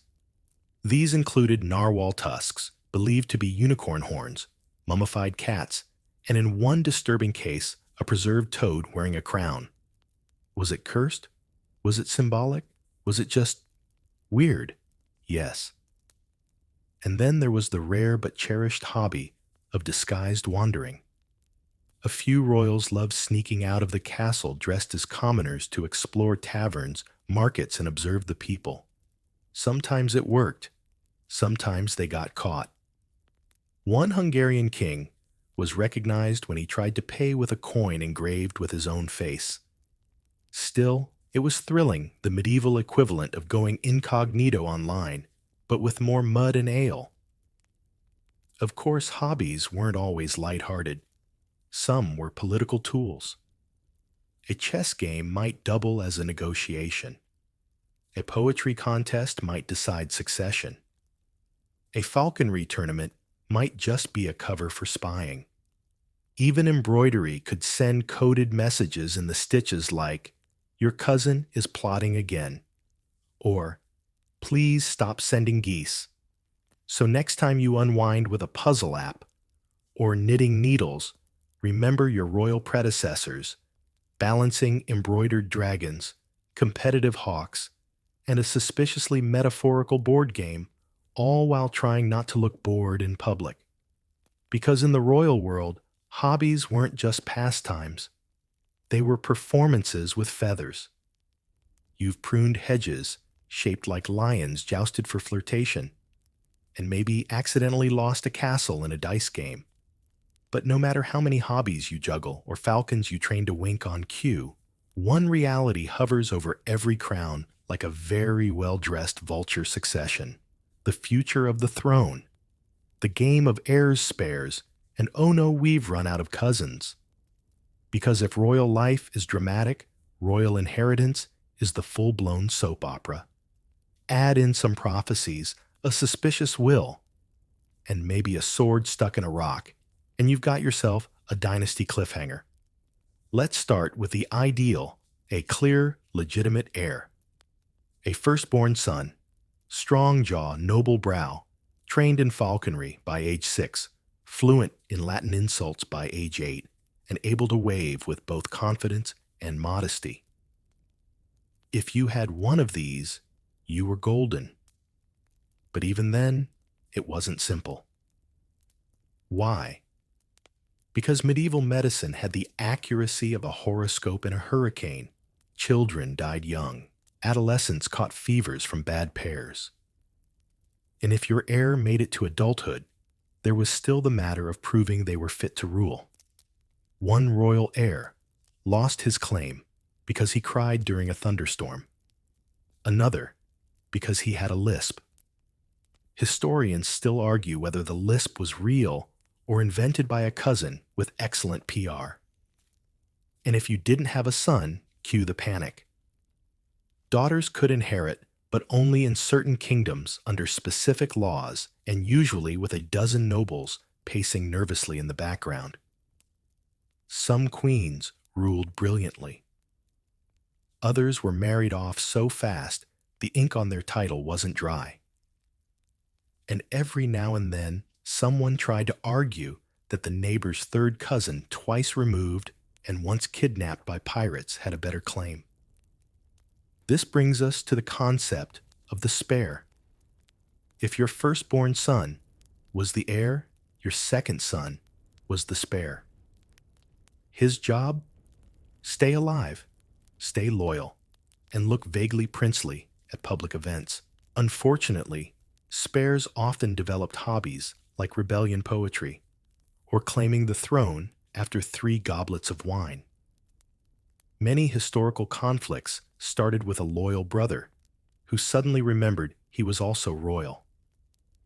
Succession wasn't just about blood. It was about timing, legality, and narrative. Monarchs spent years crafting the perfect image of their heir. Portraits were painted, prophecies discovered. Royal astrologers declared, "The stars say Prince Edgar will bring peace, even if Prince Edgar just swallowed a pine cone."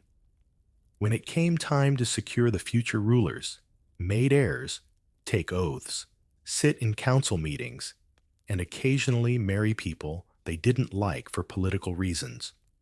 One king betrothed his son to a 3-year-old duchess just to claim her land. The boy received a goat as a placeholder until the wedding. The goat was reportedly more emotionally available. Sometimes monarchs went one step further, crowning their heir during their own lifetime. This was called junior kingship or co-rule, and it looked great on paper. The heir learned the ropes, the nobles adjusted, everyone cheered. Until the junior king tried to issue decrees before the senior king was finished with lunch. Cue a passive-aggressive political Cold War between father and son. And when a king died unexpectedly, oh, the chaos. If succession wasn't clear, the kingdom turned into a Game of Thrones, Goose Edition. Claimants popped up like mushrooms, some legitimate, others wildly ambitious. Documents were forged. Family trees were adjusted. One noblewoman claimed she descended from Charlemagne via a dream. Another presented an old shoe and called it the lost relic of succession. And let's not forget usurpation, when someone just took the throne. Sometimes with an army, sometimes with a forged will, sometimes by showing up first and sitting in the big chair before anyone noticed. One duke famously walked into the royal hall, declared himself king, and dared anyone to stop him. No one did. He reigned for 2 years before someone finally checked the paperwork. Heirs also had to survive until coronation. Not easy, when everyone from your step-uncle to your fencing tutor might have motives. Royal children were guarded hidden or sent abroad to be educated and less stabbable.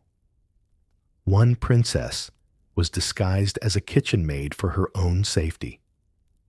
She reportedly still bossed around the actual staff with impressive authority. And coronations. Oh, they were theatrical spectacles of legitimacy.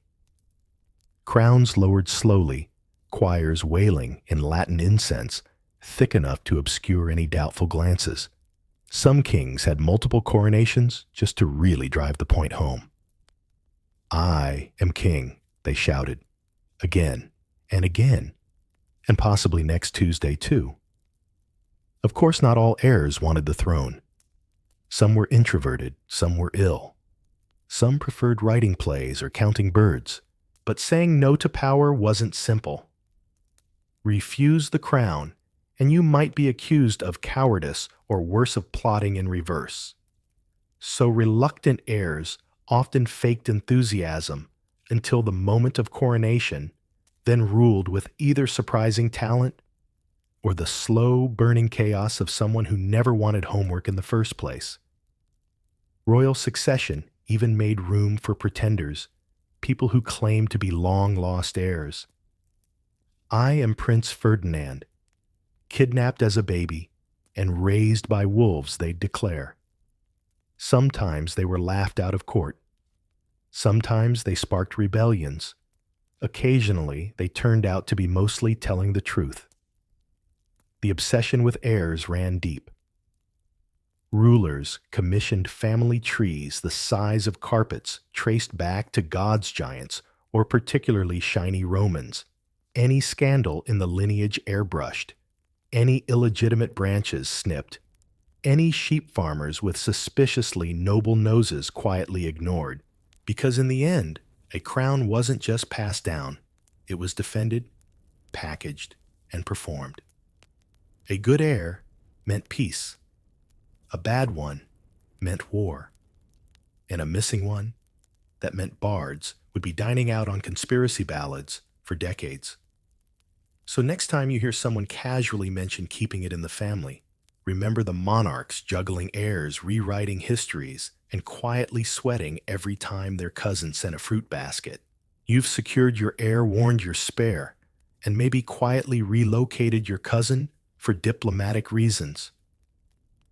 But even if your lineage is sorted, there's still one thing every ruler must face: the royal image. The performance. The brand. Because being king wasn't just about governing. It was about looking kingly, even when you had gout and someone just spilled swan sauce on your codpiece. Let's start with portraits. The Instagram of royalty, minus the filters, but with extra flattery. These painted masterpieces weren't just about likeness. They were political weapons, fashion statements, and spiritual brochures rolled into one. You weren't painted as you were painted as you needed to be remembered. Look powerful. Look wise. Look taller than your brother. Artists knew the drill straighten the nose, add a halo of light, maybe sneak in a globe, or sword to whisper world domination. One king insisted every portrait show him standing on a map of Europe. Another queen demanded she be painted with a phoenix to suggest immortality, or at least excellent skin care. Some royal images were so idealized courtiers fainted upon meeting the real person. There were also travel portraits, miniatures sent abroad to help arrange marriages. One princess was famously painted with such rosy cheeks and dazzling eyes that when her suitor met her in person, he asked where the rest of her face had gone. Beyond the canvas, monarchs controlled their image through public appearances. Parades, balcony waves, and feast day processions where the horse was more bejeweled than the crown. everything choreographed, everything meaningful. The queen's veil meant purity. The king's sword meant strength. The falcon on his arm meant I have hobbies and power. Clothing played a massive role. Forget subtlety. Royal fashion was a walking billboard for supremacy. Robes that required 3 assistants, hats the size of flower arrangements, shoes that clicked in a rhythm of wealth, purple dye, prissier than gold, ermine reserved for the divine. One sultan wore a coat made from peacock feathers. A French queen once appeared with live songbirds sewn into her sleeves. It didn't go well. The birds panicked. And let's talk ceremony, the ritual glue, holding royal reputation together. Everything from kneeling etiquette to how many candles per altar was precisely regulated. You don't just host a banquet. You stage an experience where your soup's steam rises in perfect sync with a harp solo.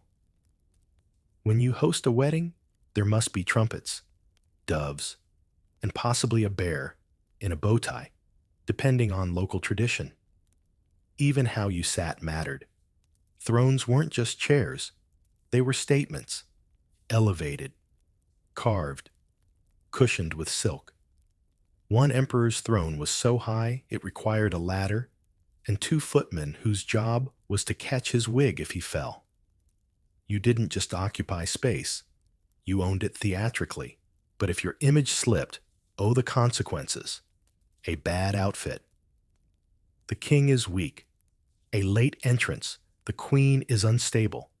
Tripped on a step, rebellion is imminent. People read omens in everything. Your facial expressions, your appetite, your posture at mass. One noblewoman caused a scandal by sneezing during a treaty signing. It made the news scrolls for a month. That's why rulers rehearsed. Practiced speeches, perfected gestures. Some even hired advisors to help them look more majestic. Know your grace, tilt your chin upward, like you're contemplating the heavens, not downward, like you dropped a pastry. Portraits, proclamations, public tears. Every emotion was strategic. Cry at the right moment, and you were empathetic. Cry too long, and you were hysterical. Louis XVI of France understood this perfectly. He designed every aspect of his court image, his clothes, his symbols, even his sunrise ritual, to reinforce that he was the Sun King, eternal and radiant, also fond of shiny shoes. And when you wanted to alter your image, enter symbolic stunts. A truce gesture. Wash a poor man's feet in front of an audience. Feeling pious. Walk barefoot to a shrine. Need to distract from war taxes, announce a festival with floating swan lanterns and free bread. Theatrics were policy. Even death had its PR angle. Monarchs planned their own funerals years in advance. Golden coffins. Eulogies approved ahead of time. Tomb inscriptions so flattering even the stonemasons blushed. Some kings faked modesty. Here lies a humble servant. Others went full diva. I conquered, ruled, and my beard was magnificent. But not every ruler succeeded in the image game. Some were remembered not for triumphs, but for fashion fails and personality quirks. The Mad King, the Sleeping Queen, the flatulent Duke nicknames stuck harder than royal decrees.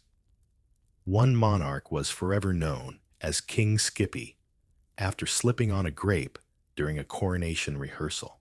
To counter this, rulers employed official historians, basically royal influencers. Their job?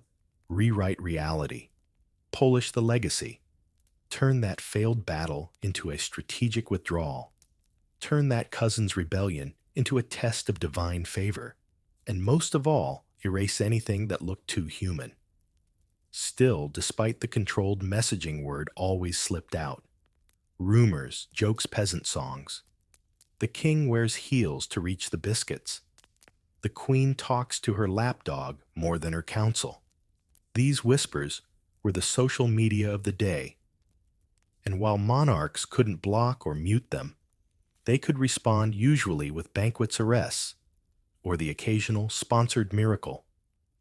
Because no matter how many jewels sparkled or artists' fond royal image was never truly safe. One sneeze, one scandal, one ill-timed dance step could tip the crown sideways. And in a world where power was equal parts velvet, an illusion that mattered. So if you've ever worried about a bad hair day or that weird photo your aunt tagged you in, imagine doing that, but with 1,000 nobles judging your socks and an entire continent guessing what your frown means for foreign trade. Royal image. It wasn't just skin deep. It was survival wrapped in silk, lit by torches and painted always painted with just a little more jawline. You've posed on golden thrones, worn collars stiff enough to deflect arrows, and managed to look powerful while being followed by a man holding your ceremonial handkerchief. But even with image legacy and heirs in place, you're still not off the hook. Because royalty wasn't just about commanding armies or attending 6-hour banquets. It was also about keeping the court in check. And the royal court. Oh, it was a glorious nightmare. Picture this: hundreds of noble servants, artists, petitioners, spies, and people with suspiciously vague job titles, all crammed into a palace the size of a village, bickering, gossiping, maneuvering, and occasionally setting things on fire. By accident, of course. Probably. The court was both your power base and your biggest headache. Without it, you couldn't rule. With it, you could barely hear yourself think over the sound of Duke Wilfred loudly not caring about Lady Marjorie's new embroidery alliance. The politics were exhausting, and the drama constant. First, let's meet the inner circle, your nobles. Each one was wealthy, ambitious, and absolutely certain that their family deserved more influence. They competed for access positions, titles, and prime real estate at feasts. Who sits next to the king? Who brings the wine? Who gets invited to private hunting trips that may or may not involve actual hunting? Every tiny detail became a political chess piece. One misplaced guest card could launch a scandal. One cold glance could ignite rumors of betrayal. Did you see the Queen not nod at Lord Edmund? She's clearly siding with the lowland faction. But Lord Edmund sneezed during the procession. Exactly. It was a protest sneeze. And you poor royal had to navigate this storm without sinking the ship or offending the Baron, whose family has an army and a memory longer than a cathedral aisle. To manage this, rulers employed a variety of tactics. Favoritism, for example. You pick a few nobles, promote them fast, and let them soak up the attention while everyone else fumes in the hall. It works until it doesn't. Favorites rise quickly and fall spectacularly. One royal confidant was gifted 10 estates, 2 titles, and a swan boat, then exiled within a week after spilling wine on the king's ledger. Then there's divide and conquer. Pit noble factions against each other, so they're too busy arguing to unite against you. Support one marriage, then another. Approve 2 conflicting policies just enough to cause confusion. Smile cryptically when asked direct questions. Be mysterious. Be vague. Be unfathomably diplomatic. And don't forget the servants, the ever-present eyes and ears of the court.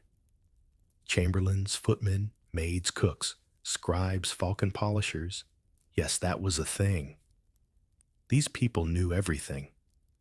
They heard arguments, saw secret letters, and often whispered news faster than the official messengers. Some nobles bribed them. Others feared them. The clever ones just married them. Seriously, one duke sealed an alliance by proposing to his steward's daughter after overhearing her recite a prophecy in the wine cellar. The court also housed artists, painters, musicians, poets, and playwrights, all vying for royal favor. Their job: make you look brilliant divine, or at the very least fashionable. In return, they wanted patronage pensions and maybe a fur-lined loot case. Some were geniuses. Others were dramatic disasters who argued over whether a metaphor involving swans was too political. And then there were the foreign ambassadors, smiling, nodding, always watching. Every court event doubled as a diplomatic performance. If an ambassador received old wine or sat near the chamber pot door, international outrage could follow. One queen caused a minor trade war by serving a Turkish envoy a pudding shaped like a pig. Innocent dessert or calculated insult, scholars still debate the frosting pattern, still nothing compared to the court's true currency gossip. It flowed faster than ink and struck harder than any sword. Lady Blanche said the Duchess dyes her hair. The steward says the king's dog was seen limping. Is it an omen? Someone claims the royal nephew was spotted kissing a stable boy. Someone else says the stable boy was actually a princess in disguise. Everyone gasps. The truth? Irrelevant. To survive this chaos, monarchs built networks of informants, some official, some hidden. You needed to know who was plotting what, who was falling in love, who was drinking too much at breakfast. It wasn't nosiness. It was statecraft. Some kings kept secret councils, private advisors, who met at odd hours and issued orders no one else understood. Others relied on coded letters, whispers behind tapestries, and decoy meetings to confuse potential spies. One queen reportedly disguised herself as a maid once a month, just to hear what people were saying about her. She ended up banning 4 desserts and promoting a very nervous footman. And through it all, the court expected you to remain composed, regal, unshaken. You couldn't show exhaustion, confusion, or that you had no idea why Count Rupert was crying into his chicken, even when courtiers argued about curtain colors for 3 days. Even when your cousin's mistress started reciting poetry about pigs. Because your court wasn't just a place, it was a living symbol of your power. Every gesture, every rumor, every perfectly timed harp solo was part of the royal brand. You couldn't rule a kingdom if your palace looked chaotic. So you smiled. You nodded. You hosted feasts during plagues and jousts during famines, because as long as the court danced, the crown stayed stable. Was it exhausting? Yes. But was it thrilling? Oh, absolutely. And tomorrow, when Lady Marjorie accuses Lord Edmund of stealing her feather fan again, you'll be ready. With a straight face, a velvet robe, and maybe a decoy banquet to distract them all. You've juggled courtiers like flaming torches, mastered the art of vaguely meaningful smiles, and survived 3 dueling poets and 1 ambitious dessert. But now, we turn to the most mysterious part of royal life, the part no scroll dares whisper, no bard dares ballad. What happened behind closed doors? The personal, the peculiar, the totally not for public eyes side of monarchy, because for all their grandeur, monarchs were still human. Mostly. And the private lives of kings and queens. Oh, they were weirder, lonelier, and way more scheduled than you might expect. Let's begin in the bedchamber, but keep your eyebrow modestly arched. This wasn't always about romance. It was a stage in itself. In many courts, waking and sleeping were public ceremonies. The king's getting out of bed ritual could involve a dozen people, pages, chaplains, doctors, musicians, and that one guy who handed over socks like they were holy relics. This wasn't for fun. It was about reinforcing royal authority, showing that even your slippers were politically endorsed. Louis XIV's Lever Morning Wake Up became so popular, nobles fought for the right to hand him his underpants. Seriously. At night, there was the cowsher, an equally formal bedtime routine, sometimes attended by foreign diplomats who had to pretend not to notice if the king yawned or kicked off his shoes with alarming force. If you ever wondered who invented the awkward goodbye wave, it was probably a courtier tiptoeing backward from a royal canopy bed. But behind the rituals, monarchs longed for moments of true privacy, a rare, precious commodity. Some carved out secret rooms, accessible through rotating bookcases or hidden garden paths. Others disguised themselves to slip out at night walk among the commoners and buy pickled eels while pretending to be someone named Dave. Royal marriages were often political contracts. First, emotional minefields.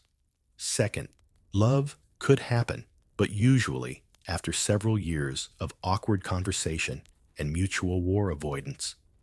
Many kings and queens kept separate rooms. Others shared chambers, but maintained choreographed intimacy, complete with witnesses' candles and conception logs. Yep, someone often took notes. For legitimacy. For tradition.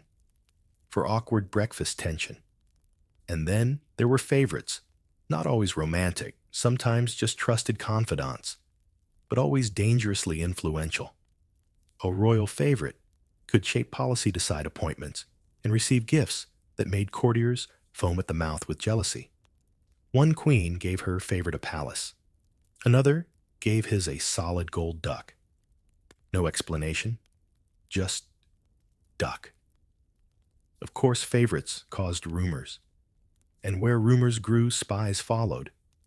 Monarchs were often spied on in their own homes, by servants, by nobles, even by their own families. A single overheard sigh could spark scandal. A cryptic diary entry, instant court-wide panic. What did she mean by, "The pears are soft tonight"? It's code for rebellion. So rulers adapted. They spoke in riddles, wrote in code, and trusted only their pets. Royal cats, dogs, parrots. These were confidants, companions, sometimes therapists. One queen whispered state secrets to her spaniel, certain he'd never betray her. He didn't. Good boy. Even in their downtime, monarchs were haunted by protocol. What to wear when alone? What books to leave visibly on the desk in case someone peeked in? Could they sneeze without a footman, offering a commemorative silk napkin? And what about illness? The royal sickbed, equal parts drama and dread. If a monarch fell ill, the court erupted. Physicians arrived in droves, each with their own theories. Bad air, unbalanced humors, too much chess. Treatments ranged from leeching and bloodletting to light trepanation, which is a very gentle way of saying hole in the head. The bedroom, filled with prayers, herbs, charts, and whispered debates. If the monarch groaned, hope. If they muttered nonsense, divine punishment. If they passed gas, the spirits are leaving the body. Every moment analyzed, every hiccup interpreted. Some monarchs embrace strange health rituals, bathing in donkey milk, eating powdered emeralds, sleeping under specific stars. One prince believed goose feathers healed melancholy. Another queen insisted on massages by monks who had never laughed. But even well monarchs had to plan for not being so well someday. Writing a will was a royal exercise in diplomacy, legacy management, and avoiding being poisoned before it was signed. The moment a monarch looked tired, nobles sharpened their family trees. He coughed during vespers. Is it time? No, he just swallowed a fly. Still, better ready my claim. And when kings grew old, Many retreated into art, into prayer, into eccentric solitude. One ruler spent his last years building a model of his kingdom out of bread. Another held conversations with statues. Historians still argue whether that was madness or just intense artistic vision. Either way, the statues were very well informed. Meanwhile, queens often outlived their husbands and became quiet powerhouses, pulling strings from behind lace curtains, raising grandchildren, and managing alliances like diplomatic spiders. Even sleep was political. Royal dreams were interpreted by court mystics. One nightmare about falling teeth. You'll lose a trusted advisor, a vision of drowning in soup, beware the chef's cousin, and a dream of flying. Probably indigestion, but still it made for great speech metaphor. In their quietest moments, monarchs wrote journals, painted played instruments, or stared out windows like tragic romance heroes. And in these rare pockets of solitude, they were just people. People with too many hats, too many rules, and a slightly haunted look that said, I just wanted to read my scroll in peace.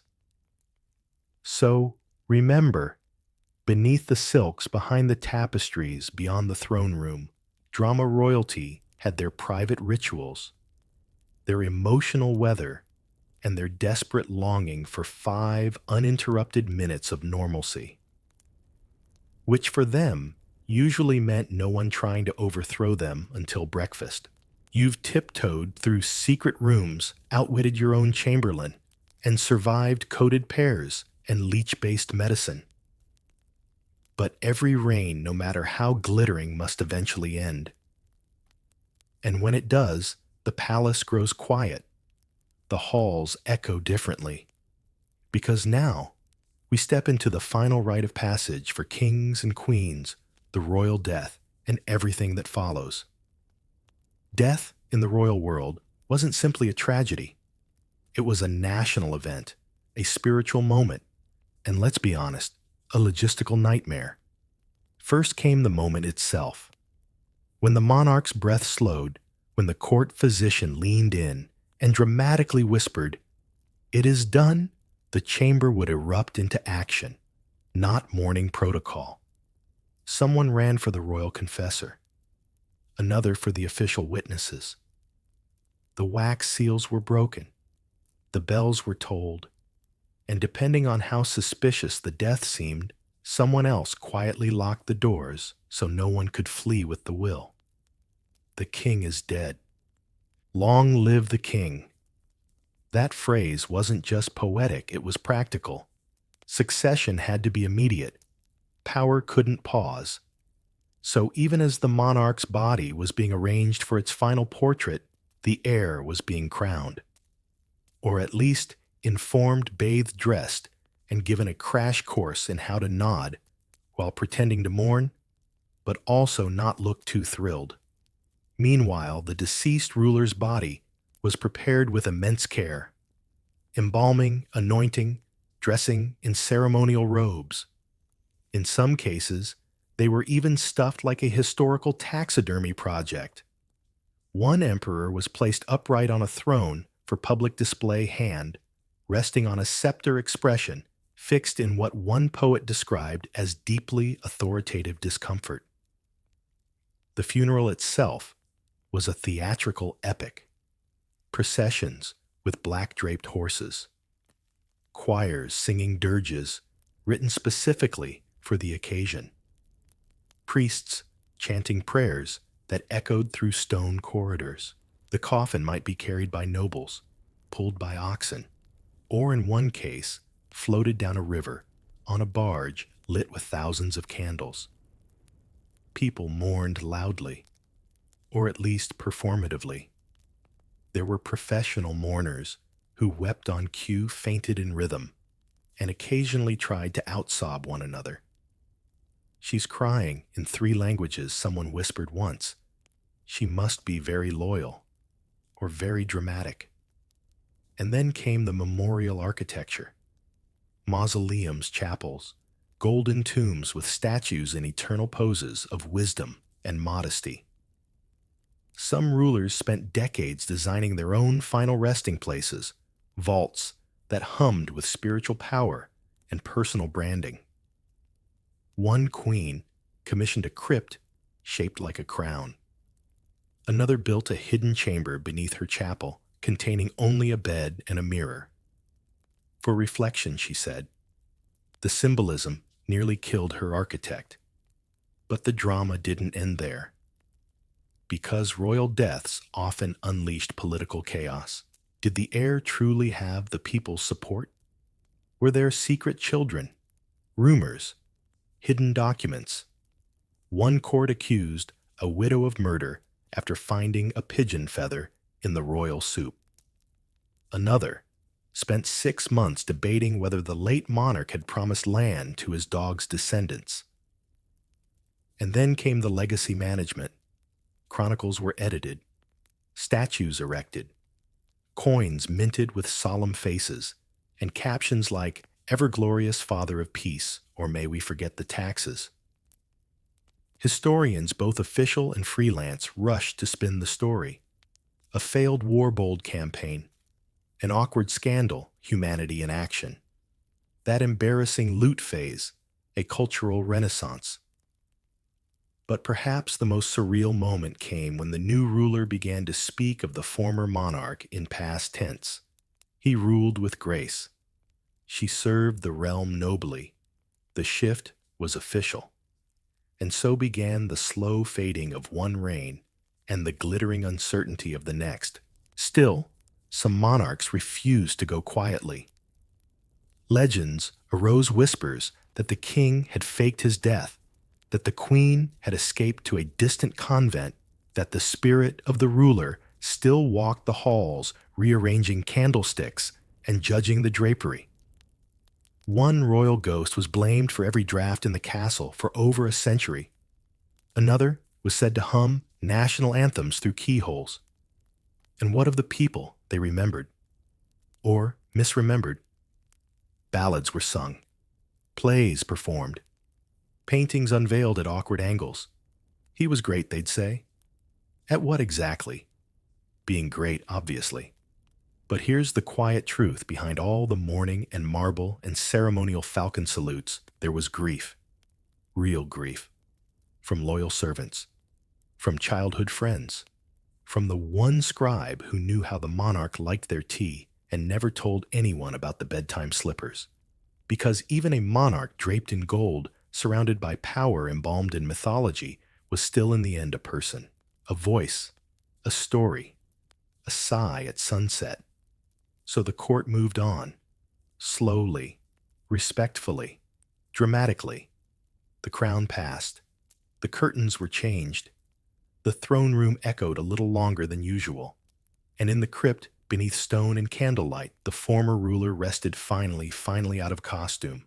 And now, as our final curtain falls, let's take a breath. A long, slow one. Picture the palace quiet at last. The halls are dim. The feast has ended. Even the jesters have tiptoed away. Outside, the moonlight spills across ancient stone, and the trees whisper secrets only history remembers. The crown, once heavy with expectation and ceremony, now rests alone on velvet. Its jewels don't sparkle without torchlight. Its silence is peaceful. You imagine the echo of footsteps, not hurried, not ceremonial, but soft, unburdened. The kind of walk a monarch never really had the luxury to take while living.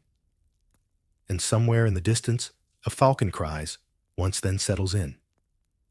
All the noise of courtly life fades. No more decrees, no more dancing, no more delicate diplomacy over goose pâté. Just stillness. The kind that lets you drift backward through the layers of velvet and myth, until you reach something quieter, gentler, something almost human. Because beneath every golden mask, there was always just a face. And now finally that face can rest. Sleep well, Your Majesty.